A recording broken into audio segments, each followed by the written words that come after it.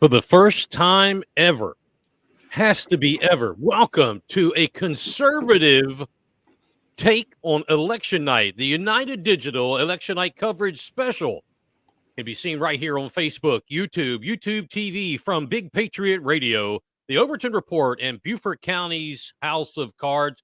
Ladies and gentlemen, welcome, welcome, welcome. We are glad to have all of you with us. I'm Mike Covert, and he's Corey Allen. Corey, it's great to see you. I am so excited to be here tonight. I mean, the whole day, man, I've felt like it's like a new dawn in America. I really do. I really think we are just going to just blow this out the water. And I'm so happy to have everybody here have an option and not have to watch mainstream media just tell us all we're terrible people all night long as we destroy them.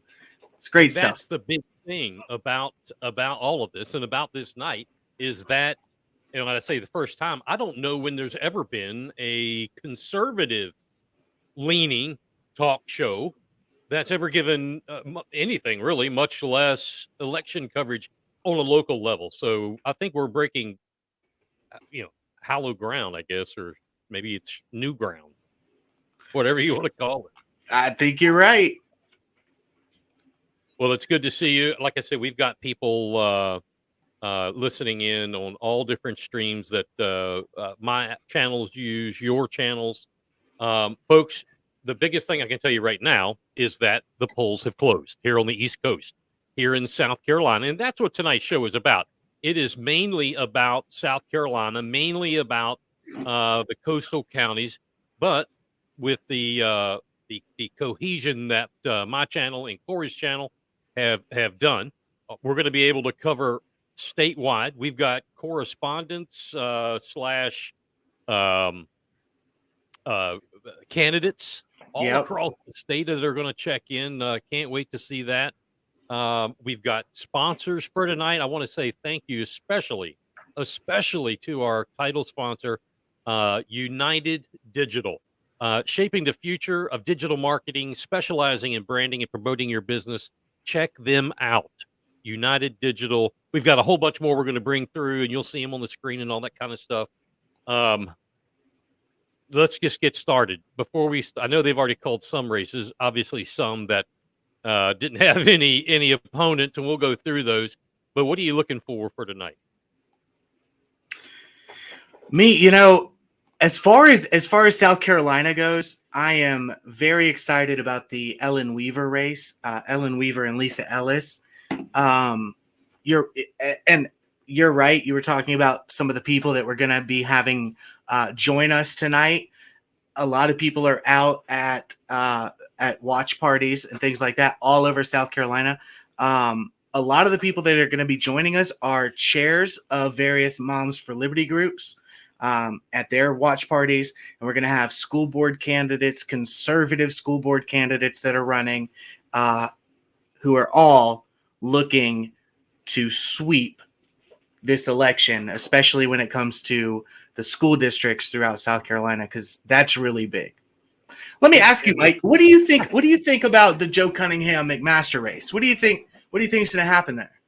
Well, I was listening to you the other day on one of your shows, and first of all, let me say that, believe it or not, and a lot of people say that I've only got one, I only listen to one way, and that is absolutely not true. And I know you think that this could be close, and maybe it is. I think the other way. I don't think Joe Cunningham has a snowball's chance in hell. Just being realistic. Now, maybe I'll be proven wrong. I do think that there are enough votes, whether it's center right or even center, including right, for Henry McMaster to have another term. I believe that. I think there's still enough here to do that, but I mean, we'll see. We'll see. We'll see what happens. I saw something interesting, and this is a national exit poll from CNN, but it looked like nationally they're saying that the 18 to 29 range, we're only looking at about 19 to 28% of them turning out. Hmm. There was not much enthusiasm from the younger, more liberal leaning voters. And I think that a lot of that has to do with Joe Biden's failure. So hopefully, Oh, that I agree. is the case here. We'll I see what agree. happens. I noticed.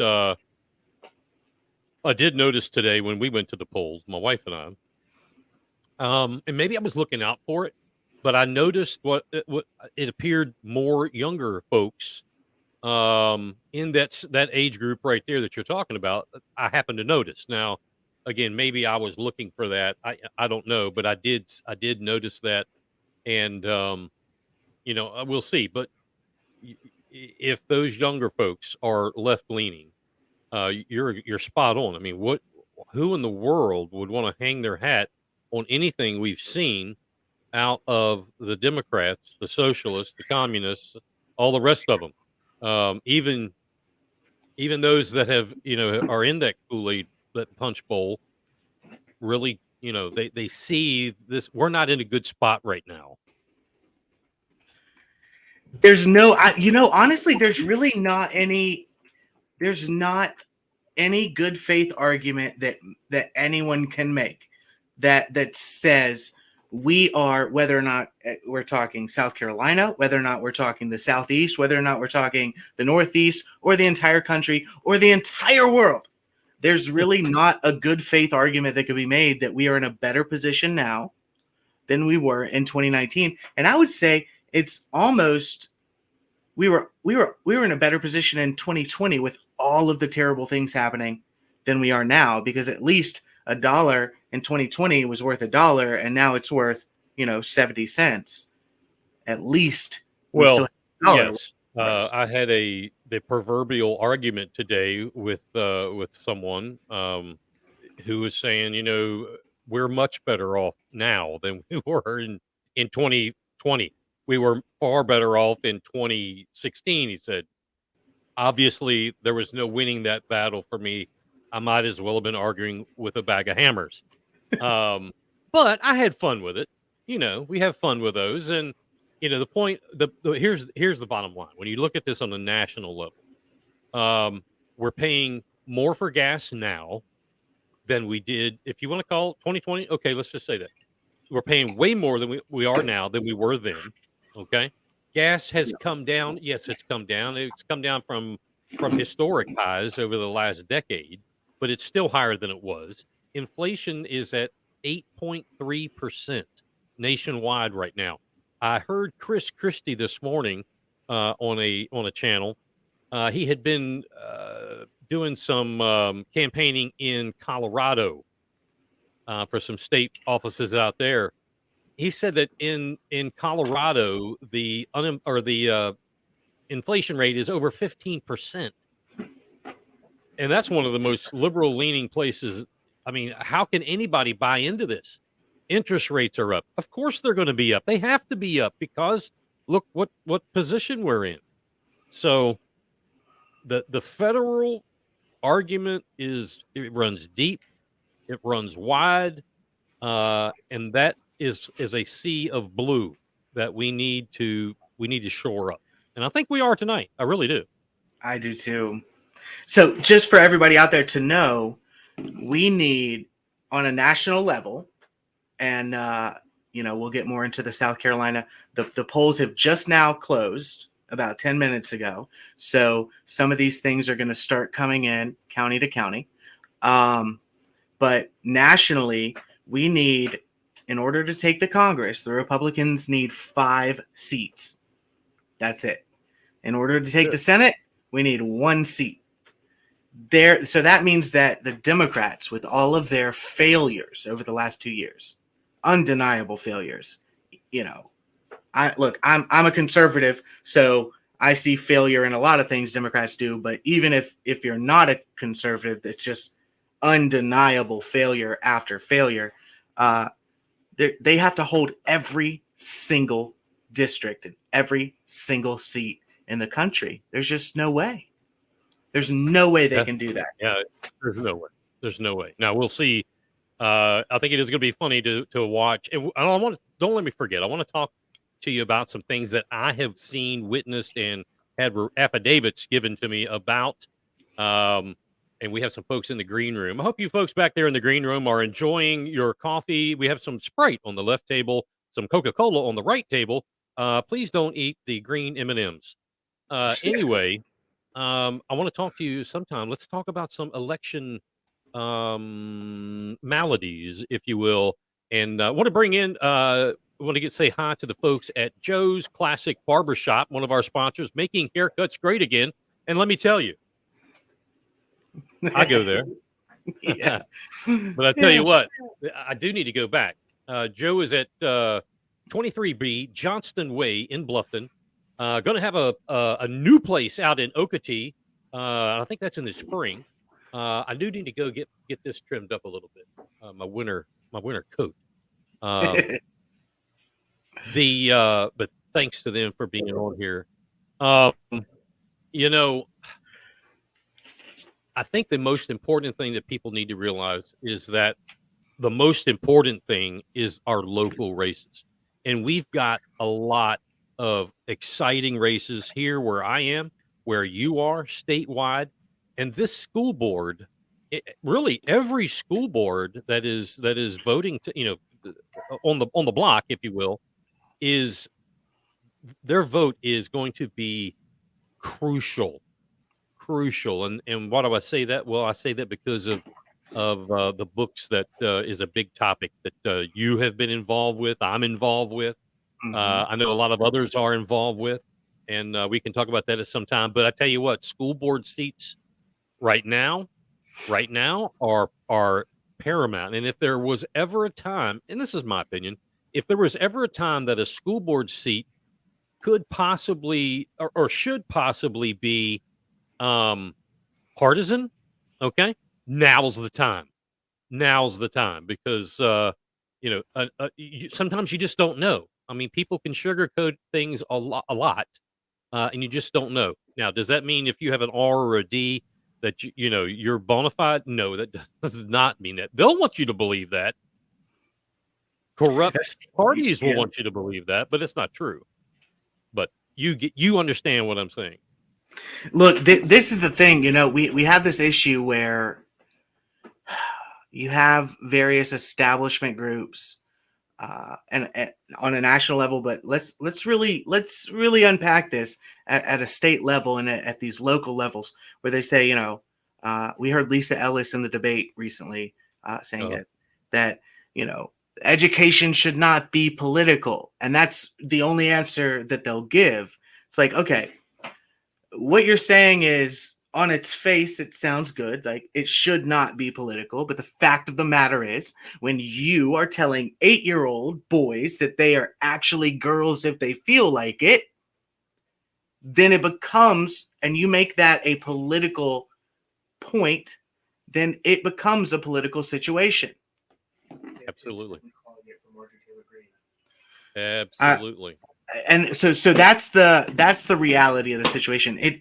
There are a few places where you can see the difference between conservative values and progressive liberal ideology than education. That's one of the places where it's the most clear, because liberal ideology began in academia. That's where this elitist, pseudo-intellectual liberal establishment began, in academia. So of course, that's where you're really going to see it, because those are the good little soldiers, the leftist ideologues that get teaching jobs. That's right.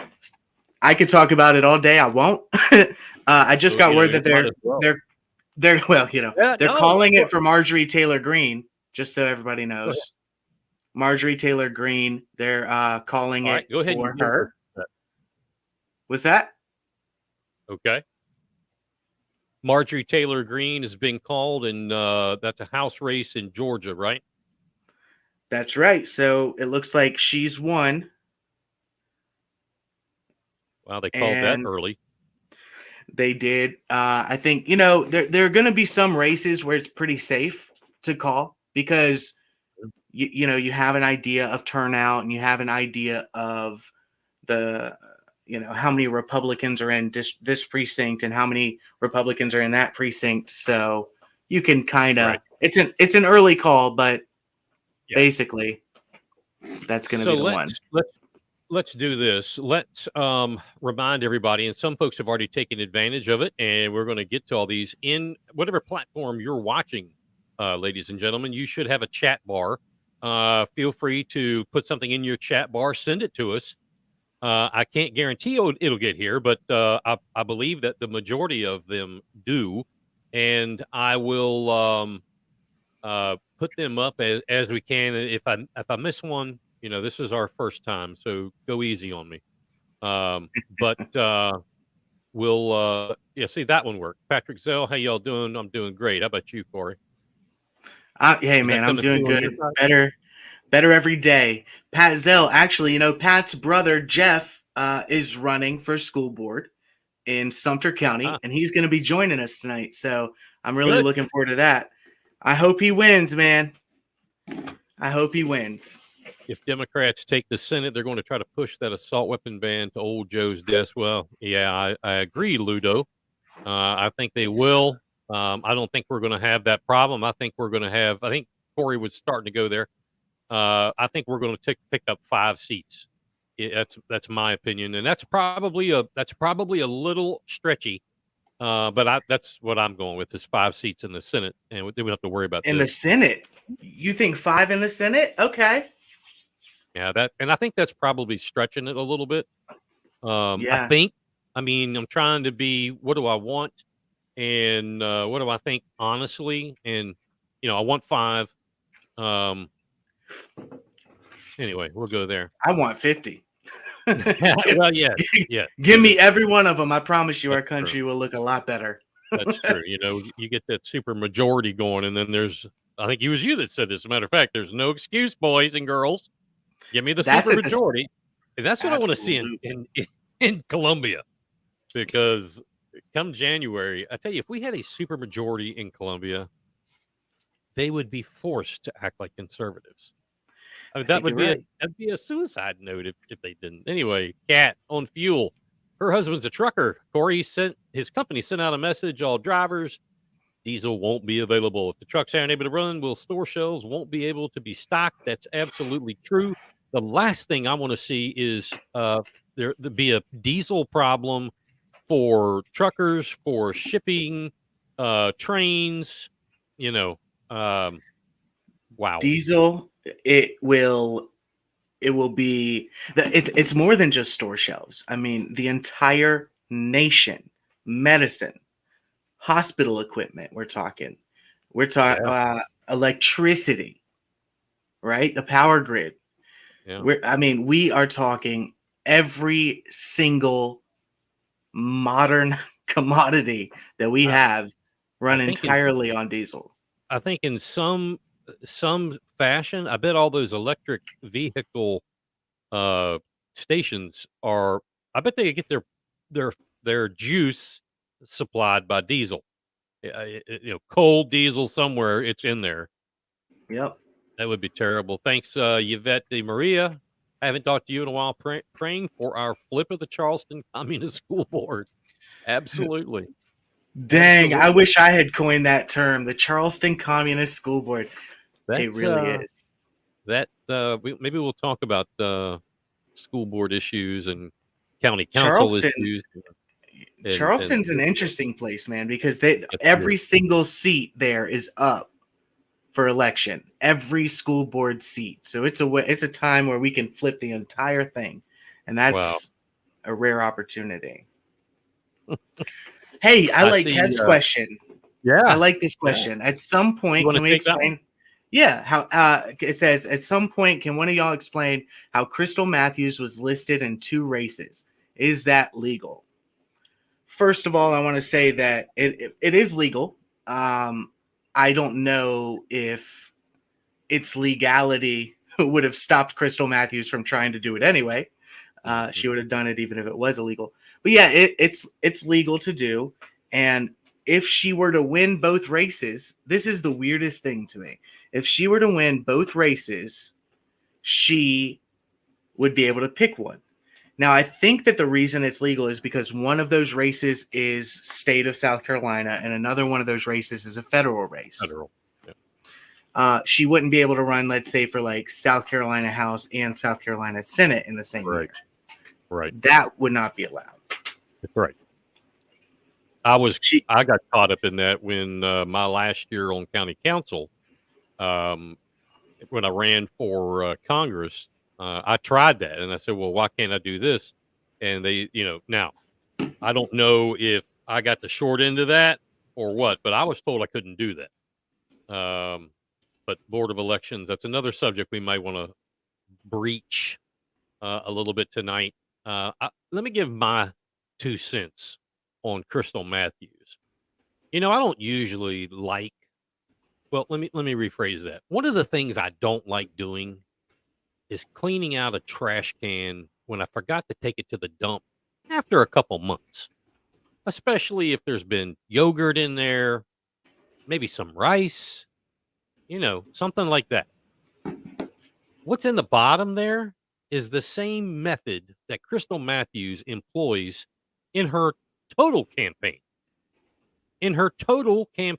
If everybody listening or somebody listening hasn't heard some of the trash that Crystal Matthews has just vomited over the last 6-8 months or so, please just Google it. You'll be shocked, if not really super upset at what you hear.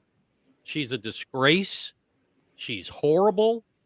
I wouldn't be surprised if Tim Scott just totally wipes her off the ballot box. And I pray that somebody is strong enough to take her on in Berkeley County. I think that's where she's from, and get rid of her on the House level. That's a piece of work right there. She's a great representation. I think she's a great representation of the modern left, really. A constant victim, somebody who blames, who puts everyone into tribes and blames one tribe for another tribe's problems, will say whatever she can to get out of a situation. That's why you can never pin her down on what she actually thinks or actually believes. I think she's a great representation of who the left really, really are. I think that she just simply got caught saying in public what all of the left say to each other. I think that's all that happened. To be honest with you, I mean, really, it was much more eloquent than I said, Corey. I'll have to say that was well done, and bad on me. I've never been one to mince words, but what you said was very, very good, very good. And I don't know. We'll see what happens. How many seats do you think? How many seats do you think we take in the South Carolina House? I think Crystal Matthews will lose. I think Jordan Pace will take that seat. Yeah, I'm praying. If not, I've lost all hope for that district. But I don't know, to give you an answer. How many seats do I think we'll take? I really don't have a number for that. Yeah, I think actually, and I hate pinning things back on federal races, but I think how the District 6, the 6th congressional district, is going to be a very telltale for some of those House seats in the General Assembly. If Duke Buckner makes it very close or wins, I hope he wins, then I think we're going to see some seats start to change in the General Assembly from the 6th district. I don't really know. I don't know. I would like to think that on the Senate, is anybody up in the Senate? There are, I believe there are a couple, but I have not really been following the state Senate because I don't trust anyone in the state Senate. Let me just say this: Brian Adams, good dude. Tom Davis is an okay dude, but Kimbrell's all right. But I really don't trust many of the people in the Senate. I think they're it's like they're in their own world. It's like they don't Right. even play by the rules of South Carolina politics. Really, it's like they're in their own world. To me, I mean, that's just how I view it. Nevada says they're closing offices because of weather, and the GOP's calling foul. Nevada is closing, so I just got closing offices due to weather. In Nevada. Yeah, that's interesting. What in the world is going on there? Is it a sandstorm? Well, right, it's too deserty. We're having like a snowstorm in Lake Tahoe, but they probably don't vote anyway. The GOP is not happy about it. We'll look up more on that later, but yeah. But as far as I think that Fawn Petalino in District 64. Just called it for McMaster. Oh wow. Okay, that's breaking. McMaster wins. Fox has called it for McMaster. Okay. Fox News has called it for McMaster. Okay. That's not going to be here. It's not going to be an official vote. SC votes are always way behind. But what happens is McMaster, he will have his people at precincts looking at the printout, and they'll be doing their own math, and counting them up, and Fox will do the same. So apparently it's being called for McMaster right now. That's big. Good. So McMaster being called by Fox News over Joe Sixpack Cunningham. That's excellent news for South Carolina. Excellent news. And that's excellent news for down ballots. Absolutely. Absolutely. There are SC Votes is reporting that there are 3,379,000 registered voters. So I really want to keep a keen eye out for that number, where that barometer moves. Now, I do know that the very first handful of and this may not mean a whole lot, but the first collection data of Governor McMaster's results was a 60-30. So let's just see if that changes overnight. If it, 60-30, I wouldn't be shocked if it stays right there at about 60-30, which is in my neck of the woods, that's an ass beating. Yeah, so, it is. It is. Hey, so I was in the private chat, me and you are talking. I was gonna have you send me an invite link so I can go ahead and bring Jeff Zell on, because he hadn't gotten that link. So if you create an invite link for me, if you would take over the reins, and while I do this, for sure. Okay, yeah. So I'm also getting word that they are calling the Tim Scott race. But that was a no-brainer. So Crystal Matthews has lost that race. She will probably go crawl into a hole for now. So that's good. So we've got Governor McMaster. I'd like to see, I know that some people were running some write-in campaigns. I'd like to see if those got any traction at all. That would be interesting. I do want to talk about a couple of the issues that we had. We had somebody. Okay, so in Clarendon County, which is where Fawn Petalino is running, right. Check your email. We had a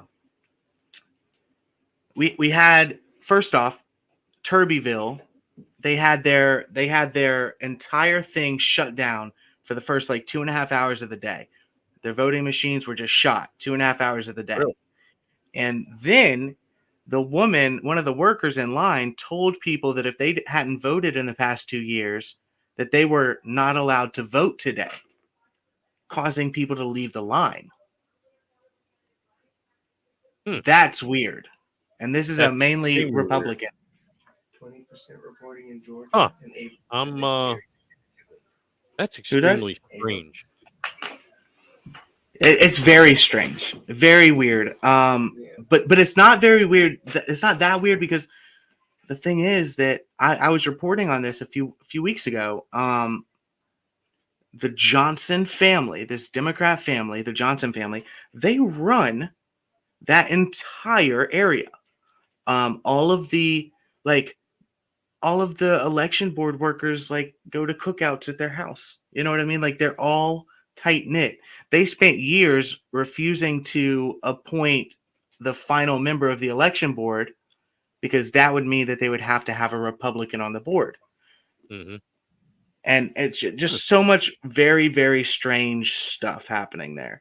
I'm gonna put Julianne has a comment here, and this segment's sponsored by MXM Productions, your home for sound, lighting, DJs, and entertainment services all over the South Carolina, Low Country, and the Coastal Empire. MXM Productions. I've had them before. They do a phenomenal job. Very reasonable, professional with a capital P. So thank you to MXM Productions. Julianne, this is a good friend of mine here in the Beaufort County area. She said she went to 3 precincts today, Corey, twice. At each precinct, she witnessed voters that had moved, went to the DMV and updated their driver's license, checked the box for the DMV to notify the Board of Elections. Their addresses weren't updated with the BOE, and these voters had the choice to either drive to the BOE or vote via fail-safe ballot. So correct me if I'm wrong, but it's not the BOE who does that. It's the South Carolina Elections Commission. Is that right? You know, that's actually a good question. I would imagine that since the DMV is a state agency, that yes, they would do it through the state.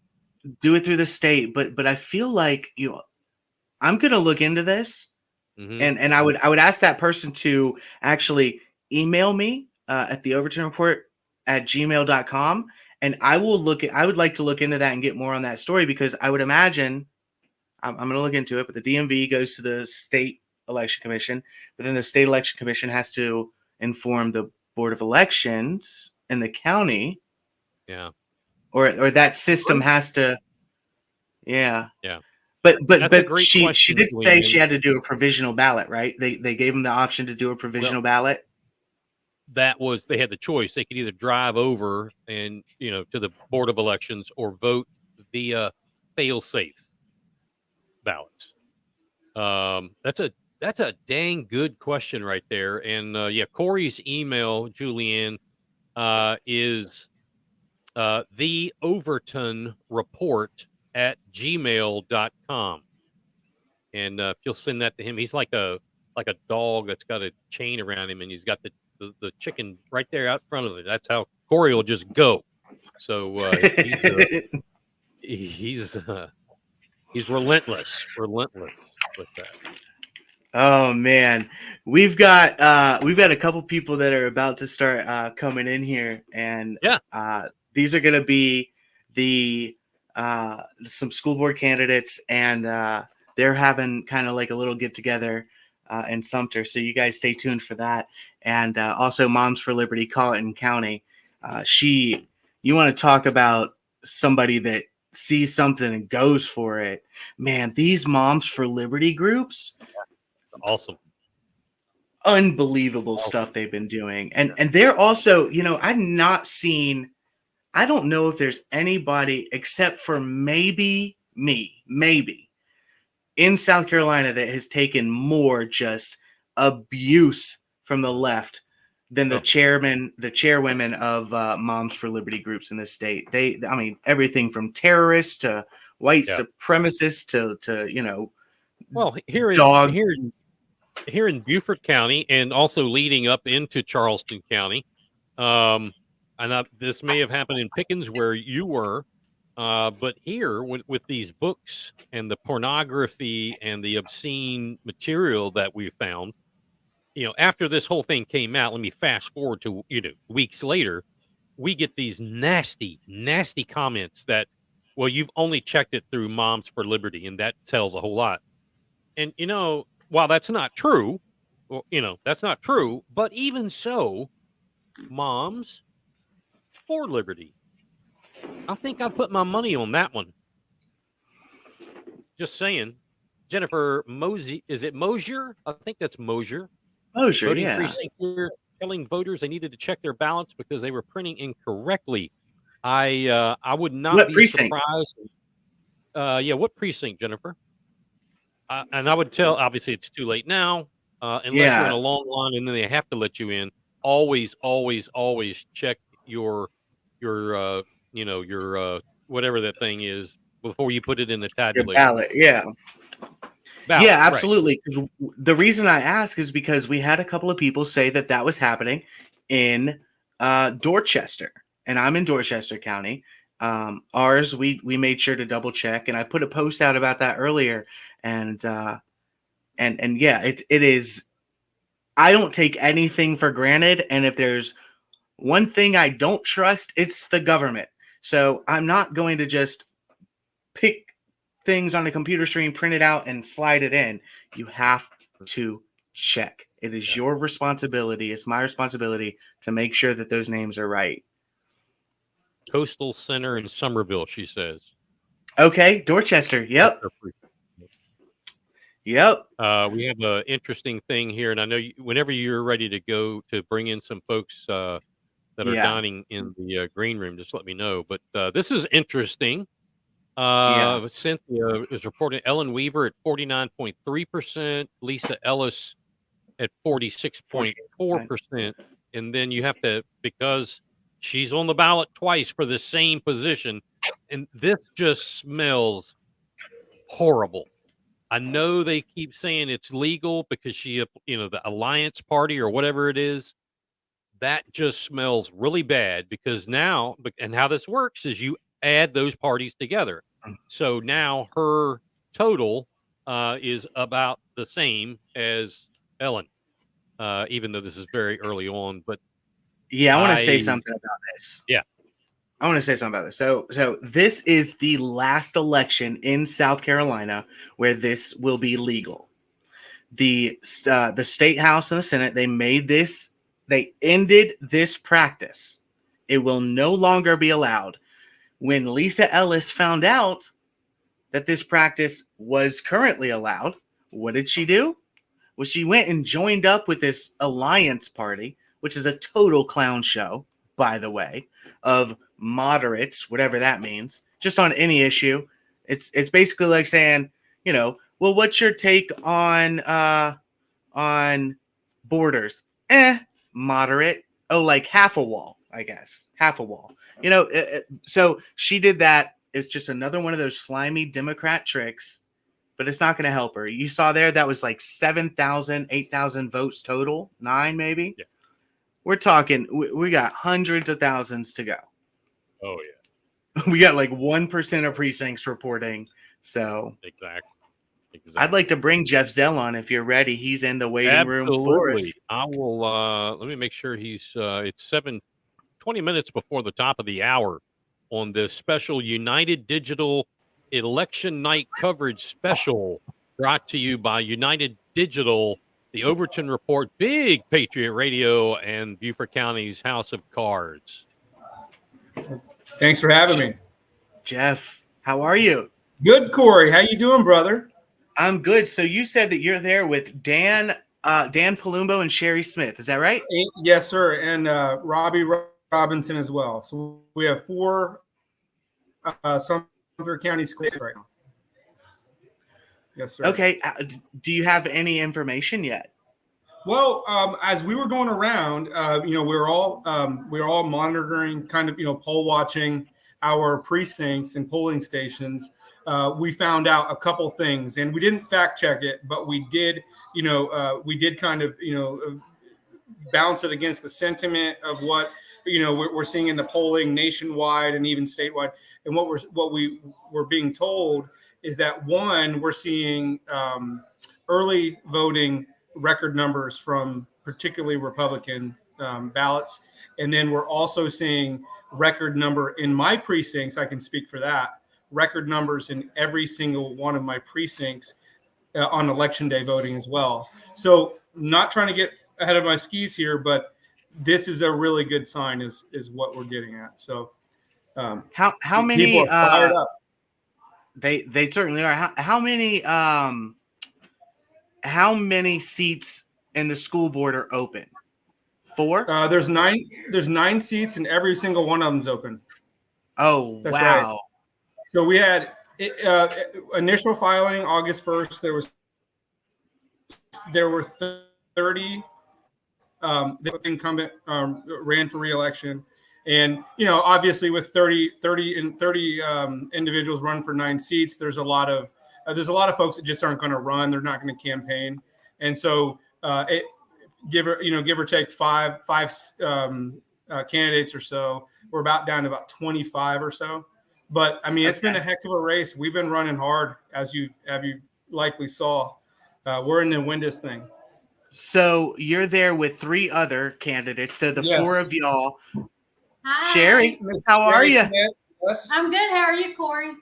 Doing good. Doing good. Are you excited? Yes. What's the energy there in Sumter? Is there? Oh yeah. I mean, everybody is just so unbelievably ready for change. And I think, we look at the national issues that we see. And then really, as we've been knocking on doors, I mean, we've knocked on, I would say combined, probably 1,000 or more doors ourselves. Oh, you're going to have to catch up. Oh, I know, right? On 1,000 doors. That being said, there's just this very palpable desire for change, and there's this real anti-incumbency sentiment around the district.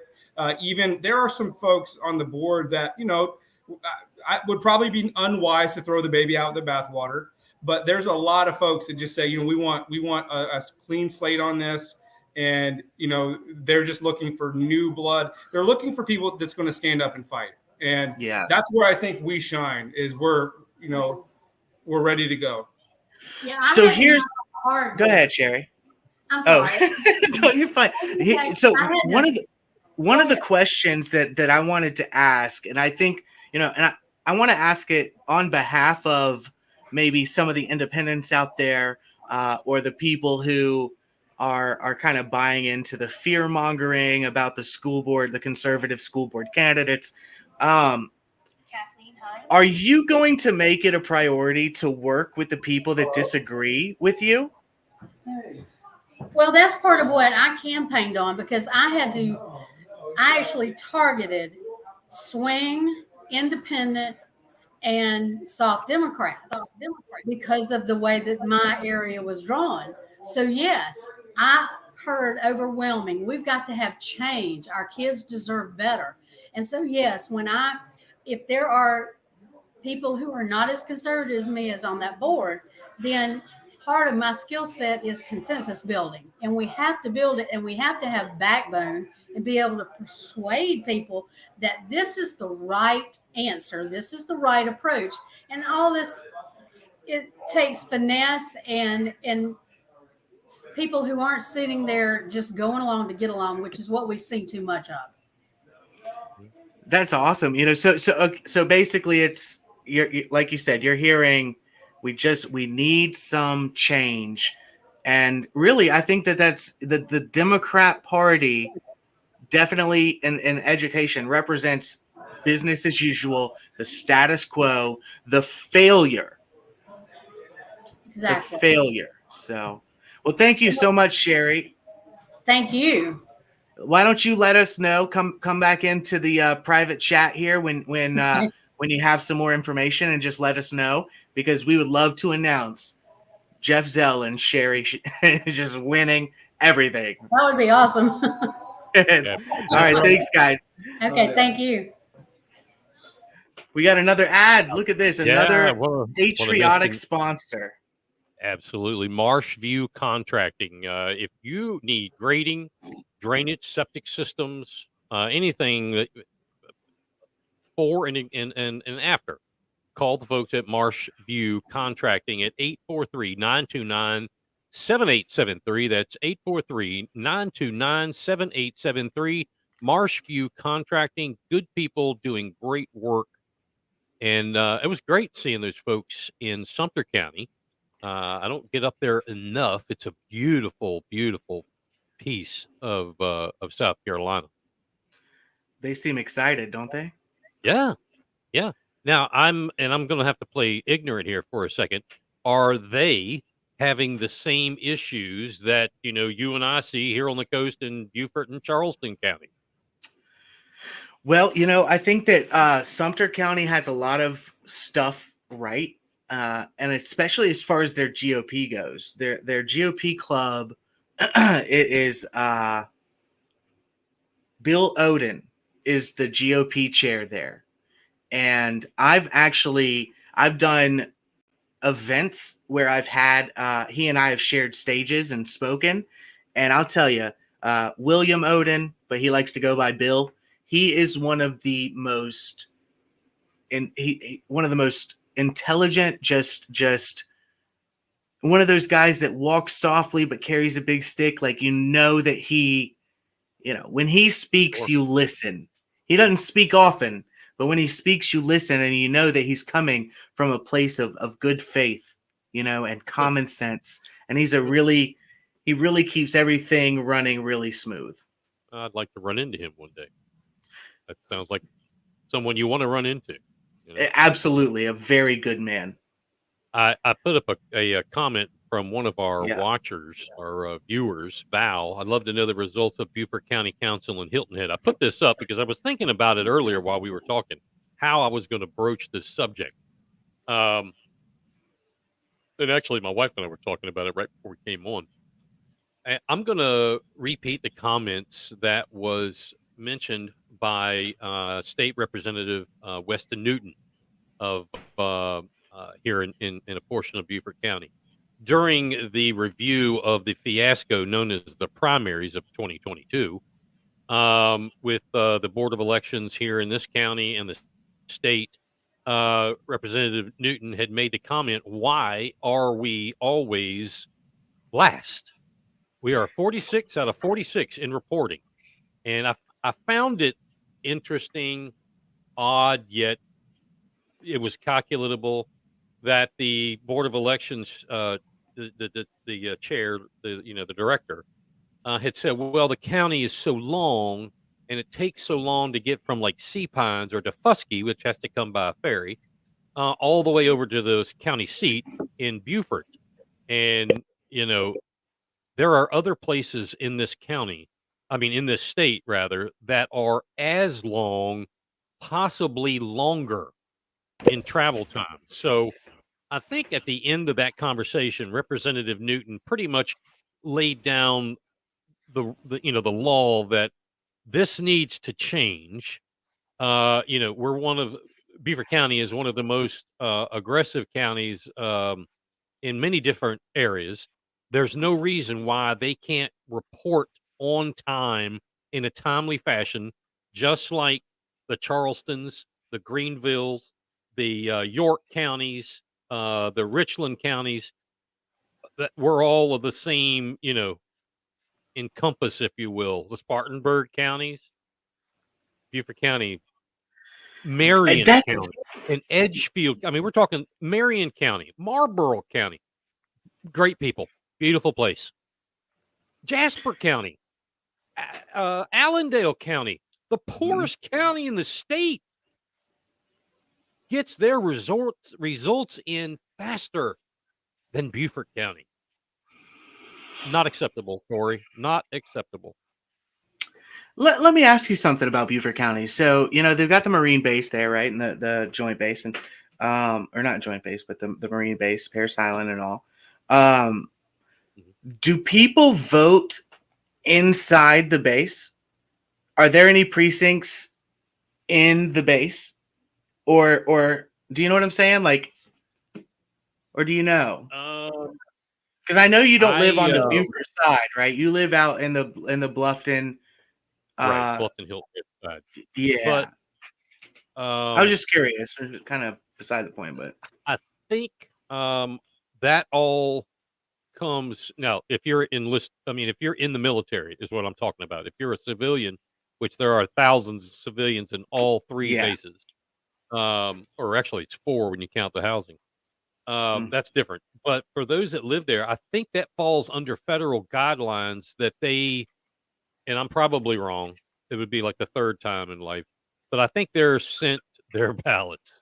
There are no voting place that I'm aware of. I know Okay. with the county officiated. No, I don't know. There may be a Laurel Bay one, but Laurel Bay is not just Laurel Bay housing. That's also an area of the county. Okay. So that's another great thing. I do want to pass something on. So Let me get basically, though, that. while you're looking for that, we're not going to know anything about Beaufort County until late. Unless something has changed. Magically. Magically. You know, it's funny because you talk about Beaufort County. Listen here, Pennsylvania has come out now. Their election board is coming out and saying that their results will be coming in slower than in past years, which I don't know. You know, it took them 3 days to get the results in last time around 2020. Yeah. So Right. they're saying that it's going to be even slower than that. So it seems to me like whatever's happening in Pennsylvania, Beaufort County might have a little touch of that same book. Yeah, might be. Let me pass this along. There are some folks who are letting us know, and this has not been positively verified, but some poll workers have told some voters they may not be able to vote for school board election depending upon where they are in line. Which, if you are in line, this is a lie. If you are in line at 7:00, you still get to vote. Beaufort County Sheriff's Office has posted a number 843-524-2777, and immediately notify them for voter interference. That is, if that is true, that is completely against the law. Also, Corey, some folks are starting to ask school board results in Charleston, Beaufort, Hampton, Colleton County, and surrounding counties. Where will they come from? So, Stephanie, here's one of them. We're going to give those to you. We're going to post them here. We're going to talk about them. You can also go. If you want to see something, you can also go to sevotes.org. Check it out there. But sit back with a cold drink and some popcorn and listen to us. We'll tell you what's going on. That's absolutely right, Mike. And we have people that are watching the school board races in various areas, and you mentioned Colleton County, and actually the chair of Moms for Liberty Colleton County is in the waiting room right now. Maybe we could bring her up, Absolutely. Cindy Roberts, and we could ask her, and maybe she has some kind of update for us. Absolutely. I will. While I'm doing that, I've got to go to the green room and see if she can break free. We now have brownies in the green room. We have a new sponsor up there on the screen, Corey. I think that's one of yours. Yes, Peerless Coating.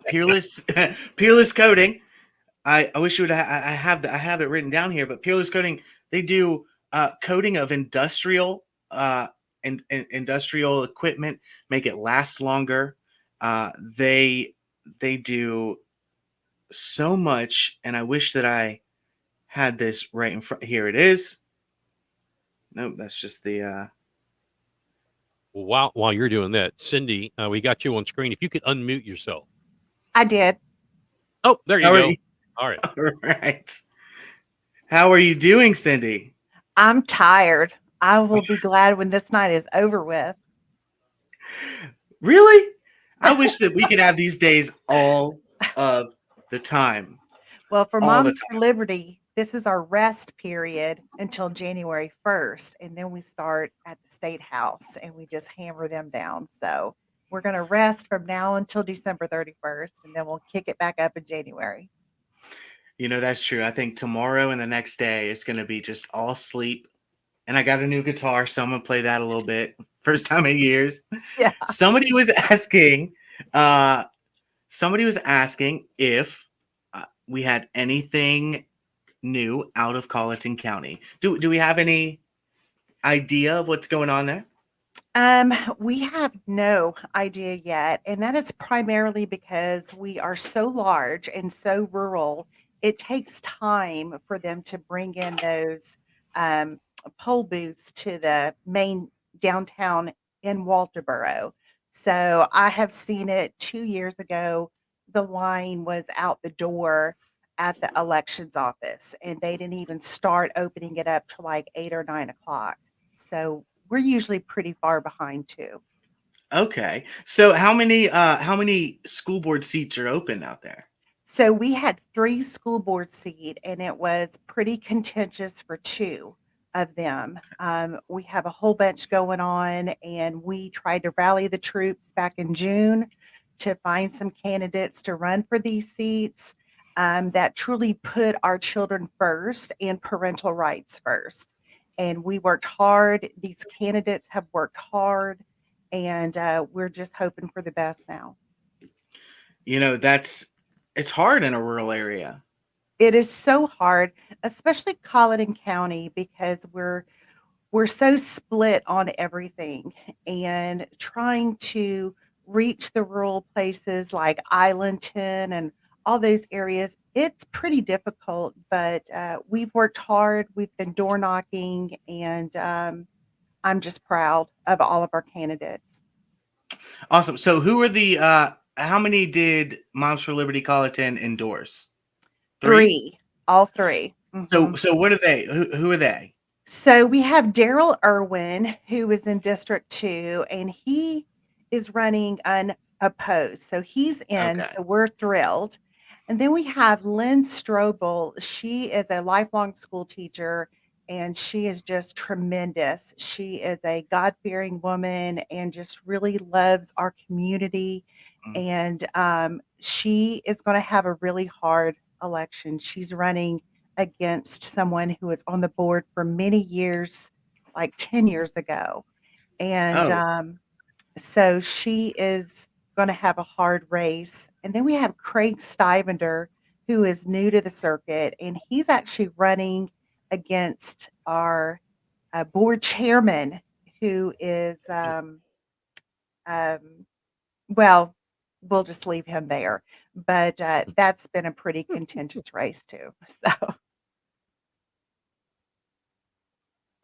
So somebody's asking if Cindy, is there an active Moms for Liberty in Lawrence County? Patience is asking. We have chapters that are opening every week in South Carolina. It's just been booming. My suggestion is to check the Moms for Liberty website and click on that county. And if there's not one, then Patience, you may want to open one up, and we would love that. But they stay up to date. We've been so busy with all the candidates. We've really not had time to really stop and look at who started one and who hasn't. But Patience, we would love for you to join us, and look forward to it. You say that's interesting. That's a really important point for people to understand, that the Moms for Liberty chapters, while they are part of Moms for Liberty, they are generally just run almost autonomous from one another. Absolutely. Right? Like the things that we have going on in Colleton County, Berkeley doesn't have, or Beaufort doesn't have. We have a whole different set of circumstances. And that's what I love about Moms for Liberty, is they allow me to tackle those issues separate from other Moms for Liberty groups. So that's what we do. We just tackle what's in Colleton County. Well, that's awesome. Hey, thank you so much for joining us. Thank you. When you get some information in, if maybe you can, hit that button and come into the private chat and just say, "Hey, absolutely, we won," because that's what's going to happen. Absolutely. Thank you so much for doing this, and keep up the good work. Thank you for what you're doing too. Bye-bye. Awesome. I want to talk about Peerless Coatings now. So Peerless Coatings, they so this guy Eric Ingram, he runs Peerless Coatings. Really good guy. He's been a follower for a while, but this is really cool stuff. They do ceramic coatings on aircraft that are privately owned and agricultural aircraft, like the ones that do the flyovers, then farm equipment, heavy equipment, basically anything that's metal or concrete, they make it last like 2 to 3 or 4 times longer. basically, if you want to get in touch with them, you can just search Peerless Coatings, South Carolina, all over the state, and they do some out of state stuff too.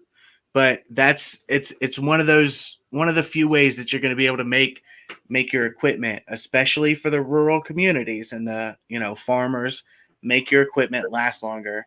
Peerless Coatings, really good patriot run business. Awesome. So. Awesome. And What's this person asking? It's 3 minutes past the hour here. Again, this is the United Digital Election Night Coverage Special from Big Patriot Radio, the Overton Report, and Beaufort County's House of Cards. So glad to have you here. And Megan, she's worried about the superintendent race. Corey, this would not be good for South Carolina. I'm assuming, because you're watching on this show, it would not be good if Lisa Ellis won. And I agree. That would be catastrophic, I think, is catastrophic. Catastrophic is an understatement. An understatement. If Lisa Ellis were to win, man, it's crazy because even well before she was even thinking about running for superintendent, she's the founder of SC for Ed. And we at the Overton Report and the Overton Group had been going after her because of how far left she really is and the things that she believes will literally devastate us. Yeah. Devastate. If there was ever someone who wanted to be a union, it's Lisa Ellis and SC for Ed. They want to be a union so bad. It's like, the candy is right here. And to sit and there SCEA and say that they are for the children and the learning, and they'll go before the General Assembly, and we all nickels and butterflies and whatever else you can come up with, when at the core, the absolute core of SC for Ed is almost to destroy the public education system into becoming some sort of maybe a brainwash deal. You know what I mean? Yeah, it's so much that she even said it in the debate. She said, I'm more concerned about their social and emotional well-being. The academics, well, they'll learn that. No, they won't unless you teach them that. Like, you're a teacher. Yeah. No. See, people don't just wake up, right, and then just know how to read or know how to perform algebra. We're talking about somebody, you know what I'm saying? Like, they have to be taught those things. Those things have to be taught, right? I'm terrible at math, okay? But I know that as bad as I am at math, I would be way worse if somebody was more concerned about how I felt about math than my ability to perform it. You know what I mean? Absolutely. I don't get it. And I don't think she's got anybody out. Yeah. Well, let's hope not. Trish Lazarin, is this still on or is it shut down? Can't see the live stream. Yeah, we're still kicking. Yeah, we're all good. May want to check your internet connection. Bring out that Ethernet cable or something. Somebody knows her, let her know that we're still good to go. And everything is fine as wine. And this segment, Corey, is brought to you by Bootstrapped LLC. Yeah, Bootstraps, and we will talk about that in just a little while. Bootstraps is an awesome real estate agents, and they're also brokers. So it's like a one-stop shop for selling your home anywhere in South Carolina. We're going to talk a little bit more about that in just a little while. But I do in just a few minutes. But, it looks like we have a party going on in Wasabi. At Wasabi. And they took our green room to Wasabi. They took us to Wasabi, which is an Asian restaurant, Asian fusion. And this is Maggie Marlowe and Cassandra Turner. Hold hold Go on, ahead. hold on. Have you ever Yeah. had the little warm rice sake Yeah. that they have Oh, at places like Wasabi? yeah. Do you like it? Do you like that? Rice wine? Personally, I can't get enough of it. I mean, it's like water. It is. It's a very Some good people drink. some people they take one drink of it or a little baby sip, and boom, they're out. I don't understand it. Anyway, Really? you want me to go ahead and bring these folks in here? Ah, there they are. Yeah. Hi. Nice. So if you want to Are talk you all about having any of that rice wine, the little warm? It's better warm. No, it's better cold. Way better What? cold. Wow. Way better. he's a communist. Yeah. Come on, Corey. Hey, that's not rice wine. No. That's red wine. So if you want to talk about grassroots, United Parents of South Carolina, y'all are it. I want you guys to tell Mike about how y'all got started, how you know us and us working at. Just tell us the story of United Parents of South Carolina. Tell it. We freaked You got out. 35 seconds. Go. 35 seconds. We had a freak out moment. Yeah. The very quick version of this is that I was sick and tired of seeing our kids in masks. We actually started an Unmask Our Children SC. I didn't know Cassandra prior to this. She reached out to me when I wrote a post about that. We were sick and tired, and she was like, I'm sick and tired. And then I'm going to give credit to Stacy Kopnick. She was sick and tired, and Farron Doran, she was sick and tired. And the four of us started this page, and a letter that I had put together that I had researched about masks and the emergency youth authorization and everything else was put in the hands of Governor McMaster's by another really good friend of ours. And I'm not going to say her name because she has other duties in the county. Yeah. 23 days later, Governor McMaster's wrote the executive order to unmask the kids in all of South Carolina. So that's where this started. And from there, we grew to about 7,000 members, and just parents kind of sick and tired of being sick and tired. Yeah. I've felt that way many times. Just sick and tired of being sick and tired, and I'm sick and tired of talking about it. Right. Yep. Well, I have to give Corey credit because Yes. Corey and JT, because I had no idea what we were doing. So I literally just cold messaged Corey. And I was like, because I'd seen all the stuff that they had done, in Charleston County with the masking. And so I just cold messaged him and I was like, this is what we're doing. We're going to the school board. This is what our plan is. Like, what do we do? And he immediately jumped in, and he and JT, and they showed up with the speakers, the microphones, and everything. And it's just, it just shot out from there. It really was like that. It was like, oh, here's what we do. We make them really uncomfortable. I'll bring the speakers. JT will bring the signs and a really big mouth, and we'll just, get it done. And we did, didn't? Sounds like a party to me. We made a name for ourselves that day, and we woke a lot of people up and that's really when the group honestly grew. The group grew. This is even funnier is I was in my car on the way to Orlando to mask my kids for 5 days at Disneyland when I was doing this. We wore faux masks, by the way. We were totally breathable. There's a great girl on Instagram that sold faux masks that I got everything through. But that's where it formed is I literally formed this group on my way down to Disneyland. And by the time I was done with Disneyland 4 days later, we had already had like 3,500 parents in this group. I mean, it grew by the thousands every single day that I was there. And that's when we really knew, like, crap, we're not alone in this. Like, we're not alone in this. And yes, with the help of Corey and JT, getting us out there, that school board, I think that was the start of the school board really waking up to the fact that they had some pushback. Yeah. They didn't realize what was coming for sure. And then y'all, it expanded out like grassroots just in a natural way to the Midlands. And now the Midlands United Parents, they kind of run their own thing. And then the upstate, right? Yep. And it's just organically grown into just a statewide movement of people who just want just freedom. Yeah. Right. And, the Midlands have their own issues with Richland County, and the upstate have their own issues with their counties. And so it is kind of the same aspect where you have these leaders that have kind of taken over with the Midlands and the Upstate, and they're fighting their own battles with their own school boards.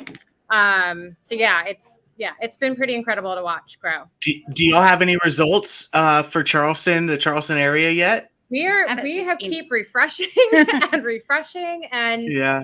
I don't see anything coming through, honestly. Charleston is starting to come in, but it's very slow.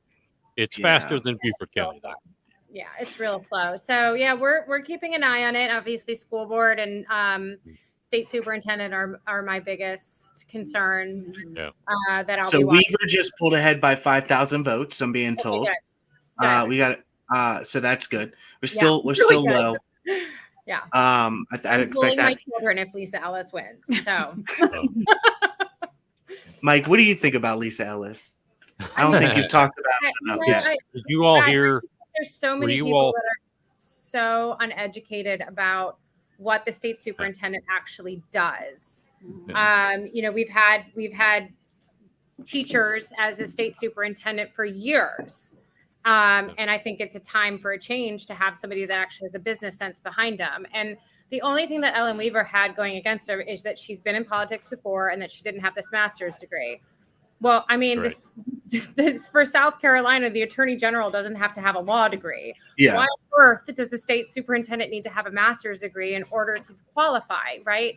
So there's just people that are really misinformed and really ill-educated, which we have really figured out over this process over the last 2 years of how South Carolina is run, and really what matters. Yeah. We brought that subject up last week on the Beaufort County House of Cards show, talking about some of the comments that folks of the left side of the road persuasion now we're saying it's a fake diploma, that she bought the diploma, whatever you come up with.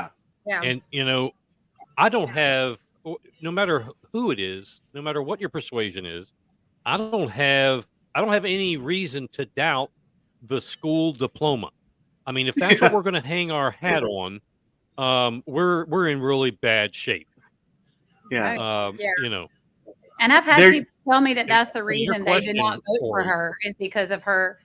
Yeah, they didn't vote for her because of those headlines that they read, that because she got her master's online. Like, that's showing so out of touch with what the truth are. They're literally reading a headline like, oh, well, she got her master's online. Like, first of all, a lot of people get their master's online. That's a dumb reason. My But answer to that was no shit. I know, right? Yeah. Right. Like, So does every single teacher who's currently teaching that goes against their master's degree. They're not going to school full time while teaching. They're getting their master's online. But here's the thing: how is like a 150 or 200-year-old organization, university, well respected throughout the entire world, is just they're gonna put their entire accreditation in jeopardy for the single person who has the biggest microscope on their degree? Give me a break. Conspiracy theorists, leftists, Democrats, the biggest conspiracy theorists in the world. Well, and guys, everyone that said that to me, Corey, I've literally looked him in the eye and said, well, at least she went out and fought for her master's degree and completed it. She could have removed herself from the race. Like others. Great answer. She believes in the education that much that she stuck with it and went out and did the accreditations that she needed to continue running for our children. That speaks volumes to me. I don't know what that speaks. I don't care where she gets it. Well, Cassandra, Maggie, thank you guys so much for what you've done. Hold on a minute. Sure. Now, do you all have like your own podcast or show or anything like that? No. Should we though? Maybe coming soon. Well, I was just gonna say, I mean, you've got. I would imagine that you all have a pretty healthy audience, and we would myself with my channels and Corey with his. We would love the United Parents of South Carolina, spread this word to them about what we're doing.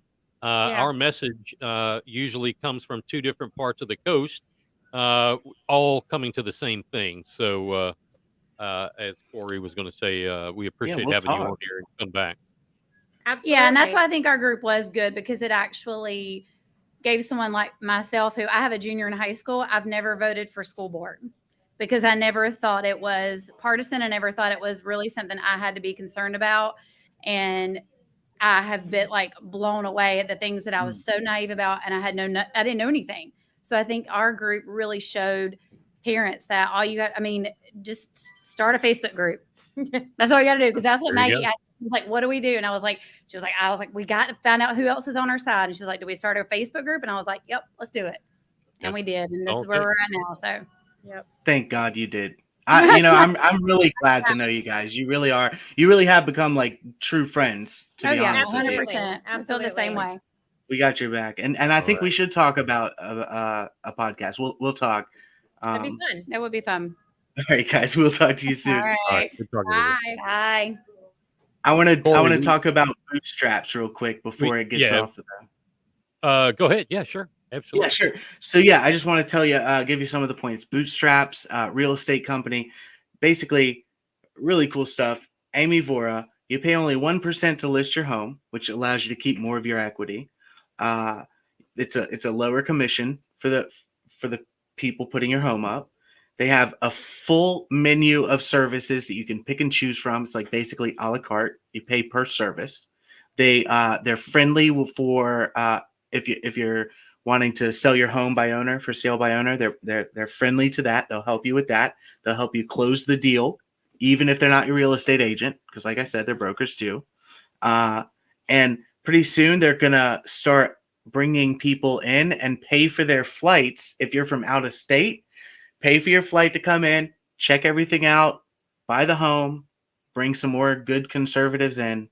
And if you want to rehab or flip properties, or if you need any insight into how to do that, they're willing to teach you that too. It's Amy Vora. And this is bootstrapped. You see it right up there in the corner. You can get them at 803-795-7676. So that's 803-795-7676. True Patriot Real Estate. Thank you to them and all of our sponsors here on the United Digital. And be sure to check those folks out. United Digital. Election night special coverage. We have a lot of folks coming up here. Probably one of the most famous folks in Columbia, Stuart Jones. He's in the green room. He is. Water. Let's go ahead and bring him on. He's asking me right now if he can come on. All right. Well, let's do this. Let me flip a couple of things around here, and Stuart is going to be sponsored by Lawrence County Buzz, their partner. And there he is. Stuart. Hey guys, how's it going? Good, man. We're just honored to be in your presence. Same here, Michael, Corey. it's great to be with you guys tonight. So, you excited? Elections are always, especially the eve of these elections, it's always the most nerve-wracking thing in the world. You know what I mean? So you're watching the polls come in, and sometimes I'll go to our election office, here in Lawrence County, and but tonight I'm just at my home office here. So that's nice. You're not doing any parties or anything tonight? Not tonight, Corey. No, we'll invite you guys when we have a victory party. So look at him lying. Don't lie to me. I'm just kidding, man. I always say it, Stuart, you are I think you're the only politician I've ever worked with that has never like twisted something, right? You've always been upfront and honest with me anytime we've ever had a discussion, and that's literally all I can ask for. Even when we disagree, I just want you to just be real, and you're one of those guys. So thank you for that. Yeah. I mean, Corey, when this whole thing with COVID was, and government was reacting, the government reaction to COVID was a lot worse than COVID itself. You know what I'm saying? And when that was going on, one of the things that I saw, people really respected the fact that I was willing to speak the truth in that situation, regardless of who it upset. And so that's what we got to do, For sure. Mike, you got some questions? This time of year, is either anxiety ridden, Stuart, or you've got to be anxious, the other AX, getting ready for January. I mean, there's a lot of things that are going to be, or I'm sure already been dotted out, so to speak, on your all's calendar coming up. This coming year, what are the main, is there a main theme, a main topic with the Republican Party? That's one question. The other is, do you think that the House can get to a supermajority? Is that even possible? Yeah, no, it's absolutely possible. I mean, there's a number of those races that we're watching tonight, just across the state, and so it's the supermajority is absolutely possible. The good news is that in recent years, and I was elected in 2019 to serve House District 14, but in recent years, we have seen a growing base of just conservative stalwarts like myself, constitutional conservatives. And so that's prompted us to form the South Carolina Freedom Caucus, which has the potential to have around 20 members very soon. And so what we're seeing is we're pushing that ball further and further. You look back real quick at this last session, and I mean, we did some incredible things in the House. We passed legislation basically nullifying Joe Biden's unconstitutional federal vaccine mandate. We passed bans on CRT. We passed school choice. We started the process of school choice. Well, we even passed constitutional carry. Now our problem, a lot of that stuff has gotten roadblocked in the Senate. And so 2024, we're looking ahead at 2024 at probably about 5 or 6 senators over there who we've got to change. We've got to get more conservative senators in some of those positions. So I'm pleased at what we're doing on the House side, working to lower taxes. The big things coming up, and just to say this, one thing, as I've talked with people, and as I'm sure as you guys have talked with people across the state, the inflation. And Corey knows 100%. I know Corey is a sound money guy. And so he knows what I'm talking about. We have the ability. People haven't been able to afford groceries and gas. And, it's just amazing to me that people in Washington don't understand that. They don't pump their own gas, though. They don't, they're not living in the same world that you and I are living in. And so, so the inflation, I'm once again going to file my legislation to have sound money in South Carolina. And all that does is say that we're going to follow the United States Constitution, Article 1, Section 10, that says that gold and silver are legal tender. And that right there you go, Corey. Yep. It can take the legs out from underneath all of these federal policies and everything they've done, printing these trillions and trillions of dollars. We've got to restore sound money. Stuart, let me ask you one question. Yep.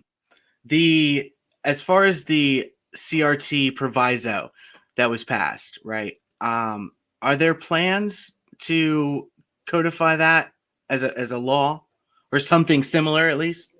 Yes, yeah, absolutely. And that's what we kind of saw this last session. So literally there was a bill that it basically codified it into law, and it was stopped in the Senate. I believe like the last day of session, they completely killed it, any chance of it passing through on their side. And so yes, absolutely. I look for us to ban CRT. We want enforcements. We want penalties. That's been part of what I've seen in the State House is we can attach strings to money going to school districts and that kind of stuff. But the problem has been over and over again enforcing it. Mm-hmm. And so we've got to ensure that what our legislation does is that it holds those people accountable, and doesn't allow people to be taught these socialist agendas in South Carolina. Mm-hmm. I bet Ellen Weaver will help with that. There's one thing with that, Stuart, that, and you're right, you're spot on. And what I fear is that, you all in the House pass something like that, and it get to the Senate, and now you've got, because I don't know, Corey and I were talking about it, if there's any it's hardly any senators that are up for reelection or at all. I don't know if anybody is, to be quite honest with you. But be that as it may, I would hate to see you all put something, really with a lot of meat in it and send it across the hallway, and all of a sudden you got scared feet and it died. That it would be nice if Republicans would act like Republicans, but across the hallway from each other. In either you are or you aren't. And the thing about the CRT and enforcement, we're seeing this up and down the coast. We're seeing it all over the state. Some of these school systems are saying, no, we don't teach this. No, it's not part of the curricula, and so forth. And then we find, books and libraries that are about CRT and selective or SEL type learning, and worse. So obviously nobody's paying the penalty or nobody's watching what's going on. Yeah. Yeah. And just to say this, I mean, the watchdogs, the parents like myself who saw firsthand the indoctrination, the things that they were trying to push on our kids, we have had to speak up, across this state. And, just to give a shout out to Corey for a lot of the work he has done partnering with a lot of these groups around the state and bringing attention to what's going on. That's half the battle. What we've seen, and there's people that are scared. A lot of people are scared. There's teachers that are scared to speak up. The Freedom Caucus is trying to help with that. I know Corey's podcast has tried to help with that, and giving these people a vehicle, giving them the ability to be heard and to get that out there. And so as we keep pushing this ball forward, I look for some very strong legislation that prohibits them. The districts do not want to lose money from the state. It all goes back to federalism. And the states are supposed to, and I know you guys know this, but the states are supposed to control the federal government. We're supposed to control the subdivisions of the state. And so that's the school districts, the cities, the counties, and so forth. And so we've got to restore federalism. Correct. And that's a county like mine, Beaufort County. Bill Herb-Kurzman and I have talked about this repeatedly. We're a donor county, and there are a lot of problems with that vernacular. The last thing I want to see is, now even a more money problem. So I guess if that's the case, that has to be done. It has to be done. I think it can be solved prior to that. It's just going to take somebody or some group, such as the General Assembly, together having the moxie to make the teeth shine. Yeah, one thing, Mike, that I'm really proud we were able to do, and we actually did this in the off session when we were out, the situation with the National School Boards Association, when the FBI came after parents and this kind of thing, and we were able to write a letter, and build up a coalition around the state to help parents and to basically say the state of South Carolina, at the end of the day, we left the National School Boards Association. And that happened without any act from the General Assembly. It just happened by us working together. And so the beautiful thing about that is it really highlighted how the federal government and these federal programs have tried to control people at the local level. The National School Boards Association, created No Child Left Behind, a lot of the CRT training and those types of things that we're dealing with. So we've got to cut those ties. We've got to sever those ties. And so we're looking at a lot of those associations at the national level and restoring the power back to the people in South Carolina. I'll say this. I'm excited about that because I think that Stuart, he's a big fan of federalism and the idea that states should be able to hold the majority of the power if we had more people willing. And Mike is you're talking more about the Senate side, of course, the state Senate, which we were talking about earlier. I think that I think we have a really good chance to put more pressure on that side of the aisle in the coming session. I think that'll be great. Listen, I'm getting a report that that they have called Nancy Mace's race and that Nancy Mace has lost. All the precincts are not in yet, but I am getting some mixed reports that Mace has lost. So that's interesting. I don't know. That is Matt, interesting. I do know that Ron DeSantis has been declared winner. Yes. As has Sarah Huckabee Sanders in Arkansas. She has been declared winner. Awesome. So Stuart, I think that we really appreciate you coming on, dude. It's been awesome. You have won, right?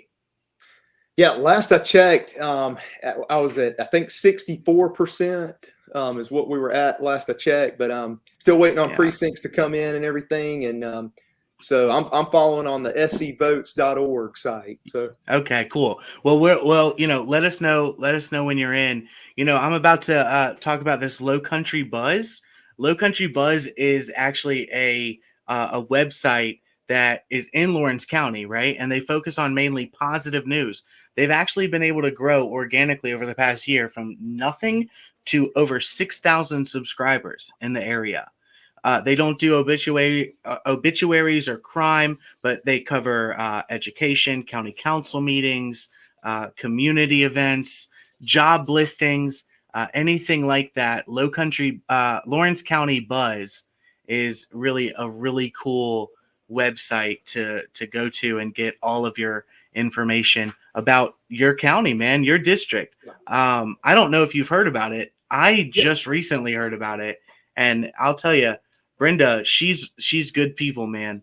They really know what they're doing over there, and I really appreciate them. And they're actually sponsoring this bit right now with you in it. So that's great. That's great. Yeah, Lawrence County Buzz is great. I mean, they have they tell the real news. You know what I'm saying? So yeah. So it doesn't have any kind of bias or anything. It just tells local stories.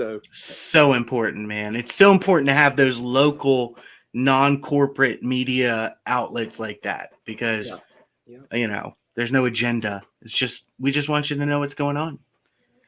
Stuart, thanks for joining us, man. Let us know when 100% of the precincts are in, and maybe we can set up another thing in the near future. That'd be great. Thank you, Corey, Mike. Appreciate it a bunch. You guys take care. Thanks, sir. Thank you. Now, Corey, my folks here, we've checked with Fox News. We're not seeing that they've called it for Annie Andrews. However, they are saying that Annie Andrews is winning, which is a little shocking. She is. I mean, she fell off the whack-a-mole wagon and took a wheel with her. She's that shit crazy. Wow. That's I'll tell you what though. You get what you get. You get what you get. They keep playing this. Granted, it's not called yet. I will say, and we have someone that had put a comment out here. I do know a lot of folks that wrote in Katie Arrington, and in conversation on my shows and things like that. Did enough do that to pull votes out of Nancy Mace? I don't know. I mean, the bigger heads than me will figure that out as time goes on. But it is it is interesting, and it will be interesting as we move along. So we'll just see. Yeah. We're getting mixed reports on that. We have flipped Florida's Congress, Florida's 7th congressional seat. So we have gained another seat. Yep. We've gained at least one, possibly 2 seats in Florida's Congress. So that's cool. We're on our way. Yeah. Stacey Abrams is doing well in Georgia, from what I'm told. Well, we didn't talk about that at the beginning. I really don't see her when this is done, even with Atlanta. I mean, there are Democrats full-on Democrats that I have a relationship with and conversations with in Savannah, in Greater Savannah, who have they think of her as smart as a bag of hammers. Their own parties. Okay, so I don't know. Atlanta's a big block. Atlanta's a huge block. So we'll see what happens. And Patience voice liked my whack-a-mole comment. I'm here for you. That's why I do that. You know what I'm. And this gal Karen, she says Charleston's gone full on San Francisco. I don't live there, but I mean we go to Charleston, and I've had a lot of people tell me that I know up there that have said this exact same thing. Like, you just don't understand how San Francisco, Charleston has gotten. I mean, do you see that? You live in that neck of the woods. I live right near there. One of my dogs came in, so I'm gonna hold on to her for a little scrappy. No, we're good. I don't know where but Charleston, a lot of people think that Charleston is beyond repair. I don't. Yeah. Personally, I do not think that Charleston is beyond repair. I think we have our work cut out for us. I think we got a lot of work to do, but I think that, how let's bring it back to kind of like how a school works, right? So you'll have a classroom, and the teacher loses control of the classroom, right? And the kids are just running wild. They're just running everything. And I think that's where Charleston is right now. And it's time for the teachers, the adults in the room to just, all right, calm down, kids. Because Tecklenburg is a child. He'll say anything that he can possibly say to get elected. Sandy Sen. There ain't no getting rid of him. Whoever the Democrats pick, they get, and granted it's a nonpartisan, but it's not really nonpartisan. And then we got Sandy Sen, even our Republicans. Sandy Sen is a state senator, but she, I don't mean to say nothing bad about Sandy Sen, but sweetheart, you're not a Republican. Like, not at all. Just cut it out. Not at all. Cut it out. You're not a Republican, okay? There are a few key things, and I'm not a person to call people fake Republicans. That's not what I do, because I think, we have a big tent, we have a white tent. There are key things that if you do, you are not a Republican. And it's like, there are 4 or 5 key pieces, and every single one of them, she checks the D down the line. She's a Democrat. Couldn't agree more. So yeah, we got some work. We got our work cut out for us, but I think we'll be all right after the next reorg. I do want to. Let me see if I have. Yes, I do want to thank the folks at Everlasting Events, Coordination and Design Studio. They're a full-service event planning and design across South Carolina and the Coastal Empire. Weddings, corporate events, and more. Call them. Again, this is somebody we used at our youngest daughter's wedding. Did a fantastic job. 912-484-1449. That's 912-484-1449. And Everlasting Events. They are fantastic. Some other folks had made some comments about Charleston. Joanne, it really changed since the Emmanuel 9 shootings. And she goes on to say, as we've all seen, over the last several years, the riots, you were attacked in those. We were up there at a tail end of one, and happened to run into the teacher that I got kicked out of Beaufort County. But anyway, did you? We need a real mayor. Yeah, I saw her, or whatever. Need a mayor and a chief of police. I agree, and that's for someone who's on the outside looking in. That Charleston really needs, unfortunately, your Republican leadership, I am not in favor of. You've got to get that party in order. There are some fine, upstanding, and outstanding Republicans in Charleston County. I've There met are. with them. I've talked to them. They are the salt of the earth and the spine of the party. The current leader of that party in that county is not it. Yeah, And I'll just say that. There you go. you're right. You're absolutely right. And Oh. I think that those things are going to change very soon. Very soon. We have Sarah Huckabee Sanders has been elected the governor of Arkansas. So that's huge, you said. Yep. That is big. We have 36 gubernatorial races in the country. I think that if anybody can save the country, it'll be the governors of this and the state legislatures, because we have gone down this road of over centralization of government. What do you think about that? What do I think about what? The governors? Just how about the idea that government has become so over centralized. There's too much power concentrated in these single positions. And Stuart was talking about it earlier in parts of it, and I agree. Federalism, that's the basis of what I ran all of my campaigns on. Is really the premise of federalism. And you know, when no one part of government is to have as much control as the vast majority does. That's why, and a lot of people chided me about this when I came out and said the U.S. Department of Education should be disbanded. You know, that became under Carter. It was like a $6 million or something, a little toy project, and now it's this enormous, $60 billion thing. It was never intended. The Constitution says zero, nada, about how to educate the children. That is something the states need to do. And hey, point blank, if you live in South Carolina and the state decides, and your local school board, that's even more important. If you don't like the way they teach, but you like what they do in Kentucky, head off. That's your choice. Or go to school of choice.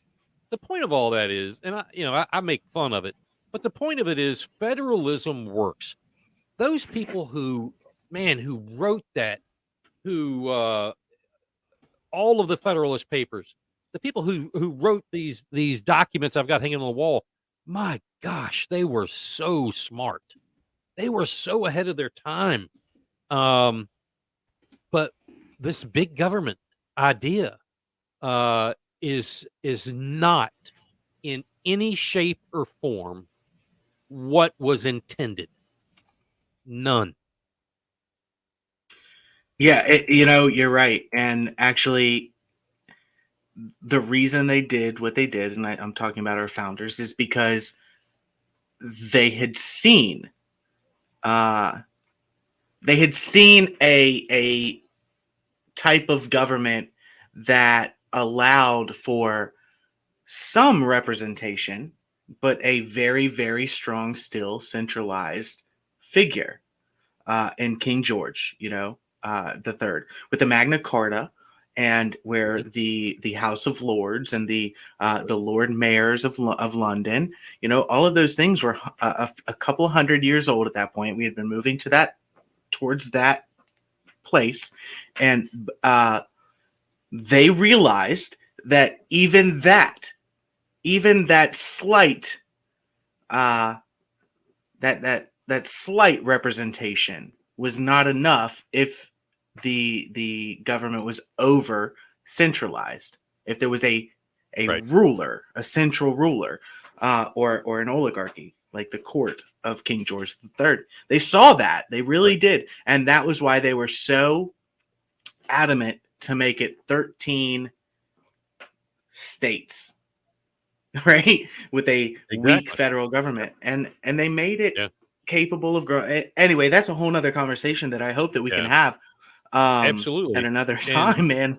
I know absolutely. You've got there's some reports I can give out now. We've had a lot of people asking about school board, and we're not ignoring you folks. It's just that it's slow, and Beaufort County still is reporting a goose egg. And you're going to hear me keep repeating that because Well, I just take it very personal, and I encourage Representative Newton, Representative Erickson, Herb Kurzman, the rest, to do something about this. But Corey, I wanted to go into in Charleston County. I'm going to skip County Council District 1 and 2, as well as 5, because there's no contest. So Herb Sass, Larry Kobrovsky, former GOP chair, and Democrat Teddy Pryor. They've all obviously won. And this is where? This is Charleston. Okay. In Charleston County Council District 8, with a very small percent of the vote in. Right now, Democrat Anna Johnson is ahead of Joe Boykin. In District 9, Democrat Julie Hallman is ahead of Jenny Costa Honeycutt, the Republican. Do you want to share your screen and put these up? Sure. That's a great idea. I don't know why I didn't think of that, buddy. Let's go over here. And good idea. We're going to share a screen. We even talked about this. Yeah. Let's see. I don't know if I scroll, can you see me scrolling? Yeah, I can. Okay. Yeah. So we'll look at the school board, District 2, and these are all non-partisan. As of right, and again, this is what my other page is showing me 4% is in. Looks like Ed Kelly and Sarah Johnson are ahead very slimly. Ed Kelly is who we want there. Ed Kelly is our guy. Good. So you're voting for one, is that right? Yeah, vote for one. That's right. You vote for one in each district.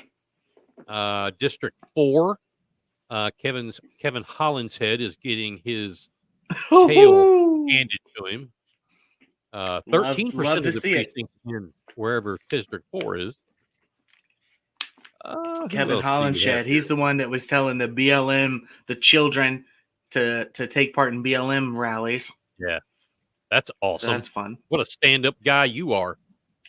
Erica Coakley has dropped out. Oh, really? She dropped out, but her name's still on the ballot. It's interesting that. Wow. Lee Runyon is the M for L choice there. Okay. All right. We'll move down here to District 8. 4% in there as well. Who's your pick there? So Travis Bedson is the conservative choice there. He is the conservative choice. Darlene Dunmeyer is the person that the Charleston County Republican Party and the Charleston County Democrat Party That's picked. her. Yes. That's her. Travis Bedson is the one. Okay. Now, I don't know if they need to win 50% plus one or if they just need a majority. Yeah, I don't know. I would imagine, but if you don't get 50 plus one, then there would be a runoff. These are all for one seat. So, if it was for 2 seats, you wouldn't have to do that. But for one, I'm sure it's 50 plus one. Okay. District 1, Grabowski. I don't know. He's the Moms for Liberty pick as well. Okay, good. District 3, Pam McKinney is just taking it home. Thomas Ravenel. That is not the Thomas Ravenel, is it? That is a good question. I'm not sure. I believe it is, but Pam McKinney is the pick of Moms for Liberty. Good. So that's really good news. District 5 in Charleston County. Again, now this one, Pettigrew. She's got about a 10-point lead with 16% in over Charlotte Daly. Carlotta. And Carlotta is the Moms for Liberty pick there. Good. District 7, I happen to know Leah Watley. She's outstanding young lady. And she's putting it on them in District 7. Carol Temple in District 9 is exploded to the lead. District 9, is that What can you tell us about that? Forrest Bjork is the Moms for Liberty. Carol Temple is the favorite, though, to win. That's not a surprise there. Well, I see that. So let me slide up here and let's go look at, since we're talking about let's get Mace. Ooh, Matt Lieber. Okay, so where are we at with Matt Lieber? No, we got none reporting in. Yeah, less than 1%. So they're tabulating. That doesn't mean anything right there. I have been told that on that his race he is winning, but there's still less. Okay. We'll find. Yep, here we go. 2%. Only 2% of the vote in. Nancy Mace is behind by, what is that, 350 votes. Yeah. So I don't know why or how they would call that yes. But anyway, at this point, 50% to 48, well, we'll call it 49. It's very tight. It is very tight. And it's not called. I just had some reports of it, but it turns out it wasn't called. Also, hey, Mike, go ahead and email me another link so I can send it to Josiah so he can join us. All right. So let's come back here and hopefully you all see me on the screen. I'm back. We do. And let's do this. Bear with us 1 second, folks. For sure. So while you do that, I'm gonna actually I have something for you. While you do that. Yes. Okay. There you go. Up in the ETF, y'all. Oh, guys, the God Bless America ETF. Okay. If you have Robinhood or any of the brokerages, you can go anywhere. On the New York Stock Exchange, you type in YALL, y'all. Okay. Adam Caran with Caran Financial Partners is out of Charleston. He does a radio show on Saturdays all up and down the East Coast, and it's a financial show about how to save money and earn money and create wealth. He created an anti-ESG environmental, social, and governance score. You know, the whole globalist craziness that's going on with the World Economic Forum and things. He created an ETF that will not include any companies that go woke. You know the saying, go woke, go broke?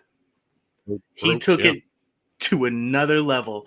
He was able to get this on the New York Stock Exchange. I bought it on Robinhood in the first couple of days, and I'm literally up 12%. 12% in like 2 weeks on an ETF. Now, an ETF just... this is my layman's terms, and of course, I'm no financial advisor, so this isn't financial advice. But an ETF basically is its own miniature stock exchange. Basically, he is investing in, or his company is betting or investing in other companies, and you're investing in his bets. So he follows the stock market, and there are ETFs all over. You can get ETFs that are only based in China. You can get ETFs that are only based in green energy. He made the God Bless America ETF. So you can, like I said, you can go on Robinhood and search YALL, and you can buy as many shares as you want. And pretty soon here, he also does a conservative podcast that he does. You can check my Facebook page for some of those. He just interviewed Curtis Loftus, real good stuff. But Adam Caran, man, I really respect the guy. He's really cool. He's from New York, that area. He's a Yankee. He came down here and he was like, "No, y'all have it right." So, hey, I do want to absolutely, and we thank you, Adam, for your support. Rachel Kaufman has put this perfectly.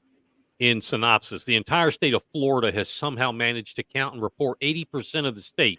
Beaufort County, zero excuse. Election board should be fired or replaced for whatever you want to call it. I agree.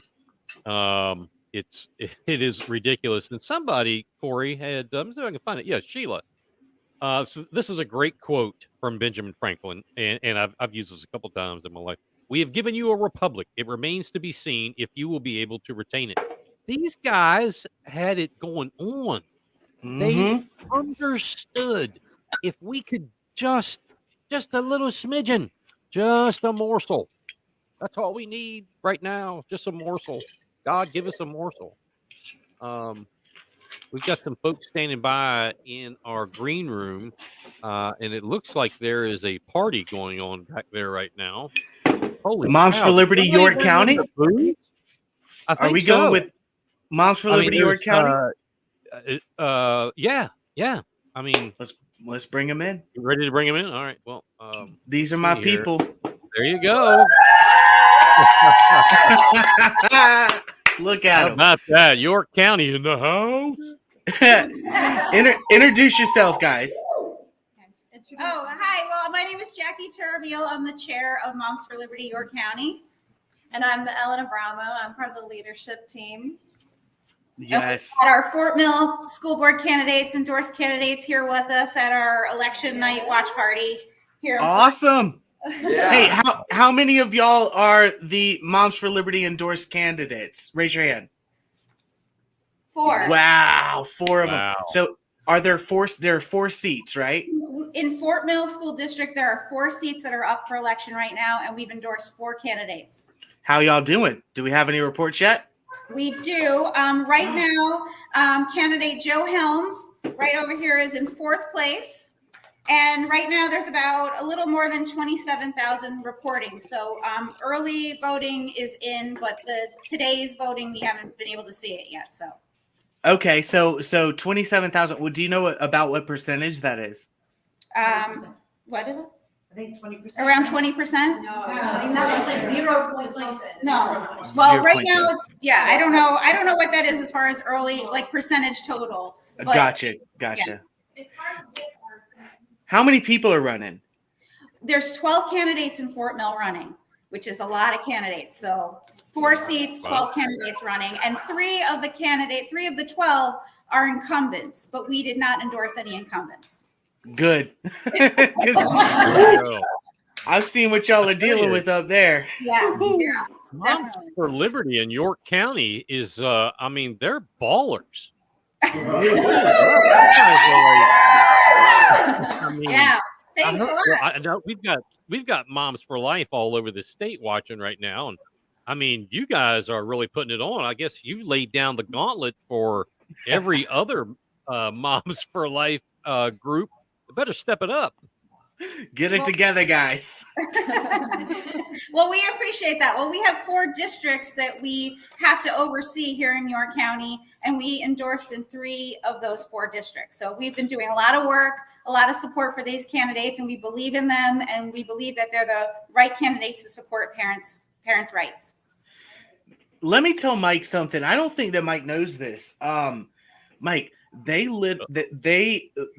this Moms for Liberty group and their endorsed candidates have the liberal Democrats so scared up there that the liberal Democrats started like grabbing notebook paper and writing like they ban books and putting them near their signs. They're just on the road. That's how afraid they are. It's it. I don't know if you all were on here earlier. We were talking about Moms for Life when we had some book issues Liberty come about. I'm sorry. Moms for Liberty. What did I say? Life. Moms for Life, but they're Life. Oh, that's it. Also, Moms for the Pursuit of Happiness. Anyway, I had people coming after me. Oh, you all only vetted those through the Moms for Life, and they're a cult. And I was, I had to mess with them because I said, well, let me think about that for a second. If Moms for Liberty is a cult, I guess that ain't too bad to be involved with. It wasn't true that we only vetted them with you all or whatever. Matter of fact, I don't even think we even did. But needless to say, I think you all that are in the Moms for Liberty movement do a fantastic job. Thank you. We appreciate that. Parents parents. It's the year of the parents, 2022. That's right. Guys, That's exactly right. have you heard McMaster's won? We did hear about McMaster. That's great. Great news. Weaver is in the lead, so you'll have some friends in this Department of Education. That'll be nice. We love Ellen there. Yeah, absolutely. We love Ellen. You can see the signs cheering for Ellen here tonight. Yeah. Absolutely. She's in the lead. She is in the lead. She is. So y'all have your 4 candidates there. That's really awesome. So that really does show a united front. You have a united front. You have a group of people that will come in day one and just work to better the next generation. I mean, we're at statewide, we're at 49% of kids can read on grade level, and it's like 34 or less for mathematics. Like, why? I don't understand why. I need you to explain this to me, actually. Why is it controversial to say what we're doing is a failure? We need to make a change for the better. Why is that a controversial statement? Anybody got an answer for me? I don't know if Ellen has an answer. I would say that, people don't like to they don't like to be held accountable, and they don't like to admit when they make mistakes. And all we're saying is we need to put academics first. We need to focus on academics and get our children in South Carolina up to the national level. And that's what we want to focus on. We don't want to focus on all the other things that are distracting that we know are getting into our schools. We're the parents on the ground. We're seeing the assignments come home in school. We're telling the legislators, it's happening. We got to get that stuff out of the schools. That's what these school board members are going to do. And we need to get back to focus on academics and get South Carolina children reading and doing math at high levels again. Yes. I mean, I think they agree. Don't you think, Mike? Yeah, I think it's a sale sold. Absolutely. I think we have a chance to do that. I really do. I think that you guys are really leading the way, especially in that area in the upstate. There's a lot going on, especially I've seen a lot that's been going on in those schools up there, and it's a really precarious position that a lot of those kids are in. And I think that it's really going to take some real leadership and real principled people to right that ship. And I think that you guys might be the ones to do it. Thank you. And I do want to say that one of our school districts is Rock Hill School District. And we have 3 endorsed candidates there. There's 3 seats. And currently, all 3 of our candidates are in the lead. Oh, wow. Wow. We're going to be going to York County numbers here in another 5 or 10 minutes. And the moment that you guys get information about what's going on in York County, the moment you have you just hop in this private chat and you let us know, okay? Okay, we will. Yeah, we're here. We're partying. We're celebrating. No matter what happens, we accomplished a lot here in York County, and we're really proud of our candidates. Hey, we're proud too, guys. Thank you so much. Glad to have you. Thank you again. That's awesome. Let me take care of a little bit of business here, brother. And it is 5 minutes after the hour here on the United Digital Election Night Coverage Special, Big Patriot Radio, the Overton Report, and Beaver County's House of Cards, all together, coming together tonight to make this happen. And I want to share a screen here real quick. Let's go back here. Believe it or not, I've had some folks in Beaufort ask me, can you see the screen there, Corey? Sure can. All right. There are some results in from Beaufort County. Berkeley County and Clarendon County have not reported, so I guess we're not the complete end of the line. But anyway, I wanted to go down here. There are some key races. Superintendent of Education, and again, this is in Beaufort County. They're showing 0%. My information shows 4% in. Ellen Weaver with a 10-point lead, 10 percentage points over the Democrat Lisa Ellis. There you see Tim Scott with a 13-point lead. Nancy Mace, currently in Beaufort County, again, I'm showing 4% in, has about a 2,000 vote lead over Dr. Annie Andrews. Down into the State House, some interesting races. Let me get through all these. This is an important one for the folks over north of the Broad. The Republican incumbent Shannon Erickson is leading the Democrat Barb Nash with about 4% in by less than 1,000 votes. That's pretty. That's pretty interesting and pretty serious. That the Republican Shannon Erickson get back in office. Excuse me. Further on the ticket, county council races. These are all important. The Republican David Bartholomew, who beat longtime stalwart and curmudgeon Paul Somerville. I don't hold back. Beat him in the primary. He is leading the Democrat Marilyn Harris, who is a super nice lady. I didn't say that because she is. But pulling for David Bartholomew. District 6, that's my district.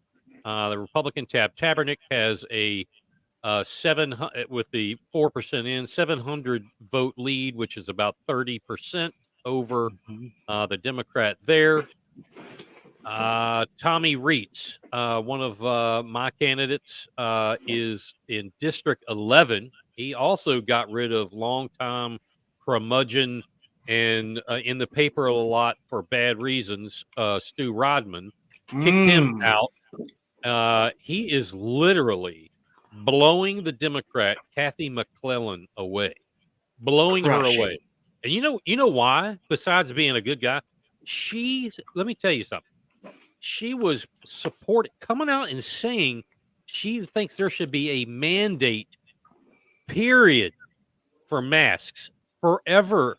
There should be masking, and there should be mandated recycling. That's what she's hanging her hat on. Mandated recycling. Mandated recycling. Gosh darn it. Anyway, that's why she. Hey, just wait until she fills out.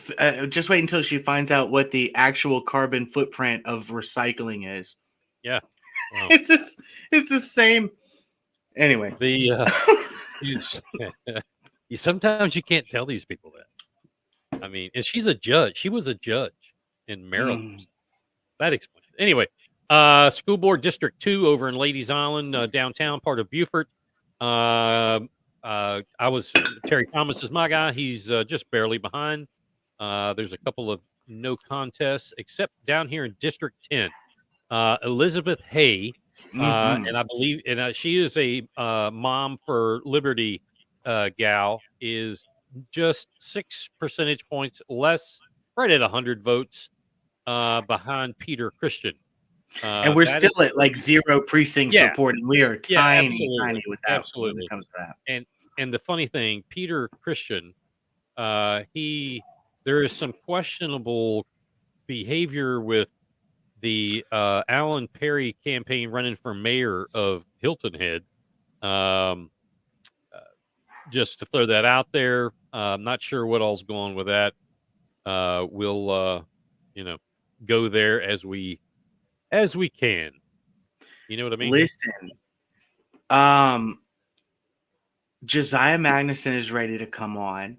I think he's in our waiting room. I see him back there. And I'm getting some interesting information about a Charleston State House race as well. All right. I think we took a seat, but I'm gonna hold off on that. Let's bring Josiah on. I want to know I want to know how his people up there in the upstate are doing. And there he is. My man. Well, good evening, Corey and Mike. Good to see you again. All right. Thank you all for what you're doing.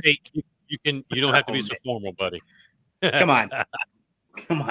Well, I'm here at I'm actually here at they do actually have a dress code, believe it or not. I'm supposed to wear a coat. So here at the Piedmont Club in Spartanburg, South Carolina. So we're celebrating Republican victories and just really excited about what's going on. And so I don't normally I guess rub elbows with necessarily the highfalutin crowd, but tonight is a good night to do it. So. Hey, I can vouch for that. And Josiah Magnuson says hi to me every time he sees me. I'm not a part of that crowd. So, no, really, you're a good guy, man. Can you tell us what's going on in the upstate? Is there any news? So I think I think there's a lot going on. We're really excited about some of the races, especially the local races. I mean, the local is where everything starts, right? I mean, so we can't build up to Congress or U.S. Senate unless we have the framework at the ground level, at the local level. And so we've got some school board races. We've got some obviously state house races. I'm very excited to be serving another couple of years. I was on the ballot, so I'll be continuing to try to champion freedom and conservative values. But we've got some school board races, especially over in Greenville County, that I'm really excited about. One would be my friend Tim Schuyler is running against a tax and spend liberal incumbent. So we'll see how that goes.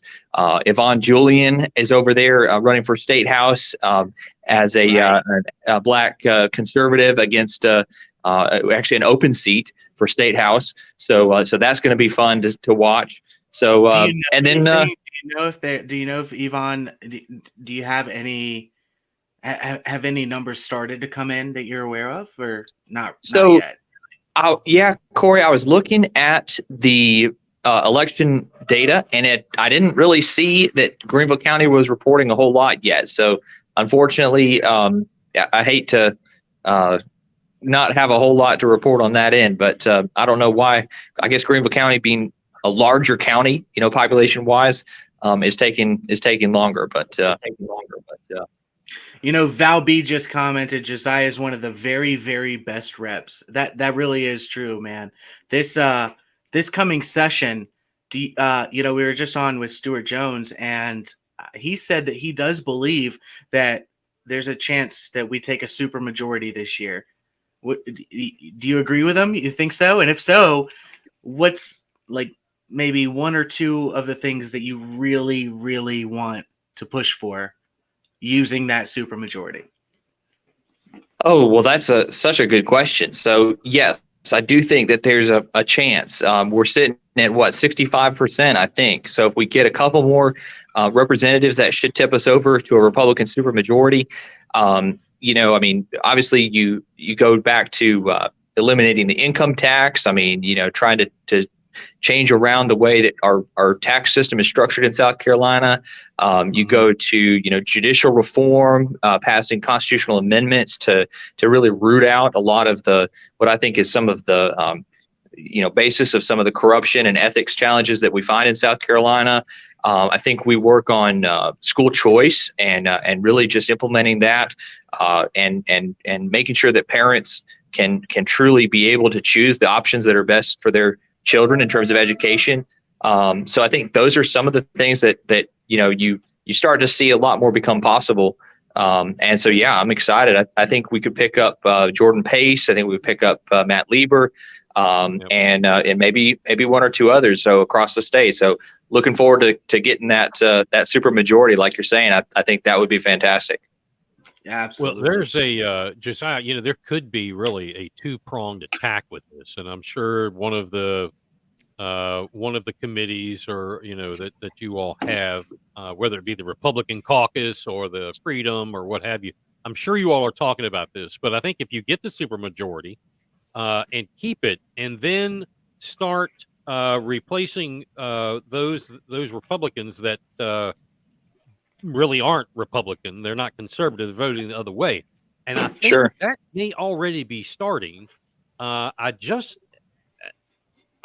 like this person as a human. I would love the opportunity to debate her on the floor of the House or the floor of the 7-Eleven. You're not going to believe this, but Gilda Cobb Hunter is getting waxed by, I've never heard of this guy, Dorchester County, District 95, Jeffrey Sela, Republican. Is seriously? There, if 50% of the precincts are in, And now there's not a lot of people, but 50% are in, and he's at 54%.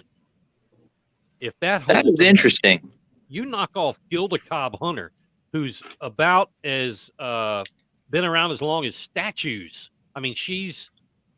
When you think South Carolina House, you better acknowledge Gilda Cobb Hunter. Yeah. Right? I mean, I think BLM was trying to throw her in a river earlier, along with John Calhoun. I'm sorry, that was rude. I'm just saying. You take that's incredible. You knock her off. You know that Gilda is actually the longest serving member of the state house right now. So she is that means she's number one. She's the most senior member.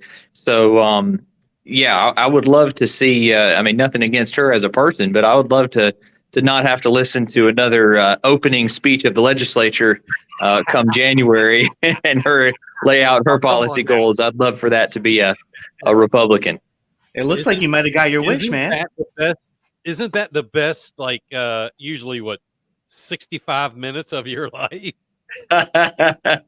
Yeah, we're lucky if it's 65. Yeah, well, I think a lot of these Democrats, I mean, it goes to the point that, they have a lot of talk, but so little to show in terms of really defending the people that they claim to defend.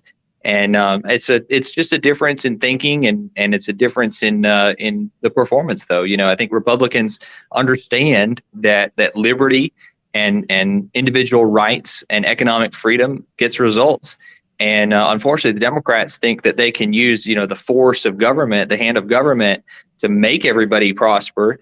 And they end up just tearing down the people that they claim to be trying to help, unfortunately. Well, one thing about you, Josiah, and I've said this to you, I think I've said this to you privately, and I certainly don't mind saying this publicly because I believe this. Representatives like you, Jonathan Hill, senators like Richard Cash, Tom Davis, who I hold in the same category, and I took a lot of heat because I publicly came out and said these individuals represent true, honest, ethical, conservative values. And from our own party, I took a hell of a beating, but I mean it. And so go back to that two-prong approach. If you all can get that supermajority and then really work on strong conservative Republicans, Christian constitutional Republicans, you all can take this state to places we've only been talking about. I certainly hope so, Mike. And I think that, we are seeing more and more Freedom Caucus members get elected, more and more principled conservatives. And you're right. I mean, that's been an issue that we've had a kind of a Republican establishment that votes with the Democrats, and the policy goals aren't a whole lot different than the Democrats. And so I've tried to set a different standard and, try to be a little more bold in terms of the goals that we're setting forth, and just try to vote the right way. You don't have to go along with the crowd, and sometimes you just gotta draw a line in the sand. And I think that it's sort of like what George Washington talked about when the Constitution was adopted. He said, "Let us raise a standard to which the wise and honest may repair." And that's what we got to continue to do in government is just raise that standard. And I think you are seeing more people, come under that banner. And I think you're going to keep seeing Freedom Caucus members elected over the next 2 to 4 years. And, hopefully we'll be able to keep getting results. I hope so. Jonathan Hill used to crack me up because the guy, and I know Jonathan, he has one tough neck. Because he does not hold back with what he believes in, and God love him. Senator Bright and I were talking about him one day, and I hate to see him go, but I understand. But you guys, sometimes we're out there on an island. I would talk to Herb Kurzman and Newton about that. Like, man, these two are on an island by themselves. But you stood in the fight, and you're still here, and you're not going anywhere. And South Carolina appreciates that. The people of South Carolina appreciate that. Yeah, well, thank you. That's actually a fact. Appreciate that. I know that there have been, when I look back, at least over the past couple of years, every one of those issues that had a lot of pushback, where it was up in the air and where people had to stand on principle alone a lot of the time in the face of just constant barrages of attacks. It seems to me you really have been on the right side of all of those issues, and you were standing there just, very stoic. When I think Josiah Magnuson, I think stoicism, really, to be honest with you. And I really look forward to working with you over the course of the next couple of years. And I'm very glad that nobody was foolish enough to come against you in this election.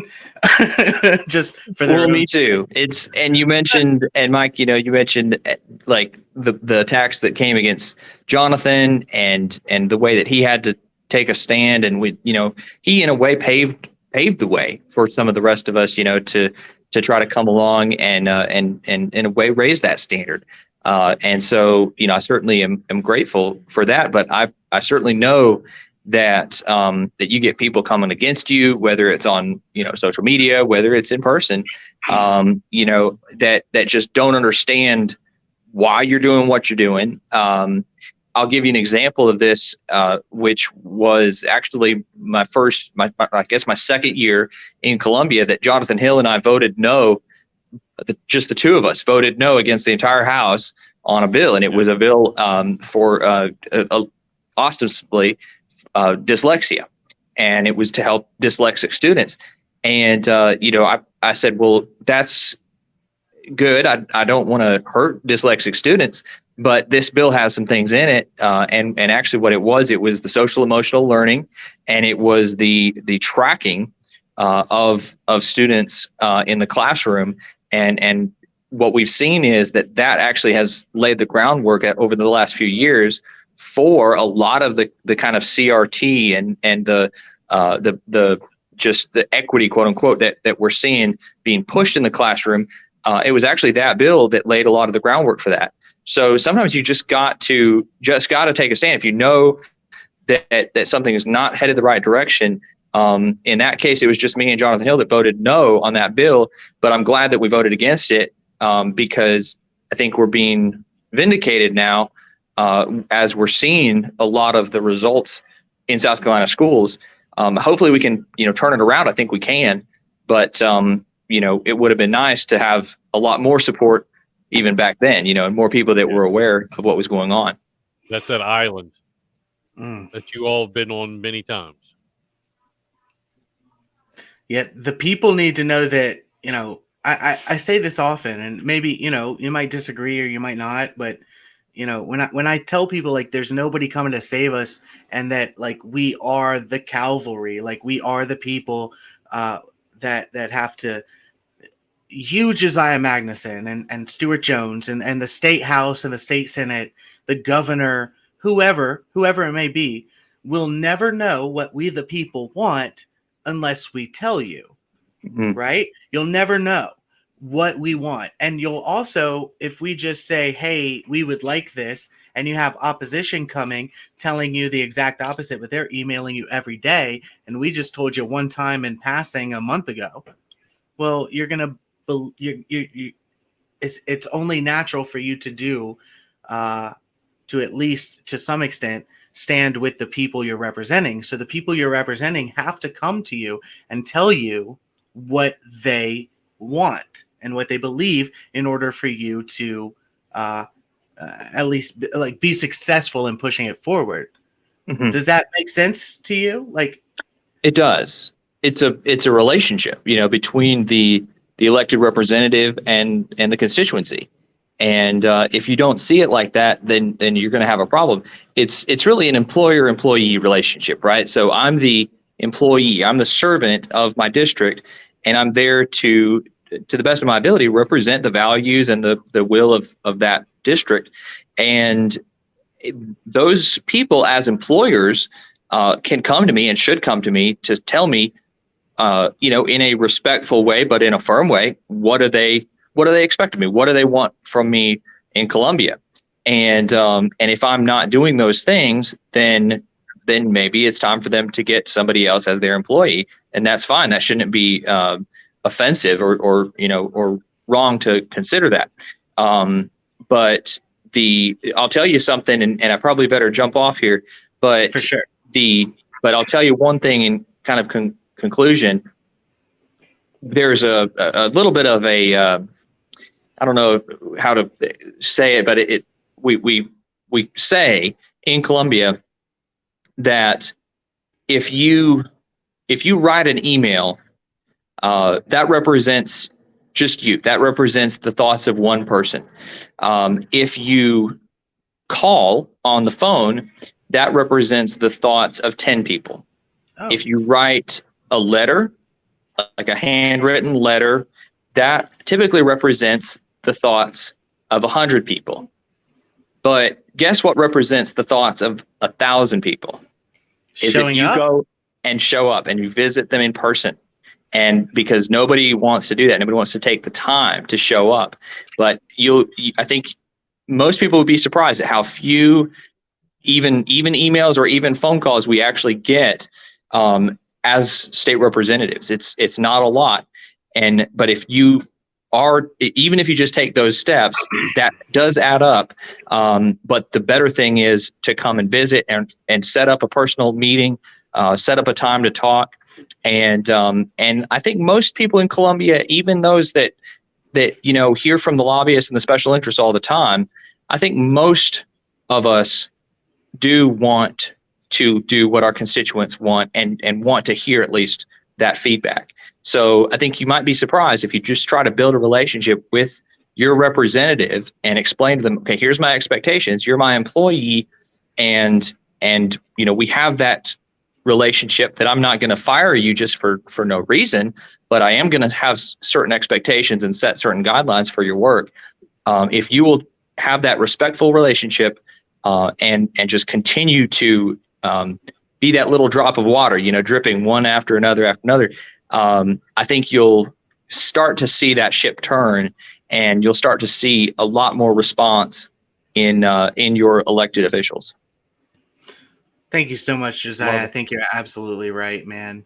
Thanks for joining us. I know you got to go. Enjoy your night, and enjoy your win, and just have a good time, man. And we'll see you in January. I promise. Thank you, Corey. We'll look forward to seeing you down there. I'm sure you'll be on the steps of the State House, and I'll look forward to seeing you there. Yeah, man. All right. Take care. God bless everybody, and let's go Red. And looking forward to some more big wins tonight. We got one coming up. You listen to what I'm about to tell you after you sign off. We got one coming up. Big win. Big win. Awesome. And Mike, good to see you again. Always. You too, take care. All right. All right, man. I love Josiah. I know, he's a good man. I love what he stands for and everything. I think you wanted to bring in a special guest. We have to bring him in because this is kind of like breaking news, guys. Well, he's in the green room, partaking of refreshments, but let's go ahead and bring him in. There we go. Matt, you got sound? We can't hear you. Can't hear you. Oh, no. Nope. Dang it. We can't hear you, Matt. Oh, yeah, he'll be back. Okay. I'm going to say it for him, though. Matt Lieber beat Shardell Murray. So that means we took a Republican seat in the House, in the State House. That was District 116. And that is actually a massive, massive win. Shardell Murray is probably one of the worst State House reps we have because she never even shows up. She missed almost 300 votes. 300 votes in the last session. Wow. That's like 70%. What did she do? What did she do? There he is. Come on. Go. Hey. Can you hear me now? We can hear you. I'm here. You look excited. What happened? Well, I mean, our data shows that we've won. We flipped 3 Democrat precincts to us, and we've called it. I know the media will not call the race, but if we have won 3 precincts that normally Democrats win, and we held our own in Carolina Bay, we won Carolina Bay, and our goal was if we decided that if we were 50-50 in Carolina Bay, then we would win, and we won Carolina Bay. So okay, so y'all have the y'all got the printouts, y'all had your people go in there, and y'all counted up the printouts from the precincts, and you've won, even though the media is not calling it yet. Yeah. You've won. So guys, y'all heard it here first. There you go. Yep. District 116 has finally got an actual state representative. It's 50 years, Corey. This thing has been blue for 50 years. I don't have a voice because I gave a big screaming speech. Hey, I've got a question for you. Yes, sir. And you and I've never talked, but I go up to Charleston County a lot. Why is it every barbecue place I go, there's a Matt Lieber sign? I'm starting to put 2 and 2 together that you and I may have the same palate.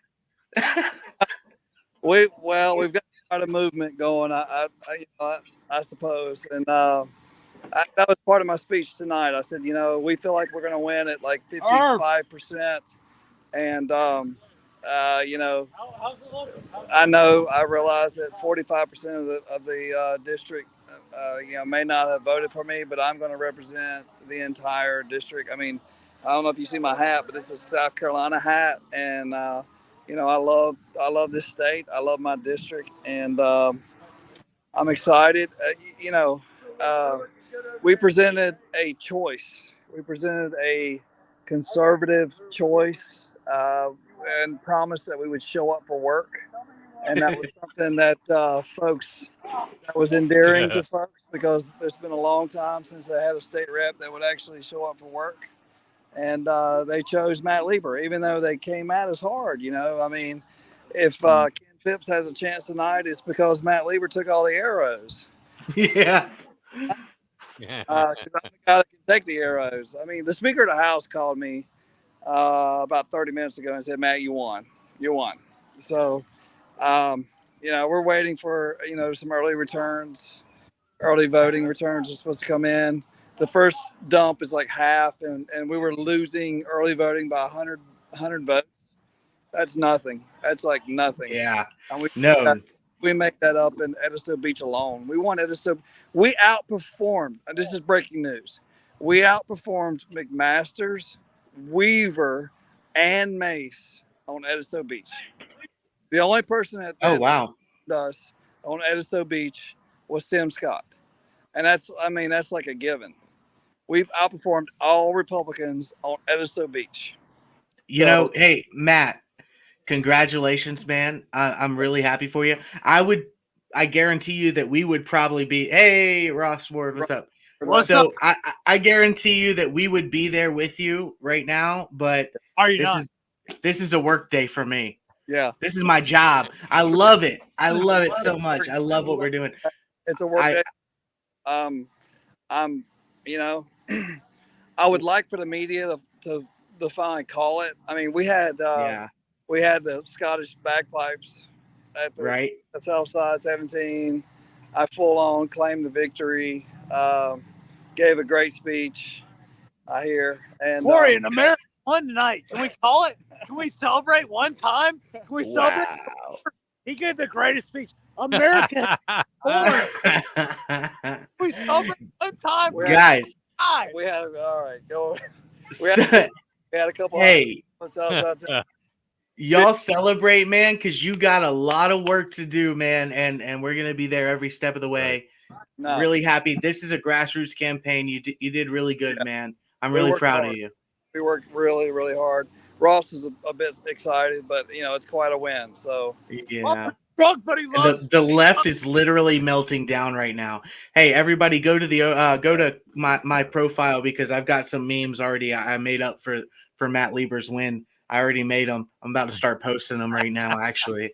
The media won't claim it, but I've already claimed it. Yeah, well, and then that's why we're here, man. That's why we decided we're going to present conservative alternative to the mainstream media. Yep. They lie. We're going to tell you the truth. That's what Mike Covert does. All truth here. That's why he created Big Patriot Radio, man. We have pictures of the ticket from Hollywood, Caroline Bay, all the 3 precincts in Caroline Bay, and all the other precincts. And where we were supposed to win, we won big. Where we were not supposed to win, we at least broke even. And in places like Johns Island 2B, we won. My opponent won Johns Island 2B by 200 votes in 2020, and we won it by 100 votes tonight. So if that's not enough to call a race, I don't know what I don't know what to do. But hey, man, morning. Thank you. Awesome. Thanks, man. Y'all enjoy the party bus I saw behind you, and we will talk to you tomorrow, okay? Or maybe the next day, depending on how you feel it. The future of South Carolina, right here. Right there here. you go. Right here. Good talking with you. Relax. Ross and do it. Man, I love it The when they have a energy. good time. You know, Republicans haven't had a really good time in a long time. It's been a while. Now we're starting to have a good time again. You know? Absolutely. And you're right. I'm glad he's picked off another one. He picked off another one. You know, Gilda Cobb Hunter looks like she's going down. At least I'm praying. That would be enormous. That's mind blowing. That I never even. What else is mind blowing is this party that we're having here on Hilton Head Island. And there you see. Big podcast. Mike, they don't know he's live. Hey, Tommy. They don't know we're live. They don't know we're live. Hey, Tom, you're on. Tom. Hey, Tom. Tom. Hello. Hey, Mike. He's looking at you right now. This is live TV, folks. There's the We have Tuesday, 2023. We're going as an army, buddy. We're going as an army. There you go. So who all this is, Tom Reitz. Here we go. Paula Brown. Now they know they're on there. So let me lay this story down for you about my buddy Tom Reitz and there's Paula Brown. Both of them going to be county council members here shortly. So Tom took on one of the nastiest curmudgeons and backdoor dealing politicians in Beaufort County. He was the chairman, and I got him to resign because he knew it was coming. That was Stu Rodman. Come back. This guy, Tom Reitz, sits down and we talk for months. And he builds his campaign about being protecting and preserving. We're on a live show for some reason. And he knocks him off in the primary. You took Stu Rodman down, Tom. He took Stu Rodman down. So you took Stu Rodman down. Yeah, he took him down. Took him down like a bad habit. And, Mike, can you hear me? Yeah. Hold on a minute. I'm pumping you up, Tommy. Oh, yes, sir. Yes, sir. All right. So now he comes to the general election, and now he's going up against probably one of the biggest liberal progressives on Hilton Head Island. I mean, she wants to mandate that sand be turned blue, mandate masks, mandate recycling. She might as well mandate that Hilton Head Island is not having that. And, I don't know if they've called it yet, but this is Tom Reitz. He's going to be the councilman for District 11. Paula Brown is District 8. Welcome to the show. Paula Brown. Hey, Mike. Hey, good to see you all. Yeah, it's good to see you too. Hey, So, Mike. Tom- I understand that Dave and Tabernac are doing well as well. They're winning. Yes. So it's going to be Yes. 4 new Republicans. I hope so. I Yeah. hope so. Have they called your race yet, Tom? Mike, can you hear me well? I can hear you fine. I want to say this right now. You have been a mentor from the start to the finish. And we are at Giuseppe's celebrating. And I tell you, being a political novice like this, we have an incredible group of people. A couple out here, Mel and Scott, right here. And then we'll go back inside. I want to introduce you and your team and your audience to a group of people here. But number one, we never thought this would happen. Some didn't. But the people got together and said, you know what? Let's do this for the residents. The residents will be priority again. And Mike, thank you for helping me do that. Yeah. And Mike, I want to thank you so much for helping me. You're welcome. Let's go I inside. wouldn't be welcome. where I am today if it wasn't for you. Let's introduce you to the Wow. crowd here inside. That Giuseppe's in Bluffton, Mike? Is that Yeah, Giuseppe's? you- in Bluffton? It's going to be Hilton tough. Hey, guys, Hilton everybody. North- Hey, Northwoods, like, you're live on the Mike Covert show right now. Say hello to Mike. This is live broadcast right here, guys. my people.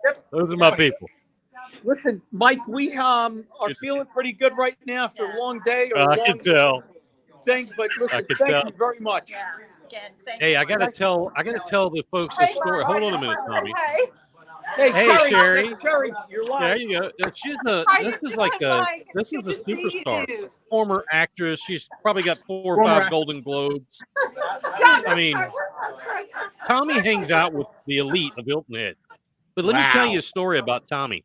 We go to this thing, this Republican meeting early on, and he's never spoke in front of a soul. Okay, never spoke to anybody.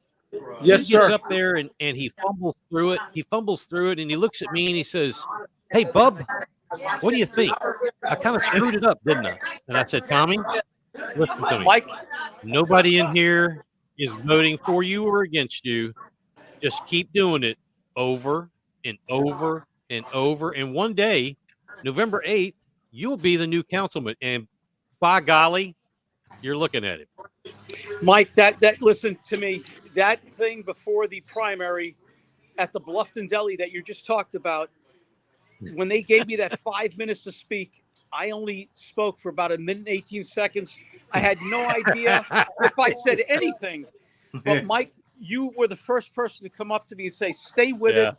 There's something about it that hits with me, and you helped me and you guided me. And listen, thank you for that. I mean that. Big You time. got it, buddy. You're a good man. Congratulations You're a good man. to Thank you. everyone there. You and Paula, you're going to make great council members. Thank you so And, much. Absolutely. Have a good time. God bless. Thank you, guys. Thank you so much for having All us, right. Paul and I. Hey, good night. Thank you. Good night. Thank you, Paula. Yep, bye-bye. That's all right. This is when this gets good because Dude, there's been a little bit because of everybody's liquor. been partying all day, right? Everybody feeling a little loose. It makes for good, I guess. What do you call this? It's not television. It's not radio. It's whatever the hell this is. Hey, this is saving America, one Right. citizen election at a time. One at a So time.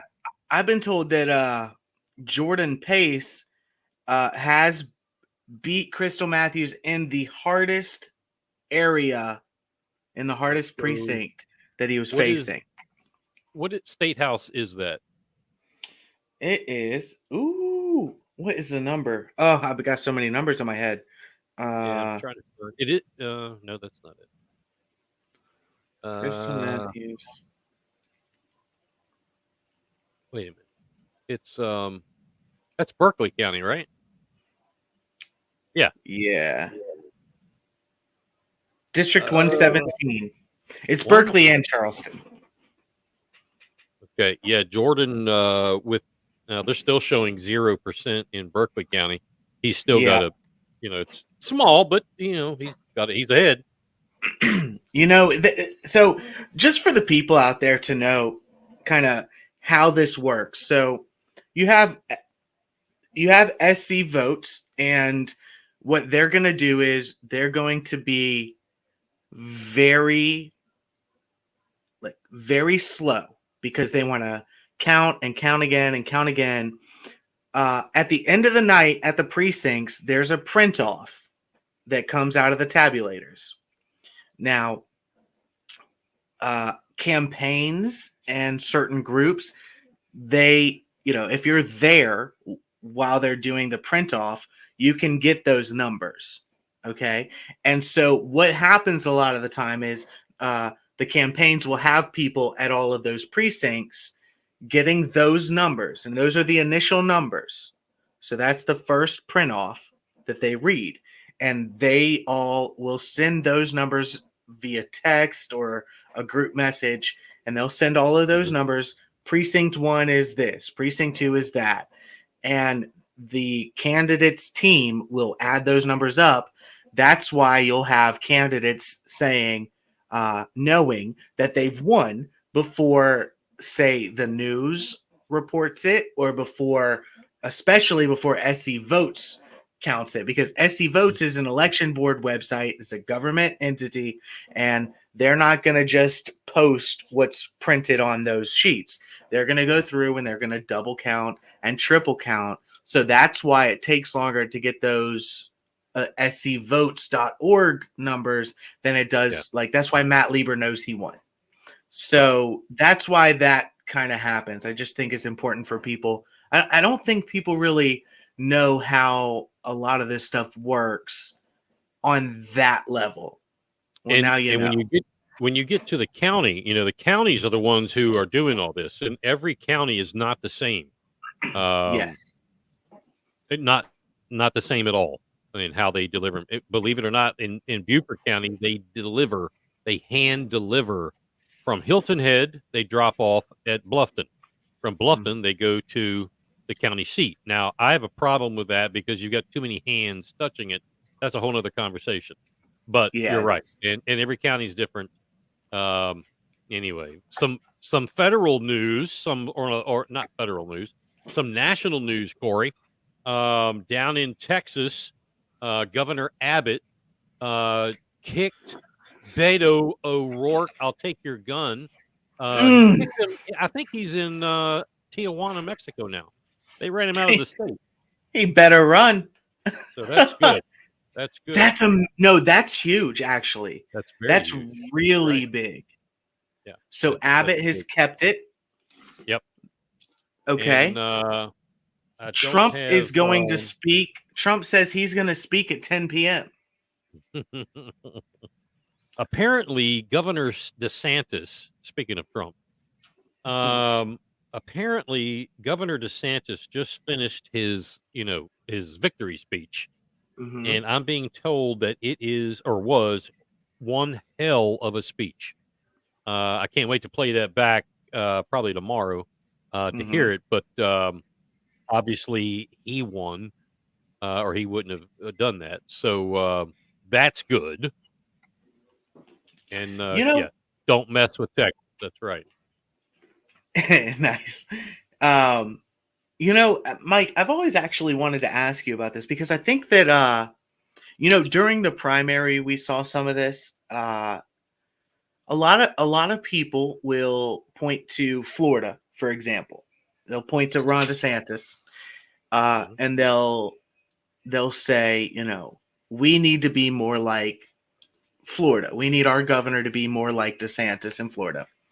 Now, while I don't disagree with that on its face, I think that our governor could use his bully pulpit way more effectively. He could be as combative with the media as DeSantis is, and effective in doing it.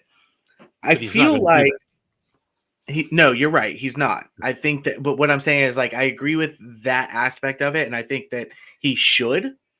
But I think that a lot of the time, people in South Carolina don't really understand the difference between the gubernatorial position in Florida versus the one in South Carolina. Whereas we are a legislative state and our governor is not actually that strong of a position. Ron DeSantis, or the governor of Florida, can do a lot more unilaterally than the governor of South Carolina. What do you think about that? Do you think that people? I think that I agree with you, and I agree with you. But they are diametrically different people. McMaster, was a pro-Trump governor, so a lot of similarities. McMaster, he's at the. I don't want to sound morbid, but he's at the end of the line. Okay. I spoke with the mayor of Bluffton, whose father grew up with Henry McMaster. And she told me this years ago, that Henry forever has had one thing in life that he wanted to do, and he wanted to be mayor. I mean, he wanted to be the governor. The governor. That's what he wanted to do. Okay, so he's done that. He's not going to become or morph into something else. DeSantis, obviously, a completely different character. I see. He has completely other agenda, and I get it. He's still young. He has other aspirations. He's going to be, he's going to show he's got stones. Still growing. McMaster. It's just, it is what it is. Yeah. Okay. Yeah. I get what you're saying. Cassandra just said something. We're a legislative state. Can't run things like DeSantis. Yeah, our legislative General Assembly is where things are made. The only thing we need to do, well, not the only thing, but the biggest thing we need to change is that our elected officials are appointing judges. That's where we have it big time wrong. Yeah. But did you know, Corey? I think we're working on that. Yes, we are. Did you know South Carolina U.S. Senate candidate Crystal Dope Boy Money Matthews has deleted her Twitter account after losing? Wah, wah, wah. Somebody had tagged me and said that, but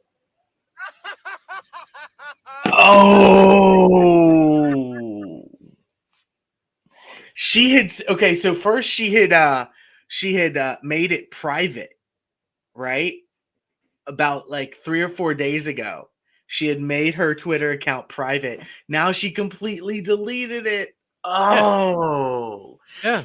Hey, you know what? I predicted this. Y'all, go back to my live from yesterday. I said, no, when Crystal Matthews loses, she's going to crawl into a basement and hide for days like Joe Biden.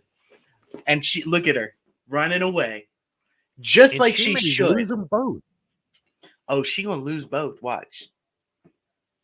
Jordan Pace called her friend in jail, in prison, to get campaign advice.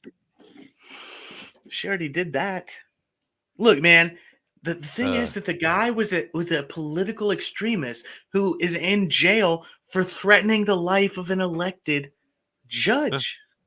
Yeah. Like guys, we're talking the left will talk about, you were at a rally with 2 million other people and somebody broke a window, so you're a terrorist.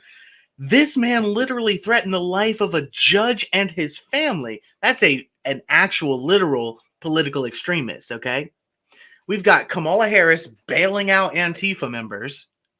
We've got Maxine Waters saying push back on them and let conservatives know that they're not welcome anywhere anymore.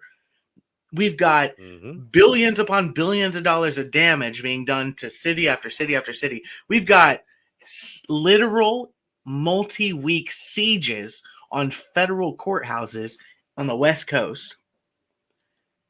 None of those people are political extremists. Amazing. We go to a rally,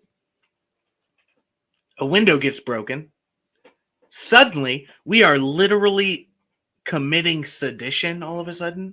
But no, Crystal Matthews talks to a real political extremist who was attempting to commit politically induced violence against a political individual and that political individual's family.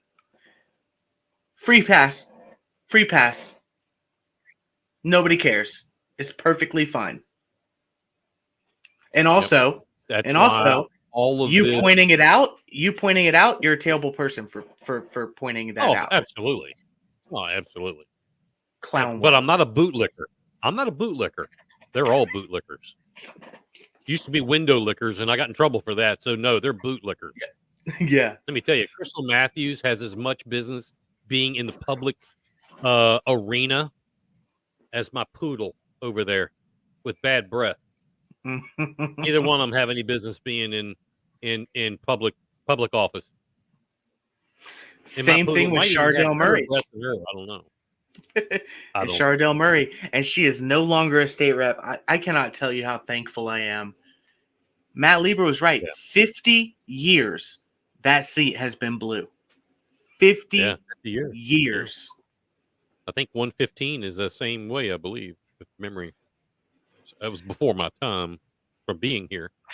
I do want to take. Someone just reminded me of something. I told him I would do this earlier. By the way, DeSantis said, "We will never ever." This is a quote. "We will never ever surrender to the woke mob. Florida is where woke goes to die." Amen, brother. I want to do. Someone had asked me this earlier, and I told them we would do it, and then I got sidetracked. Or you were talking. There was a rally, a get out the vote rally this past Saturday in Hilton Head. On Hilton Head. And on Hilton, yeah, in Hilton Head, on Hilton Head, in Hilton Head. Tomato, whatever. It wasn't put on, by the Republican Club, the county party. It was put on by a group that, formed themselves, and they're patriots. And this was a big deal. They had lined up several speakers. Probably the top of the list was Tom Davis, Senator Davis, and it went right on down through city council and school board folks. So the day comes, people get out there to do their thing. Along comes, and you folks that are here in my area, and Corey's probably heard me talk about this, along comes this gal named Zhao-Dan Lee. She's the founder of the fledgling Friends of Liberty. She comes in with her people that she supports, one of them being school board candidate Peter Christian, and demands. Now, her husband and her will probably get on here and tell you what a terrible person I am, because that's not true. It is true. I've seen video. She demanded that her people get enough time to talk as well. They weren't on the agenda. This isn't a county party thing. Unfortunately, there's video of all this, you're saying? Yes. There's video of this? Okay. Yes, sir. Unfortunately, the people who were putting it on didn't want to cause a scene. They're not like me who anyway. And instead of candidates getting the ability to talk and say their 2 minutes of whatever, nobody got to talk, yet they bring up these candidates on stage and ask them stupid ass questions like, who has the more hairspray, Donald Trump or Melania Trump? Zhao-Dan had gotten people to ask that type of question. Yeah. I don't know who asked who, but this is what they did: bring up the candidates and ask them stupid, ridiculous, childish, moronic questions. Nothing to do with anything pertinent to local elections. Trying to make a joke of the whole event. In my opinion, trying to make a joke of the whole event. Yet she's the one who helped craft the election integrity bill that passed, which we know is worse now. What she did is worse than it was before. South Carolina's elections have zero integrity, period. And I hope some of our guests are still listening, because they need to check. They need to change this. This is prima facie. It is primo. Got to be worked on. It was a joke, a total joke.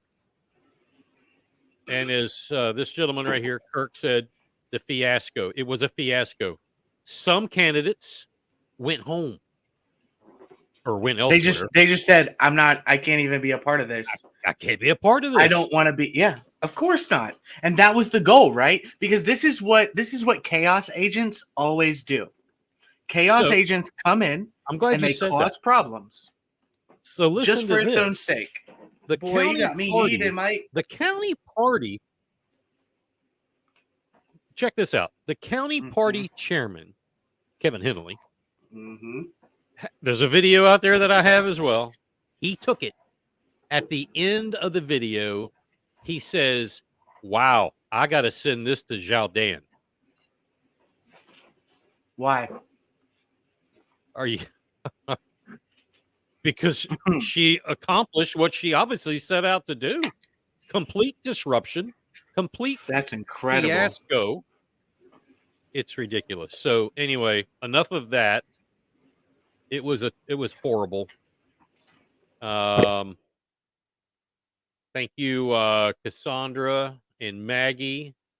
Yep, Helen, I'll send it to you. Online, it does not. That's right. United Digital. This is the United Digital election night coverage special. And I do want to thank them. I want to thank all of our sponsors again. And we keep rotating the screen from Joe's Barbershop, MXM Productions, United Digital, Marshview Construction, Peerless. We change the screen. Bootstrapped Real Estate, Lawrence County Buzz. Yep. Somebody asked about the ETF, y'all. Yeah. And you can go into that in a second. And then also, my mind went blank. Everlasting Events. Yeah. Sorry. I mean, they're all fantastic. They're all great.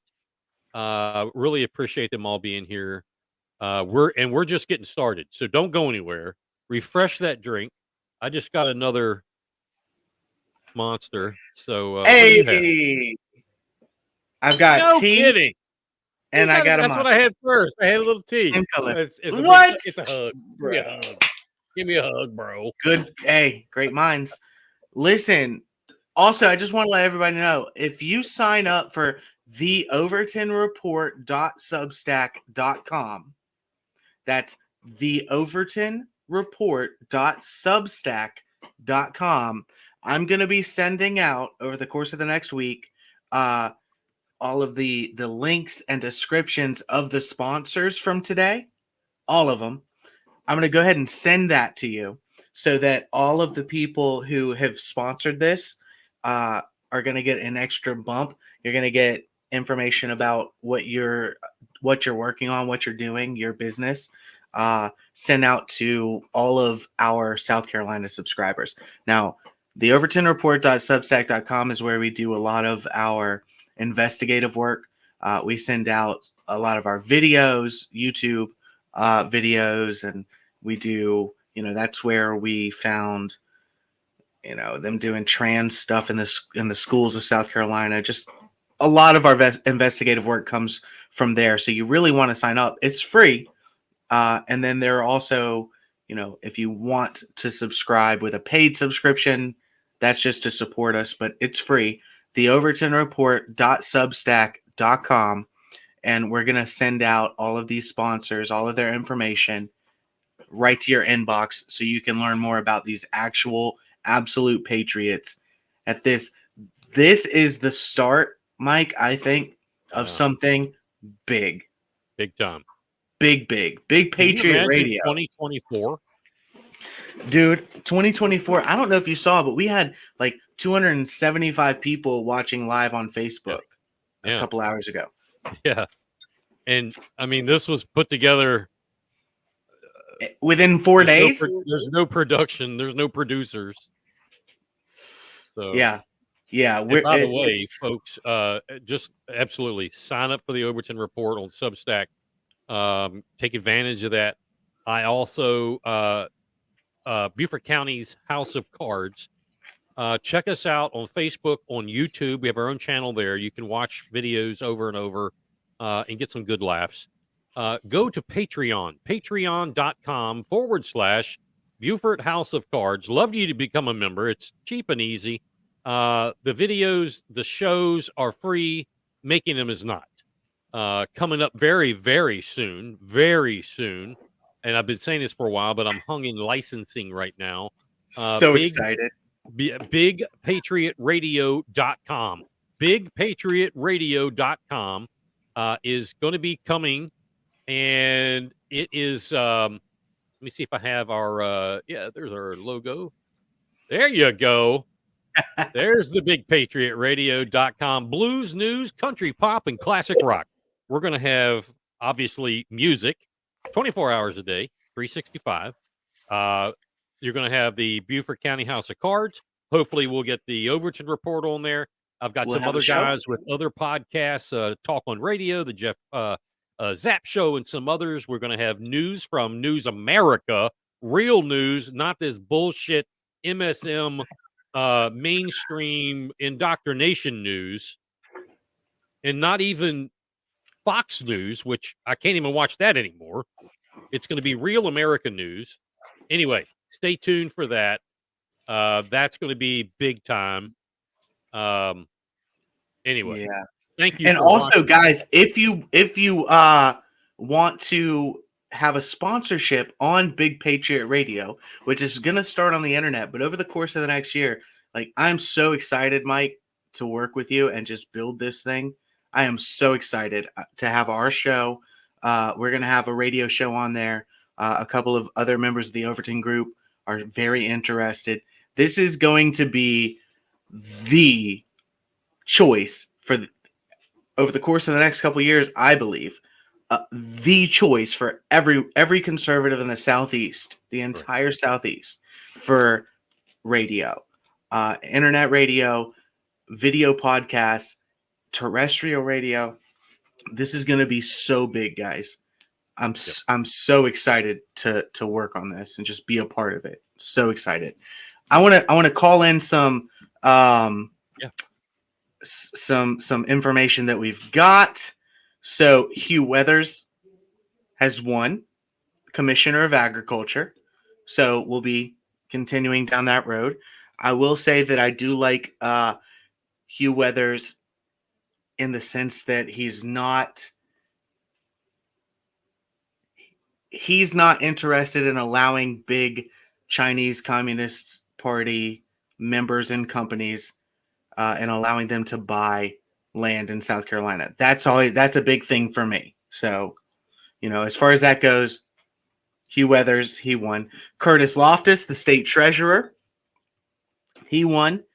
I'll just say that he has helped us when we were trying to investigate the various BLM groups in South Carolina that were failing to register the way they should. He helped us with that. Super. And their affiliates like Stand as One, Justin Hunt, all those leftist clowns. He helped us with that. So I appreciate him. I'm glad that he won. Hopefully we can continue that work of taking them down. James Clyburn did win. They are calling it for him. There's only 31% reporting right now, and he's got 64.2% to Buckner's 35.8% at this point. I'll say Buckner, it seems like he's probably going to get about 40%, 60-40, but that is massive for somebody that was not helped by the state GOP or the national GOP at all. Duke Buckner ran an entirely grassroots campaign. He had about 1/20th of the dollars that Clyburn had, and it seems like he has had one heck of a showing. Hopefully that shows those clowns that he needs the money he gets. Yeah. Russell Fry has won. It looks like, and they think Andy Andrews is going to take it. We don't know yet. Yeah, I don't know yet. We do not know. That's for sure. That is not called. No. Now, Mace. I'm still showing Mace. Mace is taking the lead again. She's ahead, but albeit very, very lightly. The thing about Duke Buckner, and I had the pleasure of talking with him multiple times. You're right about the money, because at the end of the day, that is what this is all about. Yes, all the ideologies, all the platforms are important. Absolutely. Not saying that. But I'm saying he who has the most coin usually is the winner. And you're looking at Clyburn with a 14 to $18 million war chest. Lindsey Graham, one of the most packed full of money politicians, has almost $18 million in the war chest. And then you got Duke Buckner, who's asking for $5 at a time. You know what I'm saying? Grassroots, like you called it. For him to pull 40%, that's huge. That's huge. Now, the end game for James Clyburn, and he told me this when I was a councilman. I met with him in D.C. on some items here in Beaufort. Anyway, he let it kind of get out that he's grooming that position for his daughter. Yes. That's where he wants the 6th congressional district to go, is to stay in the Clyburn family. But you're not supposed to know that. That's what I'm scared of. Kim Johnson and Kevin Johnson, her father. So Kevin Johnson is a senator in the Clarendon. Yeah, Clarendon and Sumter area, and Kim Johnson is a state rep, and that includes all of Clarendon County and a little bit of Sumter. They are like a miniature version or a smaller version of Clyburn and his daughter, where Kevin is trying to groom her, Kim, to become the state senator, right? And then surpass. I that's so scary to me. These dynasties, when it's George Bush, that's frightening to me. Yeah. Let's bring up Clarendon County. Okay. Take a look at a snapshot in time. And now, folks, Clarendon County, I believe, is like overwhelmingly rural. I would imagine that the I don't even know. Is there a major city? I mean, Sumter's in Clarendon. Manning. Right? Manning. Yes, Manning's there. All right. So anyway, we'll bring that in because I think you're going to be shocked to see what I'm about to show you. Let's find Clarendon. There it is. We'll share the screen. Can you see that, partner? Sure can. All right. So it's no great mystery that the Democrats are outvoting Republicans straight party. However, McMaster is beating Joe Cunningham. All right, interesting. You throttle down here. This isn't surprising. State superintendent, and this is with 80% reporting. Lisa Ellis is beating Ellen Weaver in Clarendon County. Mm-hmm. Let's move down here. This is surprising to me. This tells me that people in Clarendon County, at least, that they have a brain and they're using it. If anybody ever thought agriculture didn't think, bullcrap, because they didn't buy the Crystal Matthews menu. Tim Scott at 80% in. Tim Scott is beating Crystal Matthews. Look at this. Duke Buckner gathered more votes at 80% than Jim Clyburn. This is wild. That is incredibly wild. Look at Fawn. Yeah, down here, Fawn Petalino. That's our girl. Well, That's our girl. I think we've got her in the room. She's been there for a while. Somebody ordered her some dinner, I think. Anyway, 80% Republican with a 700 vote lead. 7 points. Again, Buckner beating the Democrat in the heart of the corridor of shame. Maybe something's going on. We don't know. You know what this is? You know what this is? And look, I'm not one to toot my own horn, okay? And it wasn't just me, but like, we exposed corruption. We exposed a massive amount of corruption in that area. I'm talking to Fawn. They are stoked right now. Fawn and her husband and the Clarendon County GOP helped us with this, but them, Kevin Johnson and Kimberly Johnson picking their school board, and then the school board hiring Kimberly Johnson, the state representative who hired them. Yeah. And then giving her a like $15,000 raise or whatever it was, up to nearly six. She makes nearly six figures, or no, wait, I'm sorry. Yeah. She makes well over six figures from government money, state rep, and we were able to expose this. This is an example of what independent grassroots media can do to help take over a state house seat that needs to be taken over. And I know I'm speaking a little early right now, but she has one heck of a lead right now. 80% is in there. I'm dialing up Berkeley County. Where are you? Berkeley County's finally come to the party. Let's look in on some Berkeley County results. Yeah. Berkeley County, 44, about 50% have been turned in. And we'll go down here to some of the more interesting things. In Berkeley County, 47% in. Ellen Weaver has a 6,300 vote lead over Lisa Ellis. I would be, suffice to say, she's on her way to victory in Berkeley County. That is not a surprise. That's not too much of a surprise. Of course, we can pass all them. Yep. Oh, she took Nancy May. Nancy Mace took Andy Andrews there. Yep. Took her to the cleaners and 47% in. Latricia Pond again at 63%. Super nice gal.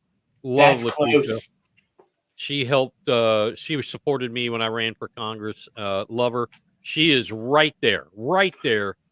I got a feeling Latricia is going to win that. I really do.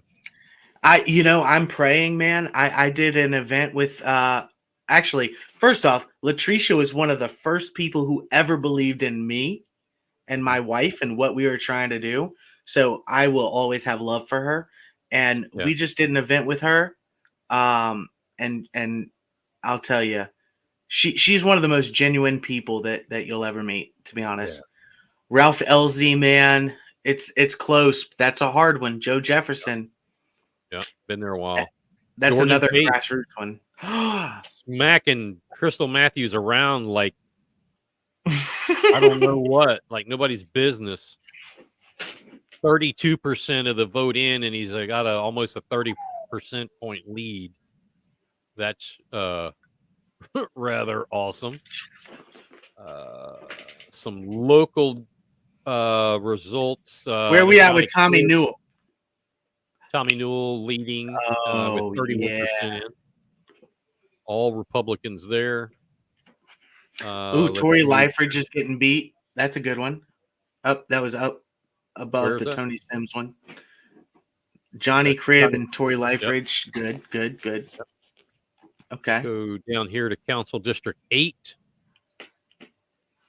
I'm not familiar with either Steve Davis or Bill Conyers. Bill Conyers, I'm a little familiar with, not too much, but step it up, bro. Yep. Matt McQuillan. Okay. Who McQuillan? Are the mom for M for L? Who are their candidates here? Matt McQuillan was. I think Bagley might have been over. Then this little Kathy Littleton must have been very progressive. I mean, you know what I'm saying? I mean, I don't know either one, so I don't want to speak out of turn. Maybe we'll look into that. Yeah, I'm gonna ask right now. I know that Berkeley County's Moms for Liberty chair will be joining us. Okay. She had to drive to her next event, but she'll be back in. Are you familiar with Sally Wofford? I feel like Wofford was ours. Okay, she's I don't on her way, along with Crystal Wigfall. Cannot tell you. Okay, big time lead there. Let me go down here to. I'm not familiar with any of these folks. Jimmy Henson. These are, for the most part, all of these races are lopsided. Yeah, they are. Very, very much so. I'm also okay. Here we go. I got Berkeley County School District. Okay, Michael Ramsey. No. Okay, where are we at? Let's start at D1. School board D2. I don't Okay, have a district. D1. Okay, District 2 is McQuillan, Okay. and then District 4. Yep. Littleton. Okay. Big time lead. Okay. District 6, Wofford. Another big time lead. District 8, Hemp Hill. He's getting his He's lunch. losing. Yep. Okay, and then now we got one. That's Ramsey. Good lead. 3 is Baker. Also decent lead. What's 5? Is Jimmy Henson. Blowing it out. And D7 is Chris Hansley. Got some He's work to do losing. there. Yeah. Okay. In a big way. Wow. 1, 2, 3, 4, 5, 6, 4, 8, 4, 6, 8, 3, 4. 3/4, 75%. Yeah. That's not bad. Yeah. That's not bad. Are mayoral races a big deal in Berkeley County? Has Not that to been my knowledge. Okay, I haven't heard a lot of. I'll scroll through there. People can take a look at it if it's their cup of tea. Well, that's all of it. So anyway, that's Berkeley County. That's huge. At this moment, and they're about 37% in. Right. Go back here. So one of the things I am noticing is that the counties here that we've picked to look at, the statewide questions seem to be passing, which surprised me a little bit. Really? Yeah. You know what? If you'll give me 1 second, I have to go and check on our people out here for 2 minutes. Or Absolutely. not even. Just give me like 40 seconds. You're great. All right. Great.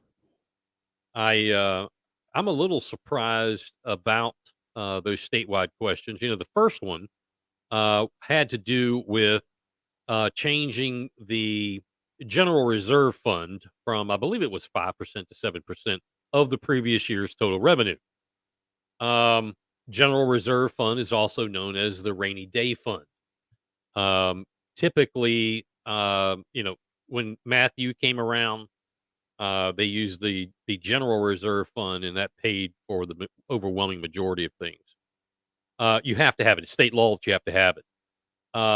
I was a no on that. I felt that where we are is fine, given the fact that we were in a 2-year just disaster, and now we've entered a financial disaster made by the Fed and old Joe up on 1600 Pennsylvania.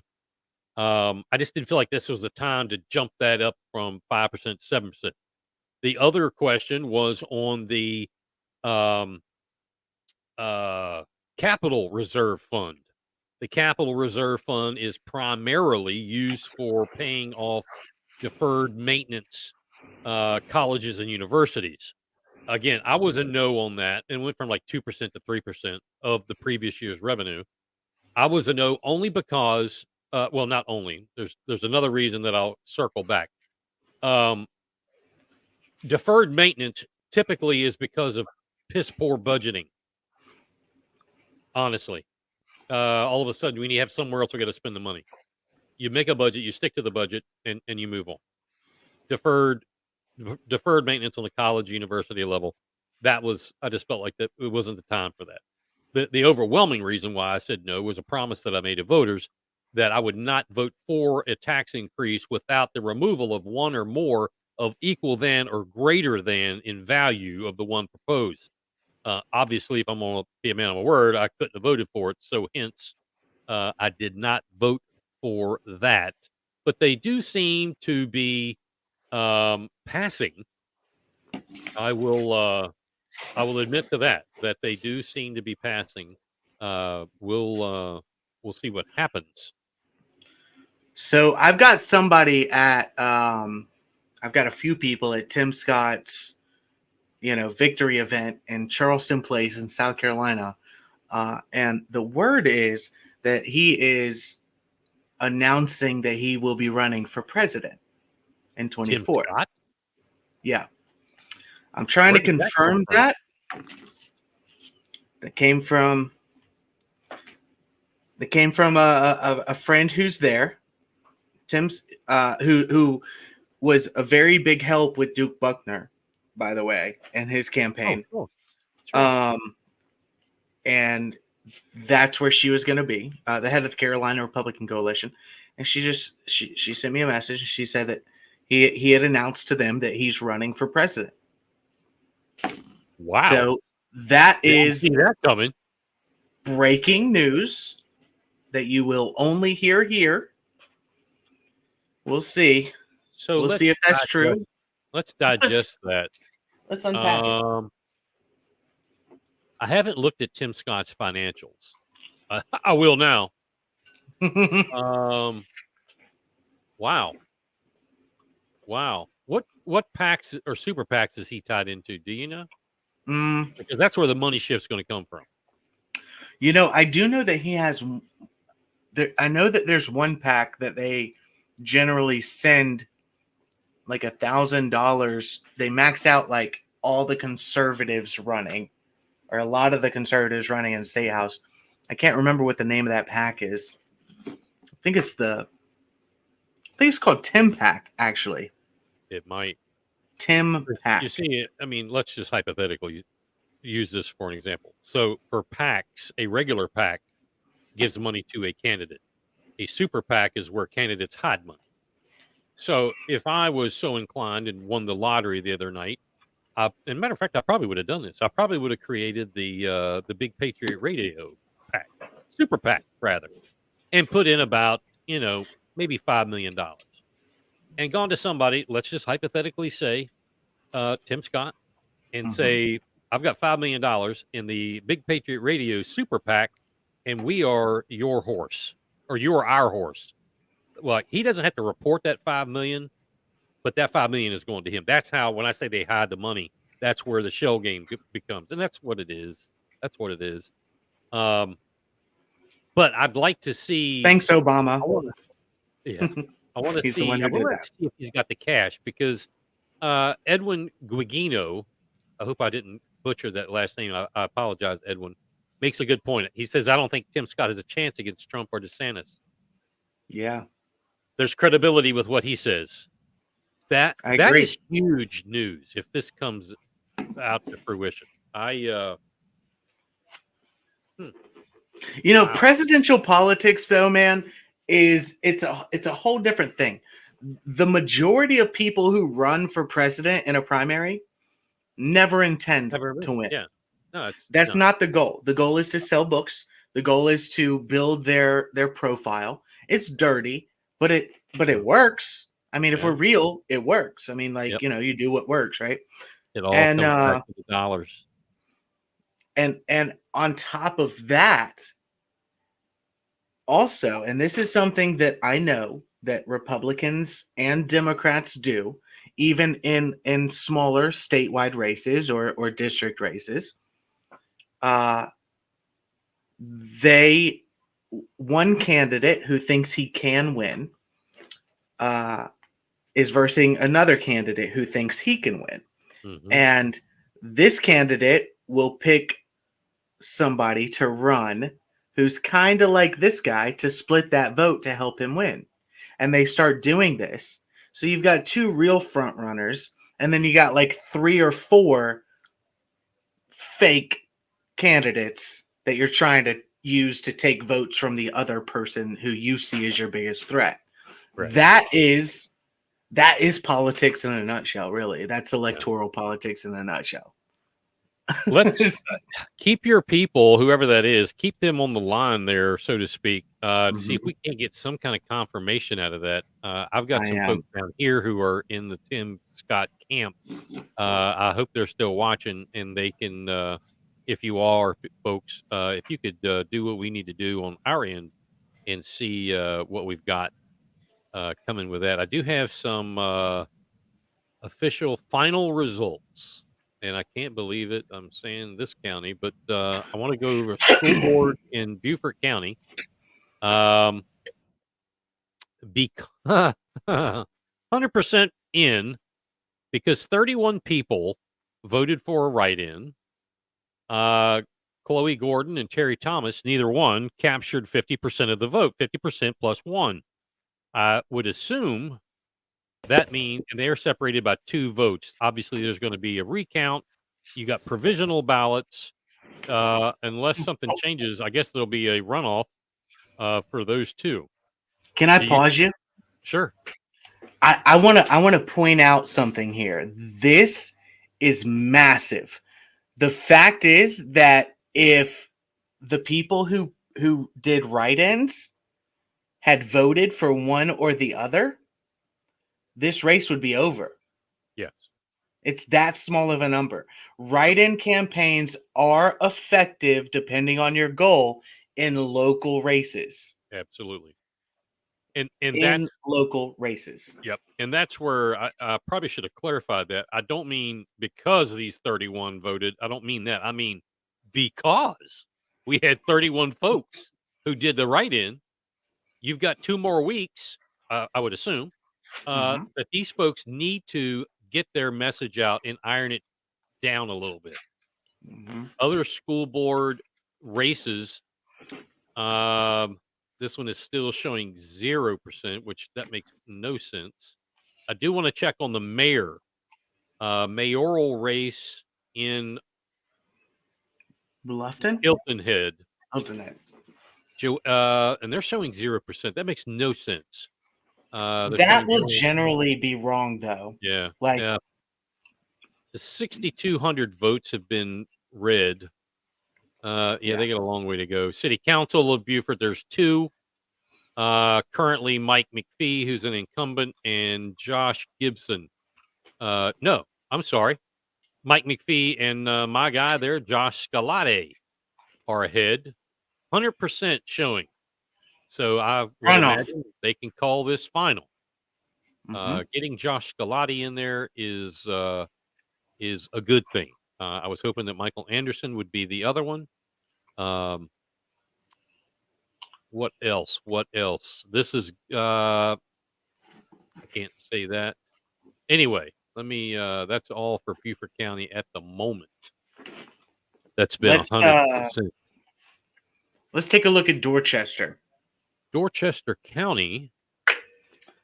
I know that they've been having some issues and didn't have many reporting recently, but all right. Let's are you looking for a down ballot or at the top? I'm looking for we already know Curtis Loftus and Alan Wilson, all them won. Yeah. So Ellen State Weaver House will win. That Duke State Butner. House, County House. Duke Butner has beaten Jim Clyburn in Dorchester County. That's awesome. I love that. Nancy Mace, 100% in. She beat Annie Andrews. Which makes sense because the people that run Dorchester County Republican Party are literally working for her. So, like literally. No, like she pays literally. like paycheck, literally. Oh my god, so sad. I'm gonna get in trouble for that. Somebody's gonna call me. Whatever. Anyway, State House, District 97, Republican. Robbie Robbins, winner. That's not as good as it should have been. Yeah, Robbie. Ralph Elsley, you were on 100%. He wins.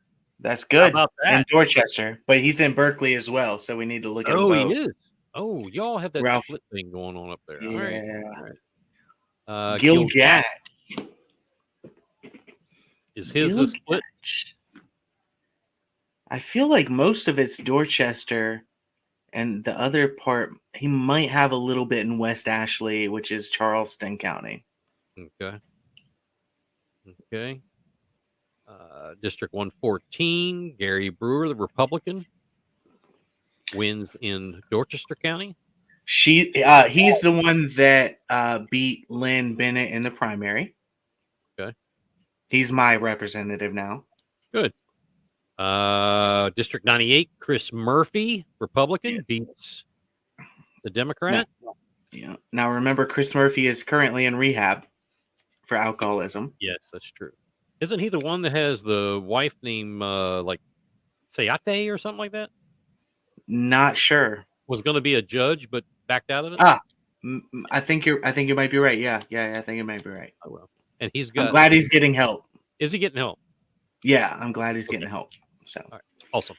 100% in District 95 in Jeffrey Sela beats Gilda Cobb Hunter. She's got to be in another county. Charleston, I think. Okay, we're going to have to look at it. If that comes out, I'm going to be. I just giddy. Who the hell is Jeffrey Sela? Is my question. I have no idea. You would, and this is my area. You'd think I would know. Yeah, I go to events around here sometimes. Republican County Council District 1. She's the one who was a Democrat until a month ago, and she switched to Republican so she could win. Okay. Looks like Democrat may. Oh, that's separated by 10 votes, 93% in. Wow, that's a recount. That's a recount. District 7. What is the PET party? What is that? It's not green. Republican. PET. Man, boy, love is pet party. The furries. Yeah, the furry party. There you go. Pet party. District 7 has some furries. I don't know what that is, but he didn't win anyway. So. Ooh, do not Google pet party. No? Please don't. Trust me. All right, don't do that, folks. Kids, if you're listening, go to bed. School Board District 2 in Dorchester County. Oh, okay. This has been important. One Bates, Farnsworth. Powell. It's at large. Bates, so Farnsworth, it's the 4. Powell and Hughes. Oh no. We got 9. Okay. Kelly Bates. Oh my God. Justin Farnsworth, Cynthia Powell, and Gail Hughes. Oh. Rough, huh? That bad. This is what happened. Okay, Kelly Bates is good. The rest of them, we're in trouble. This is what happens when you have, 7 of the candidates running. Yeah. Paying one company to run all of their campaigns. They split the votes. I can't imagine the company didn't have the scruples to say no. Okay, because let me be more clear. Money and running right there. So you have a Dorchester County Republican Party that's pushing like 4 or 5 of the candidates, and then you have a company that the head of the Dorchester County Republican Party works for, who's representing and pushing, on the side, like 2 or 3 of the other candidates. So you have this clash that they're all stealing votes from each other.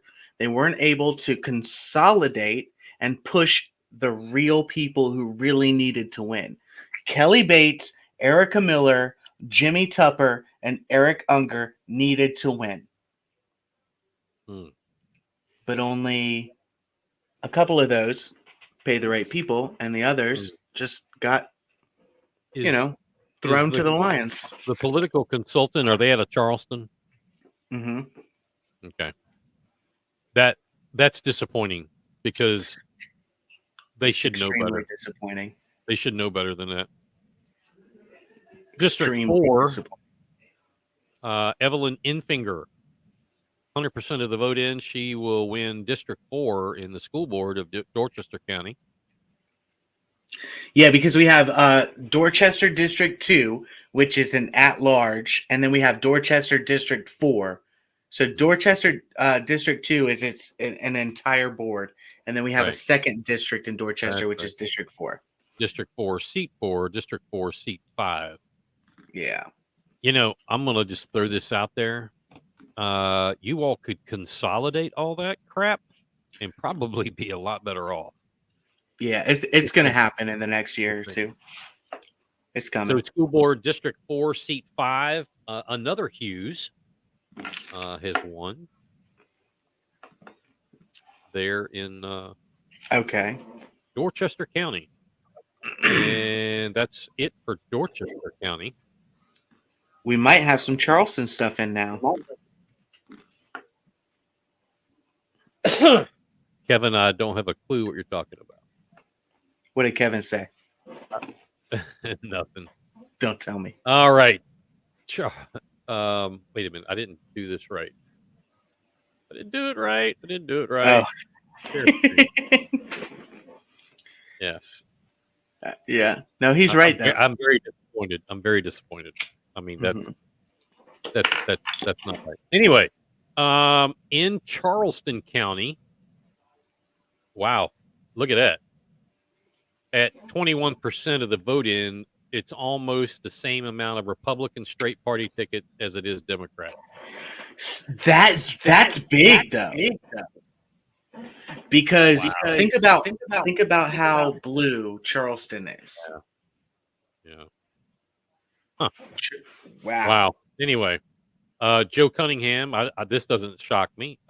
Pretty much slam bam Henry McMaster in Charleston with only 21% in. Mark Hammond, the Secretary of State, is barely squeaking by in Charleston. Let's go down here to. But he's already won. Okay. I'm not showing any of those. Democrat Lisa Ellis in Charleston County at 21% of the vote in has about a 7.5 percentage point lead over Ellen Weaver. That's with 21% of the vote in. Okay. Tim Scott barely is beating Crystal Matthews at 21% of the vote in. Come on, Charleston. That's her stronghold. Seriously? That's where she's from. Is that where the dope boy money is? Yes. Oh, man. But Nancy Mace, with 19% of the vote in, is leading Annie Andrews, which I figured would have been completely different, being how blue Charleston has become. Now, the Associated Press has total Nancy Mace. Well, you know, Nancy Mace, let's be fair. She's getting some blue votes. They have Nancy Mace at 55.2% and Annie Andrews at 43.8%. Annie Andrews is 22,000 votes behind. Mm-hmm. How many precincts are they reporting? They're reporting 70%. Oh, okay. So 70 to 183, 185.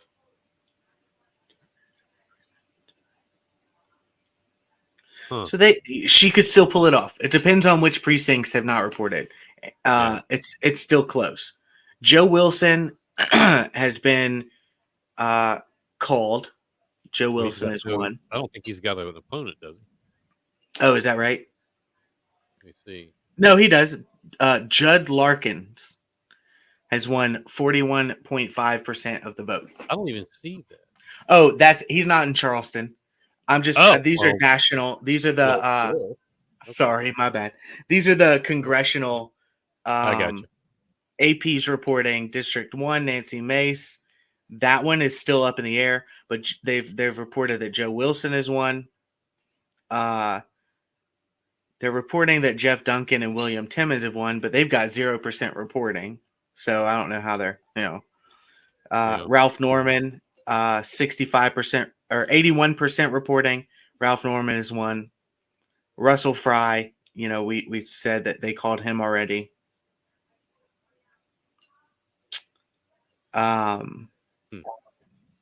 It looks the Herschel Walker's winning. I'm showing Herschel Walker. I was just sent this.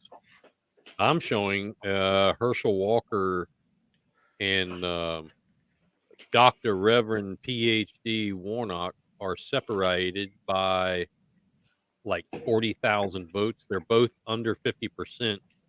Yeah. Chase Oliver, the libertarian, never heard of him. He's picked up 65,000 votes. Well, I'll tell you. I'm showing 77% of the vote in. Is that what you're showing? Yes. Yes. You know, that's the thing, man. It says those libertarians, because those libertarians would not be voting for Raphael Warnock. They wouldn't. If those libertarians, oh, don't even get me started. Right. They're saying that, okay. Yeah, dude. Do you think, okay, so here we go.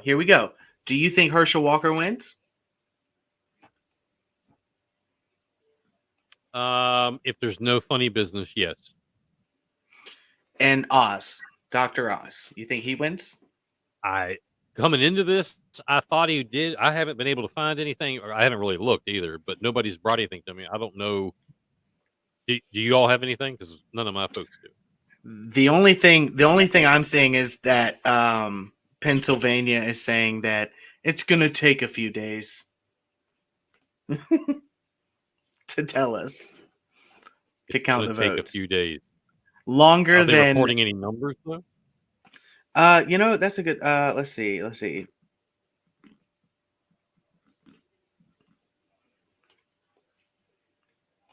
And do we have access to?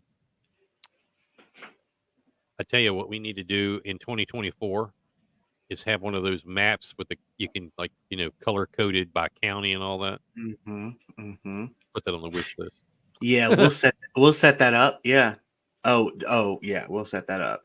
So they're saying that John Fetterman is in the lead with 1.72 million to Oz with 1.63 million. Fetterman with 49.9, Oz with 47.7. All right. So at least a runoff. So it's not over. Thus far, yeah. How in the world? I mean, come on. The guy and I'm not knocking disability at all. But I just, I watch him, and regardless of not being able to put a sentence together, forget that.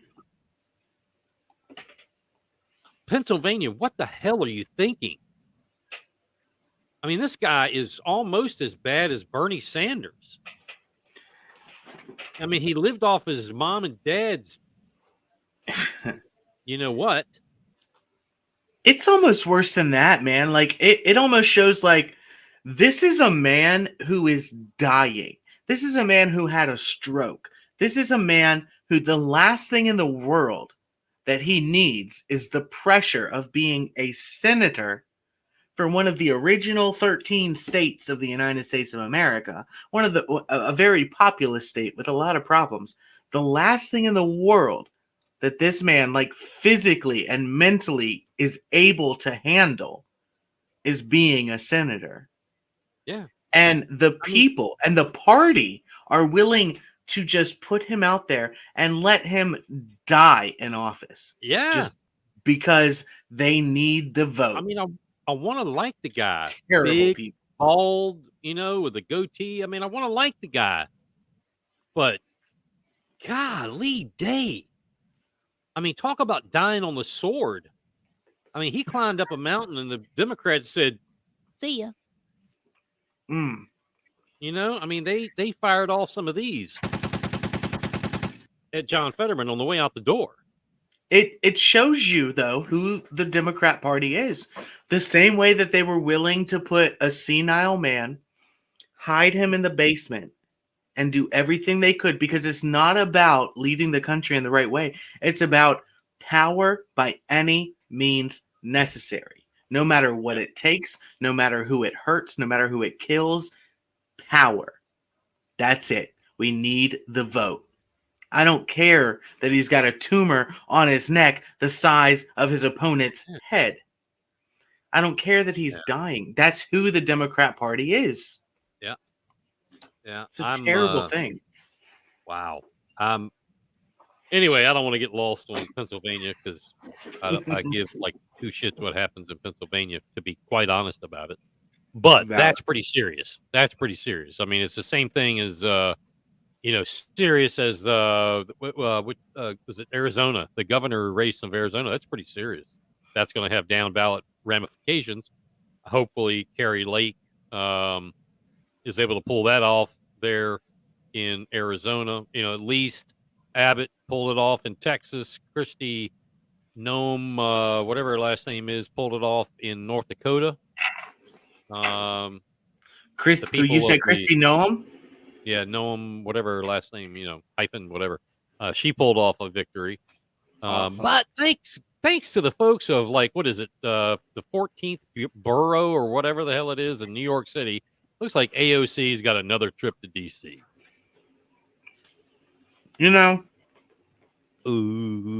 Say what you want, but I like AOC being in Congress because it really does give us something to make fun of. Talk about. Yeah. Right. True. How boring would this be without her? I'm telling you. So this is interesting. This is from a little earlier today. It says that with only about 30, 60, with only 64 races called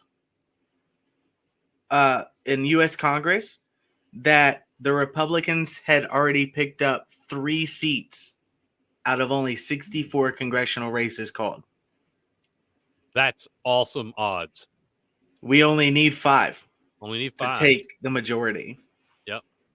Somebody's piped in here, Annie Catlett, I think that's how you pronounce it. She said we had no respect for the state of Pennsylvania. So let me rephrase what I said a little bit, or give you a little bit of background. No, I don't really. I'm not a big Pennsylvania fan. I think it's an awesome state. They have a lot of industry there that we all depend on. I grew up. All of my family is from West Virginia, and my dad played football at Marshall. My grandfather on my mom's side had blue and gold West Virginia Mountaineer blood through his veins. So I grew up hearing the term "eat shit pit," and it just stuck. I just don't care for Pennsylvania. So there you go. How about that for an answer? Truth, buddy. Truth. David Cook, and I'm just playing around here. For sure. David Cook, why has nothing been reported for Southern Beaufort County according to the state website? So here's the deal. When we were talking about this earlier, Corey and I were, one of the idiosyncrasies, and Representative Newton, Weston Newton, had said this publicly during the grilling he gave during the report of the Board of Elections from the county and the state from the primary major screw up. One of the things he said was, the county historically is like last. Well, they have reported some this year, but here's what happens in Southern Beaufort County. All the data goes from Southern Beaufort County and it gets driven over to Bluffton. After waiting for, we don't know. We don't know if it's one car, 2 cars. Is there security, police protection? We don't know. I have no idea. After getting it off the ferry from Defusky, it goes to Bluffton and it transfers hands, multiple hands. We don't know how many hands, but it transfers to another vehicle. That other vehicle starts going to the county seat of Beaufort, some 45 minutes away. Where there it's taken to the Board of Elections. So that's why there is none, because they haven't figured out how to get the results there from point A to point B quicker than what we're seeing. Yet in Horry County, you can go from down on the southern end? What is it? Pawleys Island, Merle's Inlet, whatever. You can get that or Little River all the way over to the county seat, pretty lickety split. Anyway, that's why, David. We flipped another Senate seat. Woohoo! In Ohio. So we have taken the Senate. J.D. Vance is one. Oh, man, that's a great one. Ohio. We have 91% of precincts reporting for District 117, which is Crystal Matthews' district. Representative Jordan Pace has 63% of the vote. Boy. Yeah. So expect Crystal Matthews' State House Twitter account to go dark any minute now. Any minute now. Oh, man. It couldn't happen to a better person. Oh, as you can tell, I don't care for her. Guys. Hey, I hear that Tim Scott was live on Fox at 10:36 because that's 20 minutes ago, so I don't know what he said. I don't know if he's going to say. Tell us that. Now, it has been confirmed that he told the people at the Charleston Place that he will be running for president. That is 100% confirmed. I don't know if he's making that announcement to anyone except for the people joining his party. Think about that for a second. Why would you say that on election night at a victory party? It makes me wonder. It makes me wonder if he said something like, we've taken the Senate and now we're going to work our way and win the presidency in 2024. And maybe some people misunderstood what he meant. Maybe. Right. Or did he say, I am running for, if he said, I am running for president, that's what people have been waiting for. Trump's been dropping these little crumbs all over the place. I mean, we all know that. But he has not said, I am running for president. Right. I want to hear that from Tim Scott, but I don't know. Kev, looks like we're taking Virginia 2 for House. Is that Sparnberger's seat? Does anybody know? If so, that's pretty cool. That's pretty cool. That'd be another one, Corey. Wow. It is at least what we're reporting. It does sound like a red wave faux show. It is Elaine Luria is the incumbent at 2nd District. And it's Not familiar with it. No. Wait. Give me 1 second. Sure. I think while you're doing I think I was able to search the Virginia House and not actual Congress. Oh, okay. Yeah, the House of Delegates. Yeah. They're in the Commonwealth. Like, who the hell are these people? SC Votes is reporting that Ellen Weaver has a 200,000 vote lead over Lisa Ellis and Lisa Ellis. How about that? It's true. I'm gonna go ahead and call this one. Ellen Weaver beats Lisa Ellis and Lisa Ellis. There you go. Kevin says Luria versus Higgins. I have no idea what you're talking about. Is that Virginia 2? I guess Luria and Higgins. Yep, that's okay. Virginia 2. Yeah, Higgins is the Republican, but that's another congressional seat we took. Good. That's awesome. Let me look around here and see Charleston. Where has anything changed in Charleston? They've got 50% of the vote in Charleston. Take a look, see. Nothing has changed there. In Beaufort County, there is 75% of the vote is in Beaufort County. So I'll go down through these. Let's see.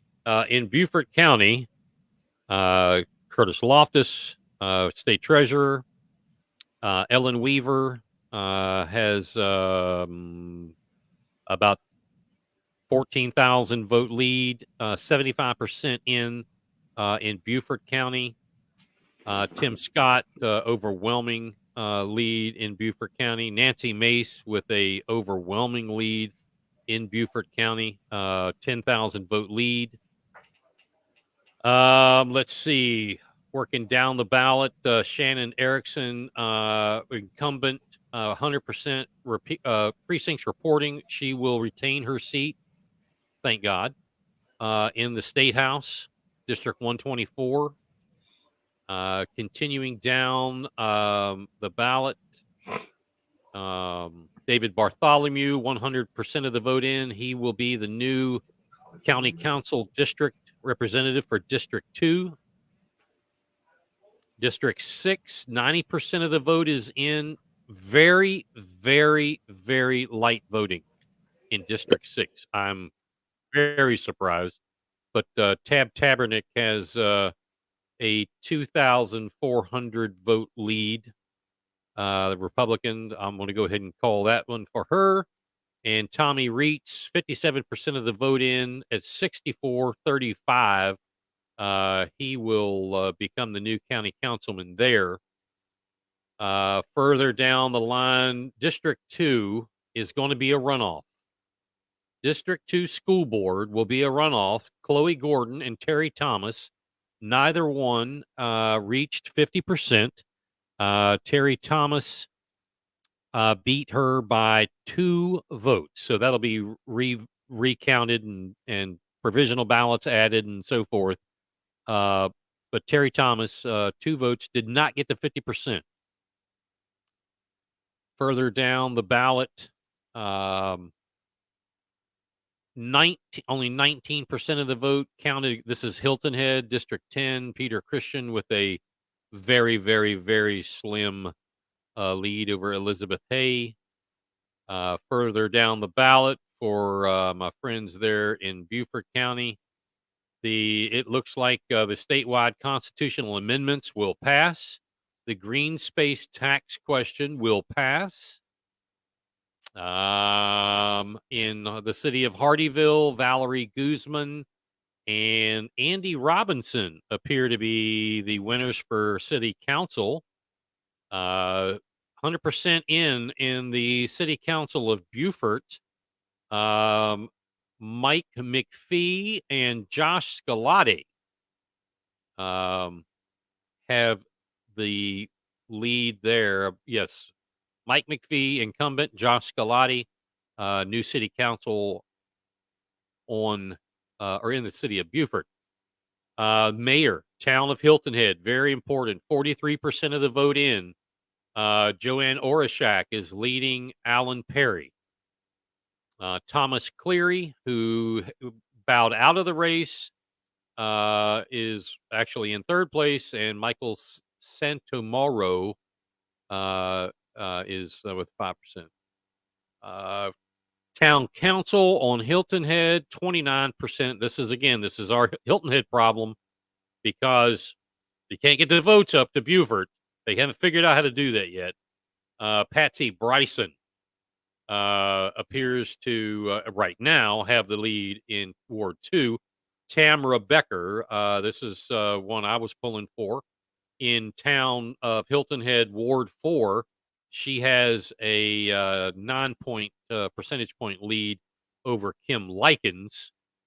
And the final one, Town Council Ward 5, 84% in. Steve Alfred will be the new council person for the town of Hilton Head, District 5. So, little update there.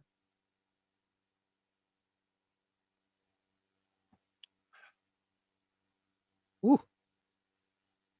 You're muted. Gosh, I think that Fawn Pedalino has taken District 64 from Kimberly Johnson. I think is that Clarendon County? That's Clarendon County, SC House District 64. Now we have Fawn Pedalino in our green room right now. You know that. I know. Is she up there? Hold on. I'm asking her. They have 2 precincts left. She's up by 1,255 votes. 2 precincts left to count. It's very close, but guys, Does this she is know? big. Does she know what precincts are the 2 remaining? You know, I don't have a lot of information, man. But she, what I can say, I did say get her. that. What's that? Yeah, let's get her on. Let's tell somebody. Yeah, I'm to, trying. Put down the coffee, and she hadn't dipped in anything else, has she? No, Okay. I think she's just like She's super. been in there You a know, everybody's like in her ear, like, oh, this is that, this is that, this is that. So Jordan Pace has beat Crystal Matthews. Boom. It's over. Done. She's Crystal gone. Matthews is gone. She is no longer. Stop that. Stop that. Stop that, people. Come on now. I love it. A little respect. Sherry, we spoke earlier with Jeff Zell and Sherry Smith. Sherry Smith won. Jeff Zell is in a runoff. So that runoff is going to be the 22nd of November. So that's happening. That'll be interesting. I think Jeff can pull that off. That's going to be November 22nd. Runoffs are always fun because you get to pit people against each other and you don't get people siphoning off votes. You get to really get down to the meat of things. Yep. So then we got Matt Lieber, of course. I think we've gotten a supermajority. I think that puts us as supermajority. I'm not 100%. Yes, the State House. So what's the total number? What's our total number? If we're going to do the math, folks. Okay, hold on. Here we're going to do the math. Who was running in Jonathan Hill's place? I don't know. Did they win? That's in Anderson County. Yeah, it's one of them. You know, somebody sent me something that this is kind of funny. When the left tells you it may take days to count the votes, just remember, America's Got Talent can count 50 million votes in one commercial break. Yeah, True. that's true. It's very true. Very true. So yeah, Jonathan Hill was up in Anderson County, I believe. I think so. And I don't know who ran for his spot. I can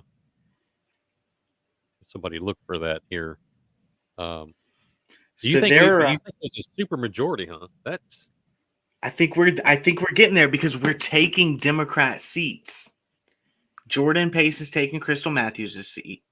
I don't think we've lost any House seats.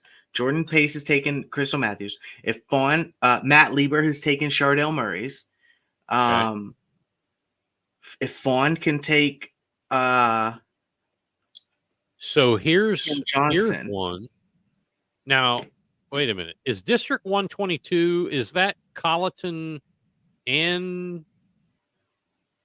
Charleston County? It might include a little bit of Charleston County.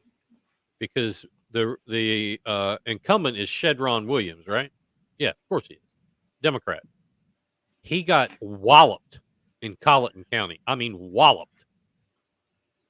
I'll have to look into that one. District 122. Yeah. SC Shedron. State. Where are we at? Let's see if I can pull up contest detail. Here we go. Yeah. Now, is that only Colleton County? Shouldn't be. It might be Hampton and Colleton, not Charleston. This is interesting. You know, you may be onto something there. With yeah, you see what I mean? We are taking seats.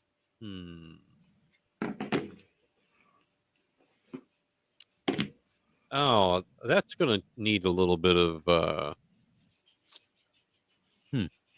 okay. If anybody has any more information on that particular one. I mean, every one of these, no matter how big or how small, as we're saying, you pick one of them off at a time, and all of a sudden, what you're talking about, Corey, becomes very possible. Snowball. Very, very possible. Ellen Weaver is now giving her acceptance speech, so that's official. Woo-hoo! Thank boy. the Lord. She Thank beat the Lord. Think about it. She beat both Ellen Weaver, Lisa Ellis's. She beat both Lisa Ellis's on the ballot. That says something. If you can beat 2 Lisa Ellis's. Jeez Louise. Cheers. Here's a Cheers. monster. That says something. I don't care where you got your master's degree from. You kicked 2 asses in one night. Dude, can you imagine the liberal tears that we're going to have all day tomorrow? Tomorrow's going to be like one of the best days of my life. I'm so excited. I am so excited. Unbelievable. I really do think that. Okay, there are 124 House seats, but I don't know what our current majority is. So what's 7? I guess it's 75% would be the supermajority. 66. 66. So it'd be 67% times 0.67. That means we need 83 seats. 83 seats. So now we need to know how many did we have. I should have this. I should have. I do have it somewhere. It's just it's a matter of getting the right file. Yeah. It is while we're looking this stuff up, it is a quarter past we have 80 Republicans. 80. What was the number we had to have? 83? Yeah. Ooh. Oh. Matt Lieber, Jordan Pace. Cobb Hunter lost. She did. It's done. She's out. Right? Yes. We have a supermajority. So here's the We deal. need one more to clinch it. Here's the deal, folks, and why this is so important. Because, and you can look at this from several angles, and we appreciate all of you staying up here with us. It's 11:15. We're in the throes of election night coverage by United Digital. We love you, Mylene. Thank you for being the title sponsor. Contact United Digital for your marketing, branding, promoting. Tell them you saw them here on the United Digital election night coverage special. So here's the deal. With a supermajority, all of a sudden you're going to see some Republicans who may not have been full-blooded like Josiah Magnuson we had on earlier and Stuart Jones that, kind of rode that fence a little bit because of many reasons. Many reasons why that happens. It does happen. Now they have absolutely zero excuse for voting conservatively. If you hold the supermajority, you have completely demolished the other side from using their tactics that people like Rutherford and Bamberg and Cobb Hunter and some of them are so good at. They're so good at. You've demolished that. You've taken that away. On the flip side, and every Republican House member needs to understand this. With a supermajority, if you don't vote conservatively, you have written yourself out of a job. Unless you live in La La Land, you will have written yourself out of a job. Things are starting to turn in South Carolina. You were getting ready to say something, buddy. I'm not. I'm getting ready to scream, man. I am just listening to you. Oh, let her rip, buddy. I am just so excited. Whatever floats your boat, big guy. I'm just so excited. Yeah. I'm glad to help you out there a little bit. This is historic, guys. This is historic. We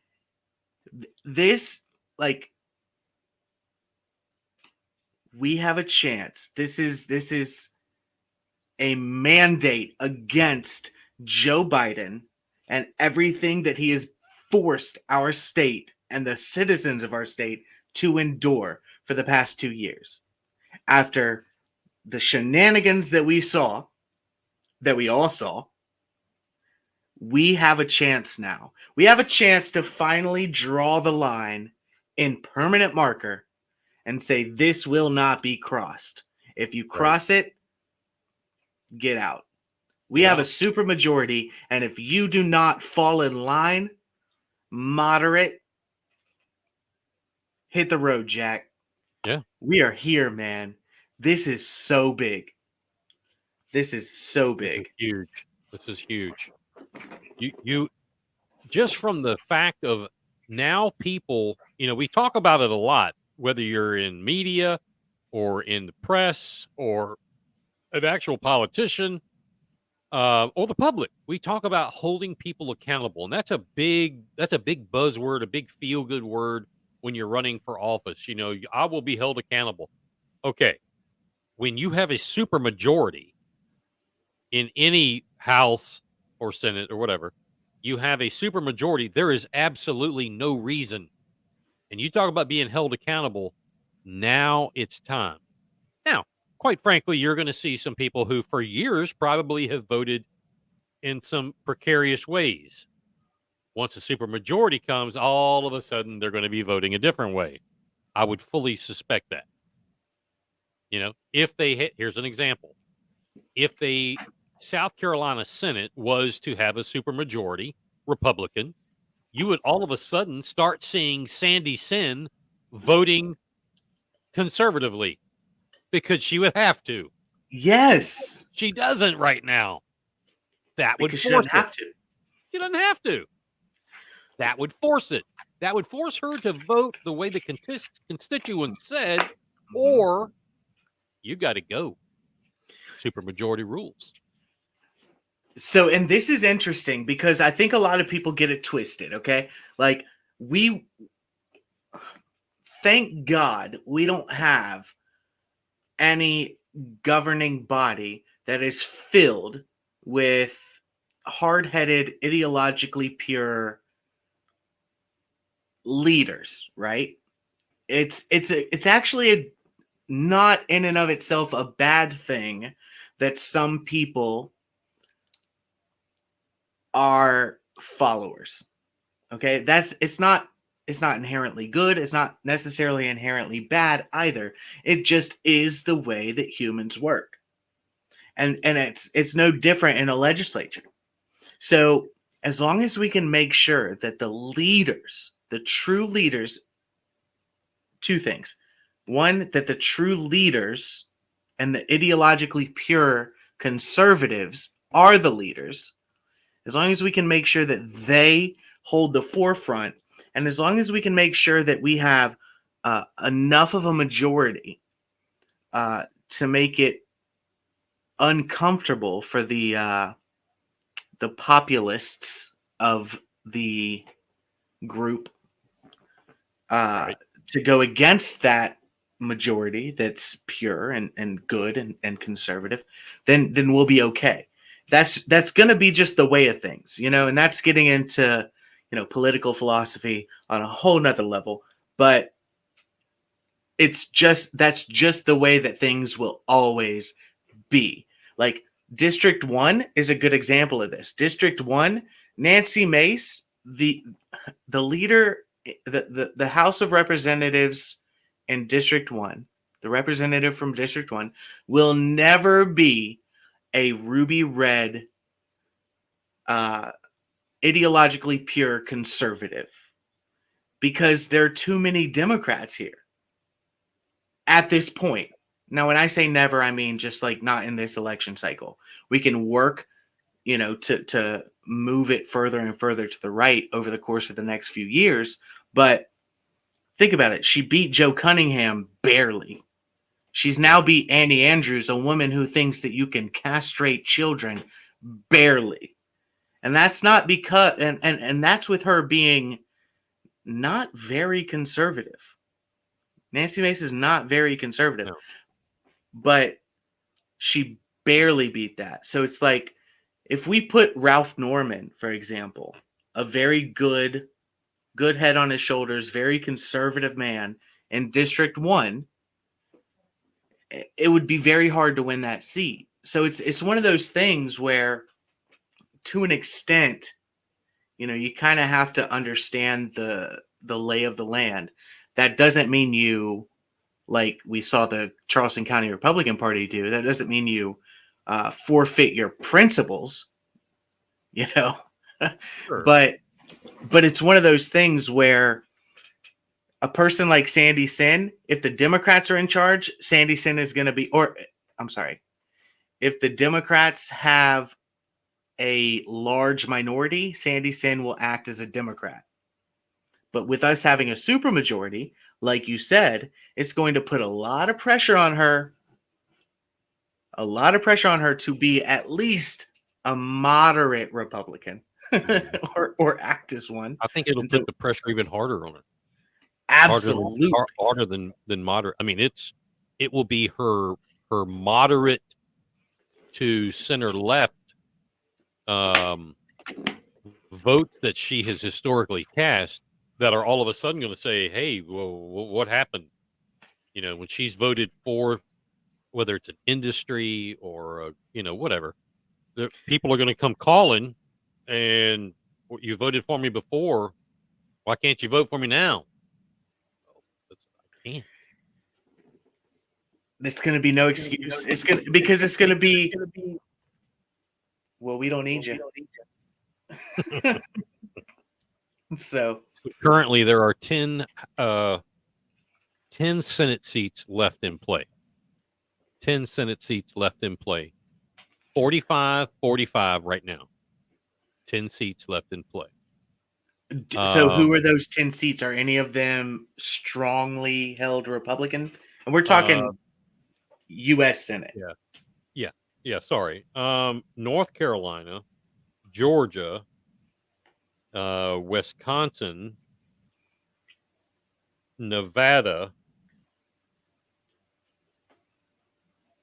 Pennsylvania, Arizona,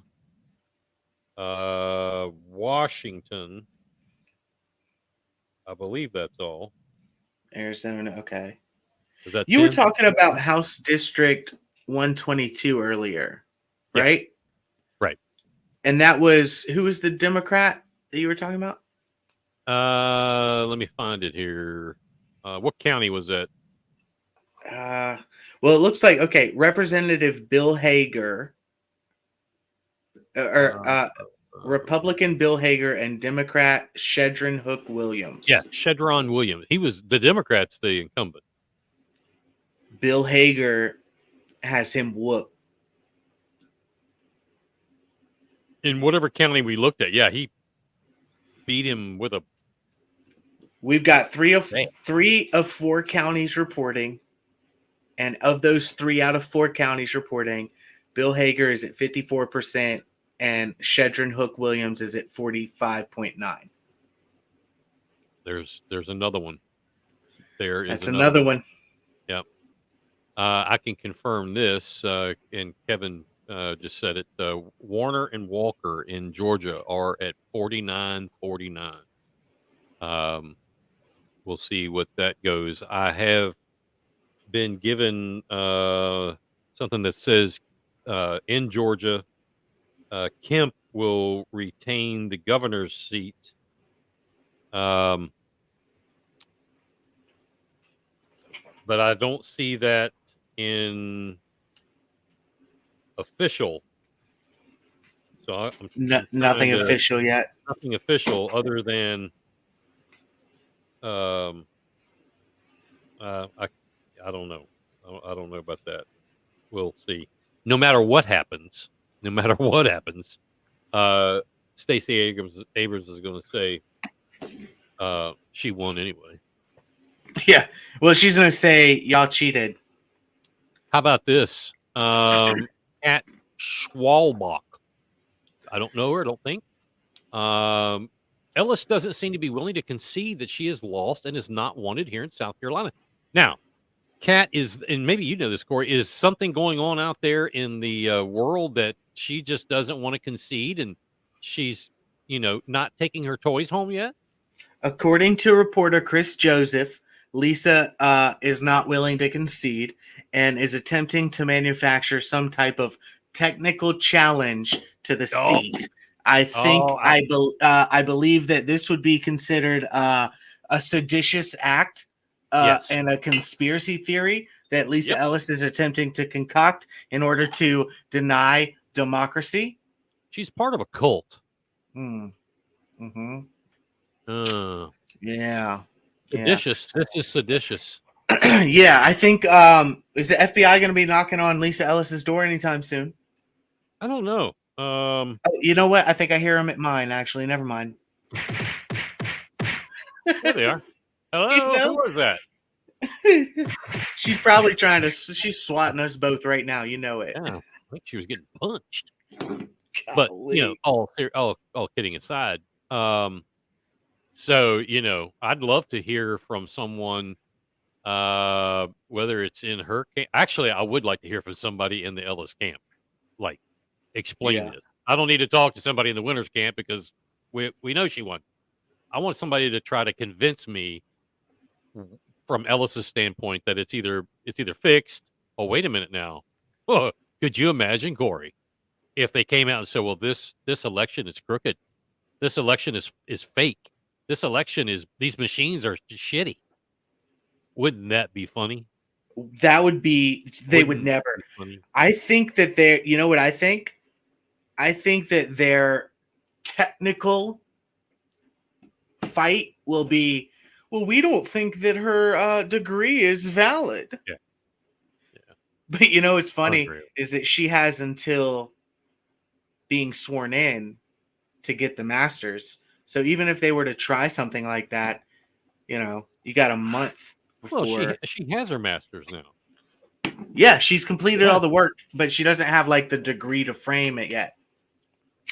Well, I mean, that does take time to print it, and I don't know.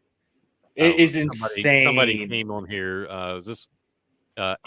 Ann Griggles. I'm sure they're going to contest it because of her degree. Yeah, I don't know what her degree is in, and to be totally transparent, I do not care, because half of the time, what your degree is in has no bearing anyway. I remember it wasn't that long ago where some superintendents of school districts did not have the proper degrees, but they did a fine job and it was okay. So I don't know what her degree is in. Personally, if a local school district says that the superintendent has to have a PhD, I would think that the state superintendent of education should probably have a PhD. I mean, that would only make sense to me, but she's got the requirements. I don't care what the master's is in. She's got a master's degree. You know what? The fact of the matter is, look, this is the first school board election or state superintendent election in South Carolina's history ever where this has been a requirement. That's point one. I have said from the beginning that, first off, it is a fact that this requirement was meant to go along with a referendum that the people voted down, which would have made the state superintendent an appointed position by the governor, meaning that the governor would be forced in that event to appoint a superintendent of education who had a master's degree. Mm-hmm. That was in order and meant to provide for the caveat that the people would no longer be electing an individual, and therefore this requirement would need to be put in place to make sure that the right person was put into the job. It was never meant to be for somebody who's elected. Why is that? Because demanding that a person give $100,000 to a government entity for a piece of paper in order to be a valid candidate to be elected by the people, well, that's just entirely unconstitutional, disgusting, against everything that the United States of America stands for. I think it was stupid from the start. But Ellen Weaver went ahead and busted her ass to get that degree. Even despite it being ridiculous. And she got it. And now she's the superintendent. And now conspiracy theorist and seditious actor Lisa Ellis. Right. And I'm going to say it's true. You're right. You are correct. You want to play these games? Let's play, baby. Yeah. Let's see how you handle it. Gina Rodriguez, she says, hey, she just came from Matt Lieber's celebration. Hope it was a good one. It looked like it was from our side. Well, thank you, Kat. We appreciate that. Ann Griggles. She was on Ellen's page, Corey, and Lisa doesn't even know what the duty of the state superintendent actually entails. There's been a lot of reports, not in mainstream media now. They won't report that because that is attacking Lisa Ellis, and that's not fair. She has a master's degree. She thinks it's a teaching job. She thinks it's a teaching job. She does.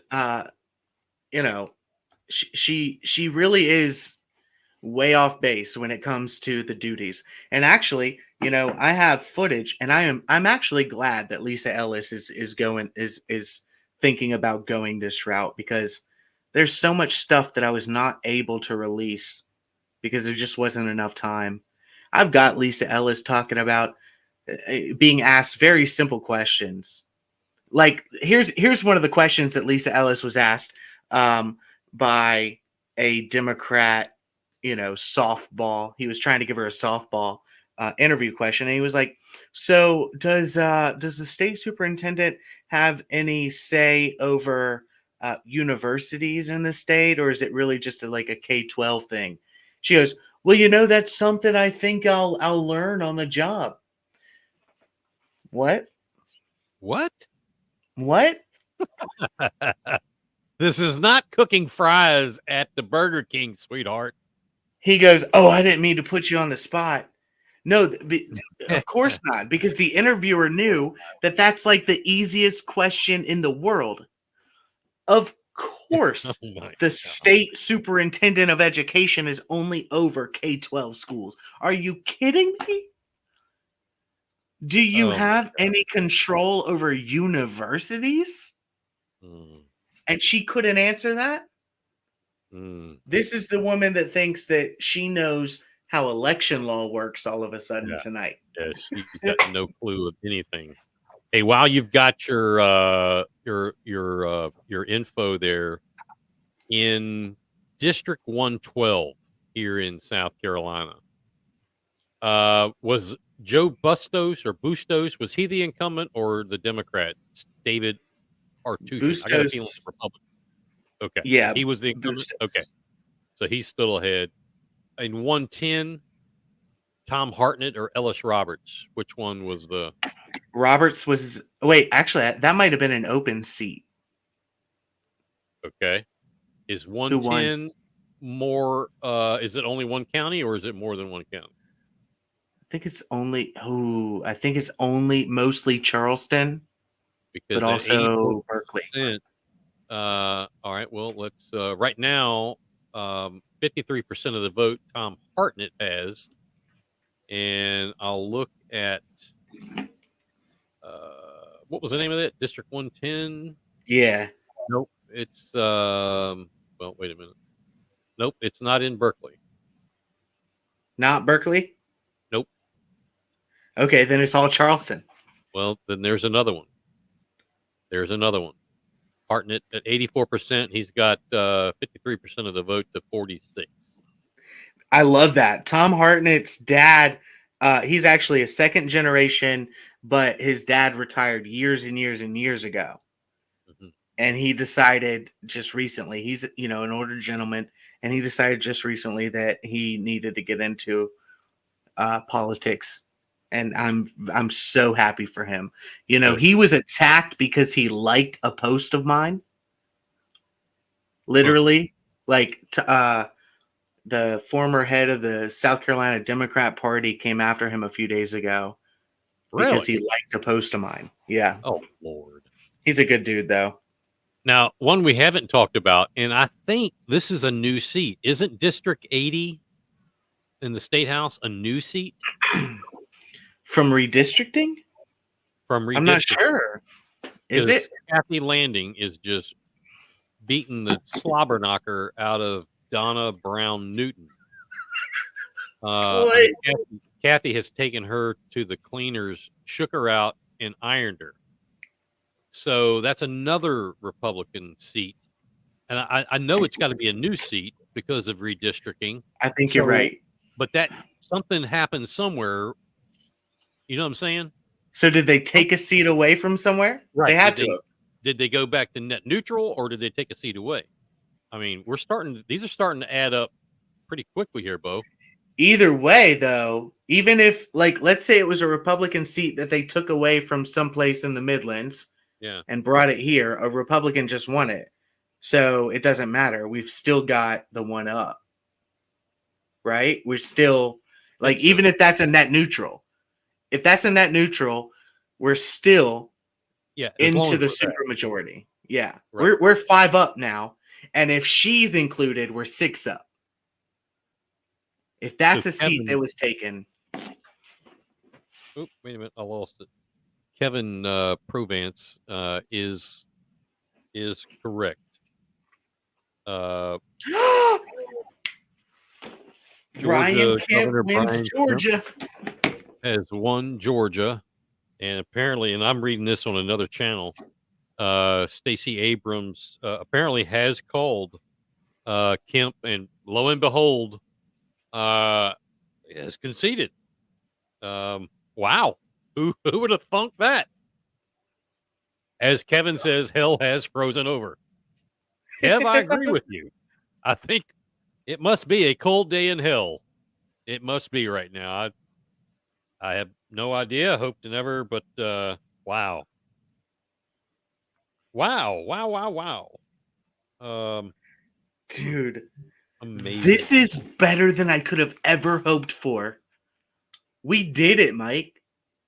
Amazing. I'm seeing if Marco Rubio beat he held his seat in the Senate. Yeah, he did. Val Demings.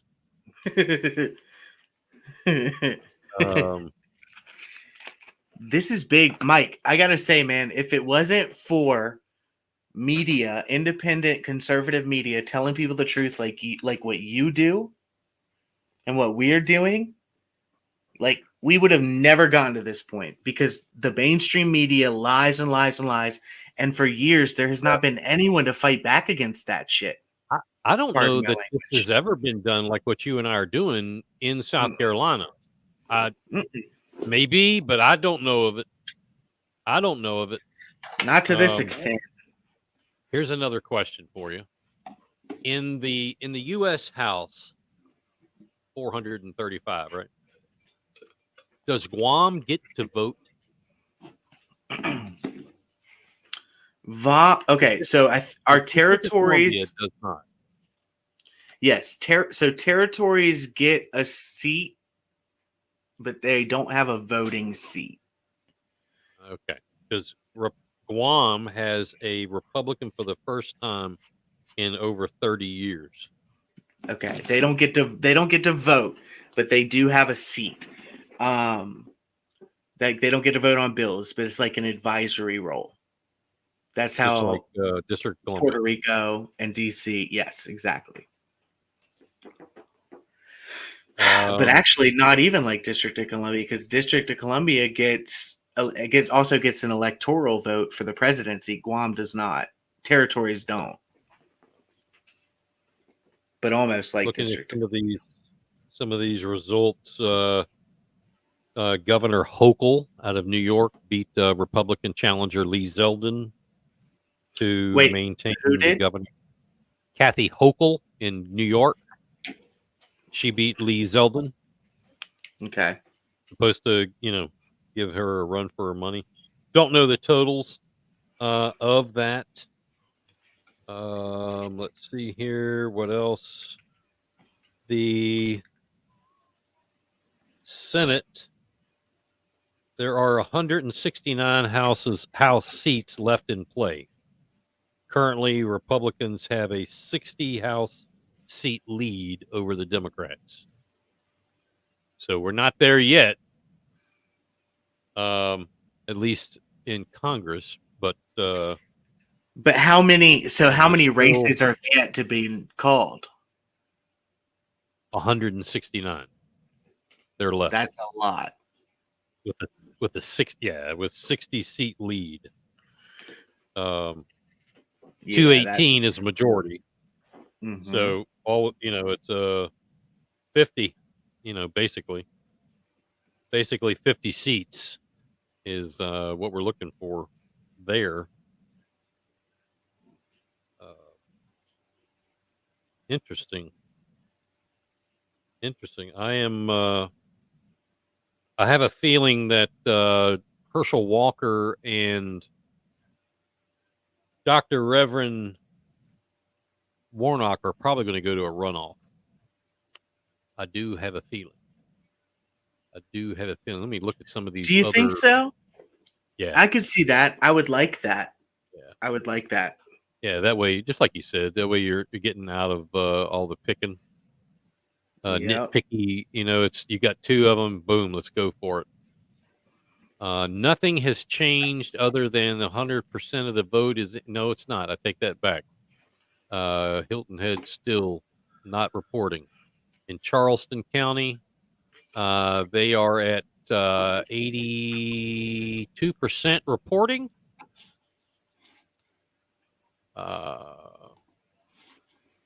So it's official, Berkeley County. All of the ones that we looked at when they had like 60 or 70% in, right. All of those school board candidates, we were right. We have flipped the board with 75% of Mom for Liberty candidates being elected in Berkeley County. So that's one board that we took. Awesome. Another one we looked at was Dorchester, wasn't it? And that one had a couple of questions. Dorchester, I think it was school board. Charleston, actually. No, that's right. Dorchester was all very close. Yeah, let's look at those. And they're at 100% now. Okay. Let's bring it up on the screen. Yeah. Let's see. Dorchester. Bates, Farnsworth, Powell, and Hughes. Mm-hmm. If my math is right. Mm-hmm. Wow. So Kelly Bates is the only one on our side that won. What part of Dorchester County is District 2? The vast majority. D4 really? Is tiny. So are you saying these others are I mean they're like Democrats? Gail Hughes, Justin Farnsworth, both of them were pro-mask over and over again. The ones that helped organize Dorchester County employees to fill every seat in school board meetings so that parents could not sit in the board meetings and were locked outside. Yes. That's Justin Farnsworth, Gail Hughes, and I believe Cynthia Powell also was an incumbent there. But this is, what happened? I had to stay out of it because of the certain groups of people there that anytime I try to help, they come and they start attacking. And man, we could have to all the people in Dorchester District 2, we could have done something. We could have taken this board, but the clowns, and you know who I'm talking about, they screwed you over.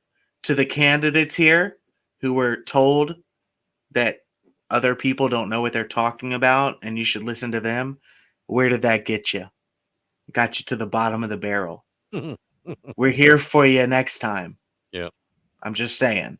Just saying. Look everywhere else. Everywhere else that we went in and helped. Everywhere else we won. Dorchester, for some reason. What a coincidence, huh? Yeah. Golly. Huh. Yep. Now District 4, is that near District 2? I don't know how you all cut that up. Like District 4 it's almost there's nothing wrong in District 4. It's a very tiny area. Right. And yeah, not many people voted. Yeah, just a few schools. Yeah, you see, it's a very, very small area. So there really aren't any issues there. It's an ignored area. It's a rural part, and it's just, not many people, few schools. So anyway. I'm still curious about this District 95. What other county? I mean, that's newsworthy there. All of these are still the same as we reported earlier. They just solidified what we were calling. Let's go over here. I'm going to bring up the statewide tabulation. I think this is that was District 95. Yeah. The majority of it is in Orangeburg. Okay. And it was Jerry Govin and who else? No, it was Gilda Cobb Hunter and Jeffrey Sela. Okay, hold on. See if it's here on the. Let's see. Yeah, it will be here. Here we go. 11, 12. We're going to find out if Gilda Cobb Hunter has to pack her bag. I'd do the dance a jig, as they say. Gosh, come on, get all the way down here. See, she's supposed to be District 66. Oh, man. Nope. They changed her. Okay, so she won. Yeah. Well, it was short-lived excitement. But 40%. 40%. That's almost 41. Wow. Almost 41%. I mean, to me, and only 13,000 voted. To me, that tells, and I have no idea who Jeffrey Sela is. Yeah. I'm impressed. That's a 2024. Yeah. So let's go back up here to the top. Since we're talking about the State House. Yeah. The possibility of a supermajority. Let's go all the way back up here to District 1. I will count them. I will count them off as we go. All right. Republican. District 2, Republican. 3, Republican. 4, Republican. 5, Republican. 6, Republican. 7, Republican. 8, Republican. 9, Republican. 10, Republican. 11, Republican. 12, Republican. 13, 14.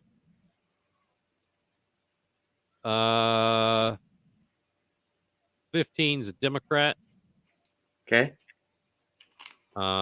16 Republican, 17 Republican, 18 Republican, 19 Republican, 20, 21, 22, all Republican.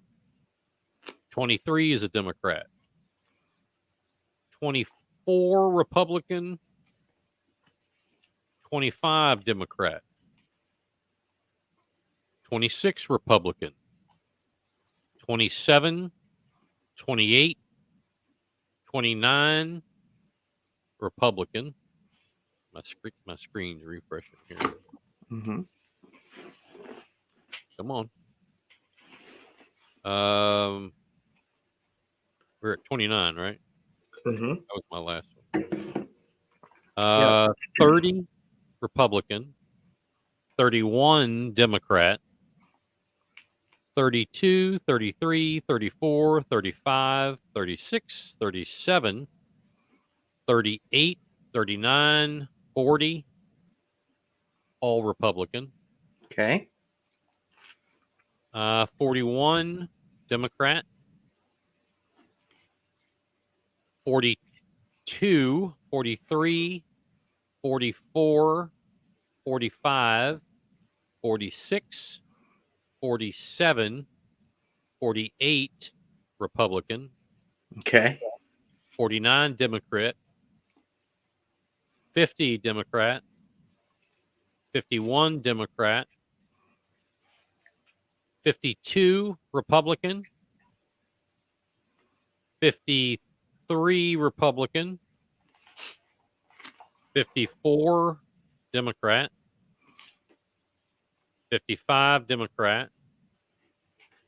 56, Republican. 57, Democrat. 58, Republican. 59, Democrat. 60, 61, Republican.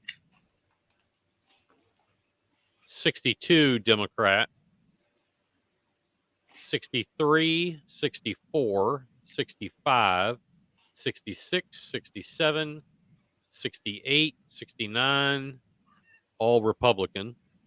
Okay. 70, Democrat. 71, Republican. 72, Democrat.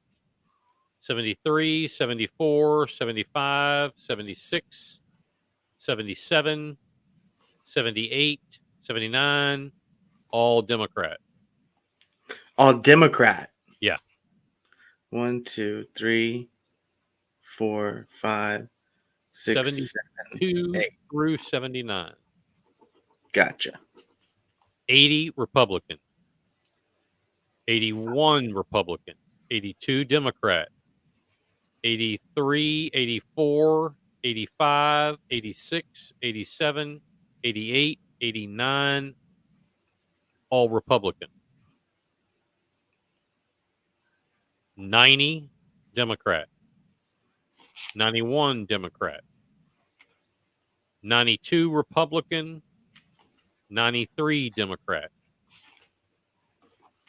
94, Republican. 95, Democrat. 96, 97, 98, 99, 100, all Republican. 101 and 102, Democrat. 103, Democrat. 104, 105, 106, 107, 108, all Republican. 109, Democrat. 110, Republican. 111, Democrat. 112, Republican. 113, Democrat. 114, Republican. 115, Democrat. 116, 117, 118, all Republican. 119, Democrat. 120, Republican. 121, Democrat. 122, 123, 124, Republican. That's it. So that's all of them. That's all of them. Okay. 5, 10, 15, 20, 25, 30, 35, 40, 45, 50, 55, 60, 65, 70, 75, 80, 85, 86, 87 Republicans. 5, 10, 15, 20, 25, 30, 35, 36, 37 Democrats. And we needed 83 for a supermajority. And again, we had 5, 10, 15, 20, 25, 30, 35, 40, 45, 50, 55, 60, 65, 70, 75, 80, 85, 86, 87. 87. But I don't think might have that a supermajority in the South Carolina House. How about that? We do. Wow. We have a super majority. Called it. Unbelievable. I called we it. called it here first. We called it here. It was done here. See, I keep telling these people I know what I'm talking about. Dude.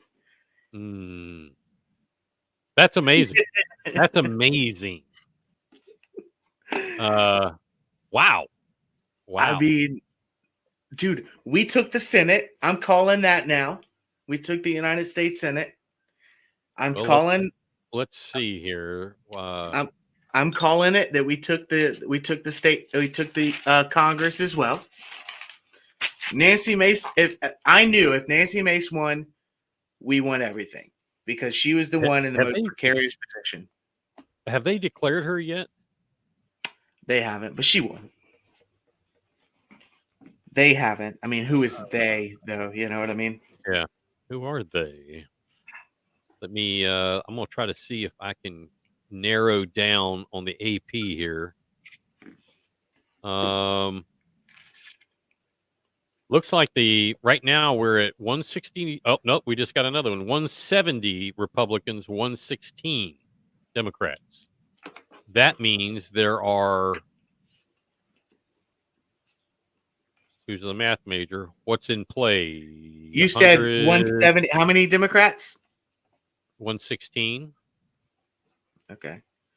86. That's 286 total. All right. Yeah. And how many seats are there? 423? 435? That's 438? 435, I think. Let me try to find South Carolina here. I don't think. Dadgummit. Oh, here you go. That means 149 seats are in play. So South Carolina, why is that not coming up? They're probably not calling that one yet. But I mean, I've got ones I'm showing here that they're not called, but they're not even showing. I mean, they're not showing any. Something I'm not doing. We're going to get it for you. Oh, here we go.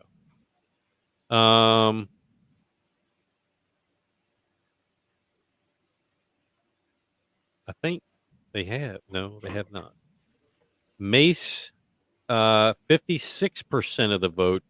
Andrews, 42% of the vote. 91% in. Yeah. So Mace won that one. She'll win that one. Yeah. Clyburn, when it's all said and done, I mean, 118,000. It's 61% to 38. That's. Yeah. And they know the precincts. Yeah. He's in.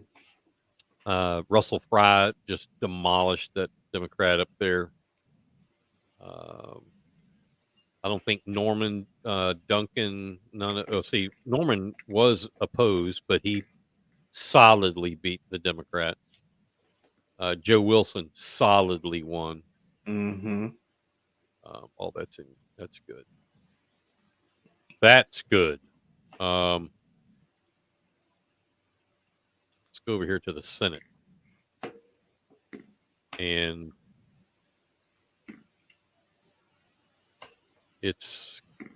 looks like right now it's 46 Democrats, 45 Republicans.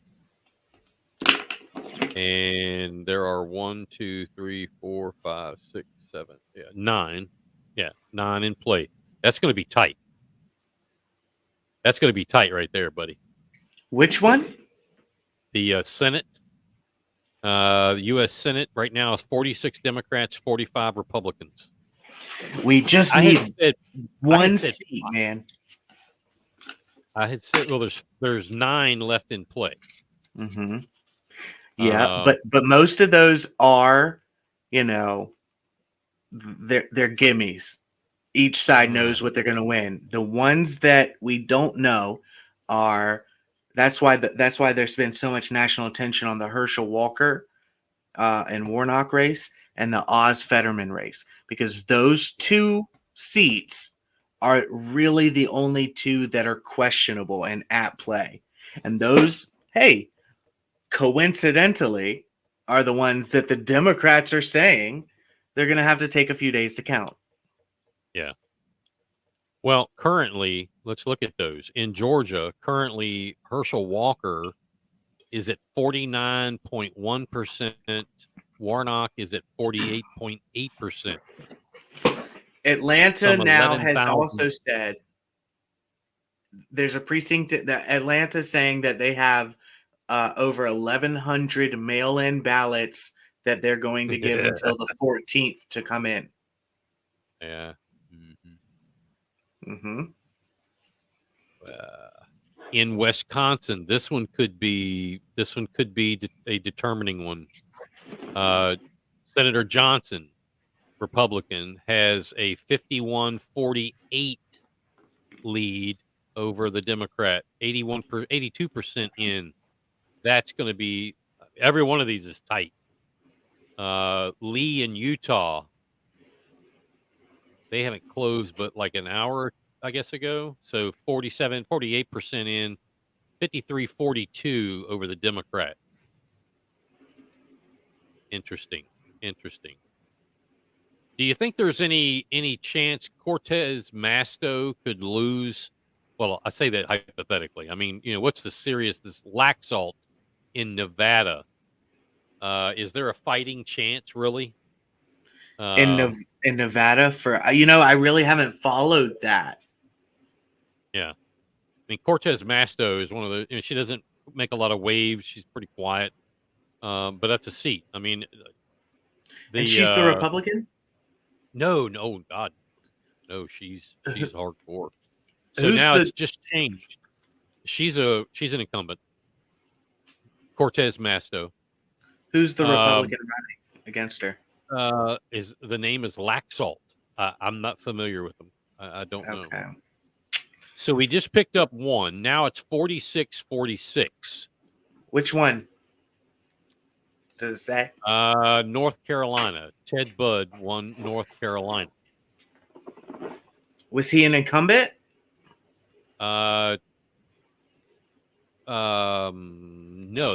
they were both Oh, it was an open seat. Open seat. Okay. It took out, and I'm at a loss of words for the senator that was there. Was that Tillis? Or no? Anyway, Bud 50.75 over Beasley 47%.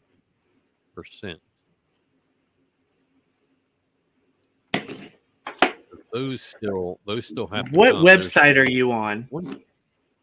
I'm going back and forth between Fox News Elections and the Associated Press.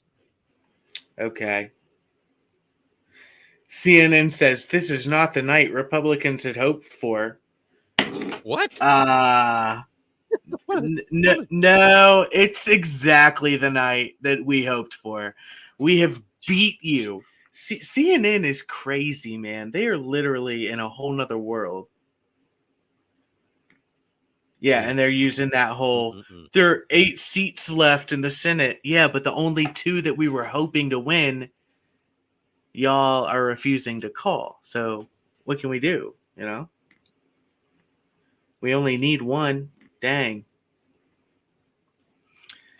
J.D. Vance, Yeah. I love that. J.D. Vance won the Ohio Senate race. That is huge. Okay, so we still have races in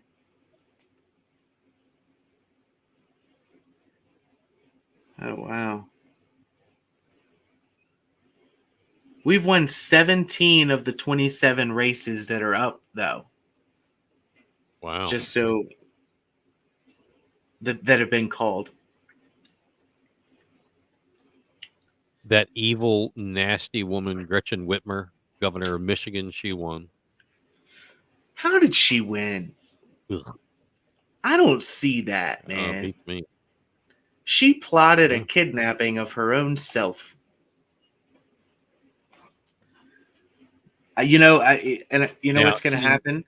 Oh, we just gained another House seat. We've got 171 House seats to their 119 with 145 left in play. Must have been Nebraska. Yeah, maybe so. You know, in Hawaii and Alaska, they haven't even closed their polls yet. No, You know, They've got we got like hours. 2 hours. Yeah, At least, something like that. Okay. I don't think we're gonna know anymore tonight, my friend. Yeah, I don't think so. Because Pennsylvania's already told us it'll be a few days. You know what, man? I just want to say, first off, thank you so much to all of the people who watch this. Well, thank you to you. Oh man! And I want to, I like to, obviously thank you, but all of these sponsors, Mylene and United Digital, obviously, thank you so much. This was the United Digital election night coverage. Other sponsors, Joe's Barbershop in Bluffton, MXM Productions, Marshview Contracting, Peerless Coatings, Bootstrap Real Estate, Lawrence County Buzz, God Bless America, ETF, y'all. Go check that out. And Everlasting Events. Thank y'all are awesome. Yeah. Stay with us, as we go along. It's awesome. And and all you folks that are out there that have been with us for, what is it now? 5 hours and 8 minutes. 5 hours. And we still have a crew on there. So I'll tell you what. Before we sign off, though, Mike, I just gotta say, like, this is one of those things. This is the first election coverage that we've done together. It's the first live election coverage I've ever done. But I think that we have now proved the concept, and that over the course of the coming months and weeks, we are going to be building something massive, guys. And I think that everyone here, all of the people that have been watching all day and all night, we really appreciate you guys tuning in. And Mike, I'll tell you what, man, seriously, when I appreciate everything that you do, man. Oh, likewise, buddy. Likewise. And I'm really happy to be working with you. I think that we've got Big Patriot Radio. I'm so excited for it. I am so excited for it. So that's gonna be cool. And I'm not just pulling your leg. I think it's something that is so needed in this state, and it's going to fill a niche that's necessary. So spreading the conservative word, man. Spreading the conservative word, buddy. Absolutely. So thank you for all you do. Thank you, folks, for joining in with us. Corey, when is your next podcast going to be on?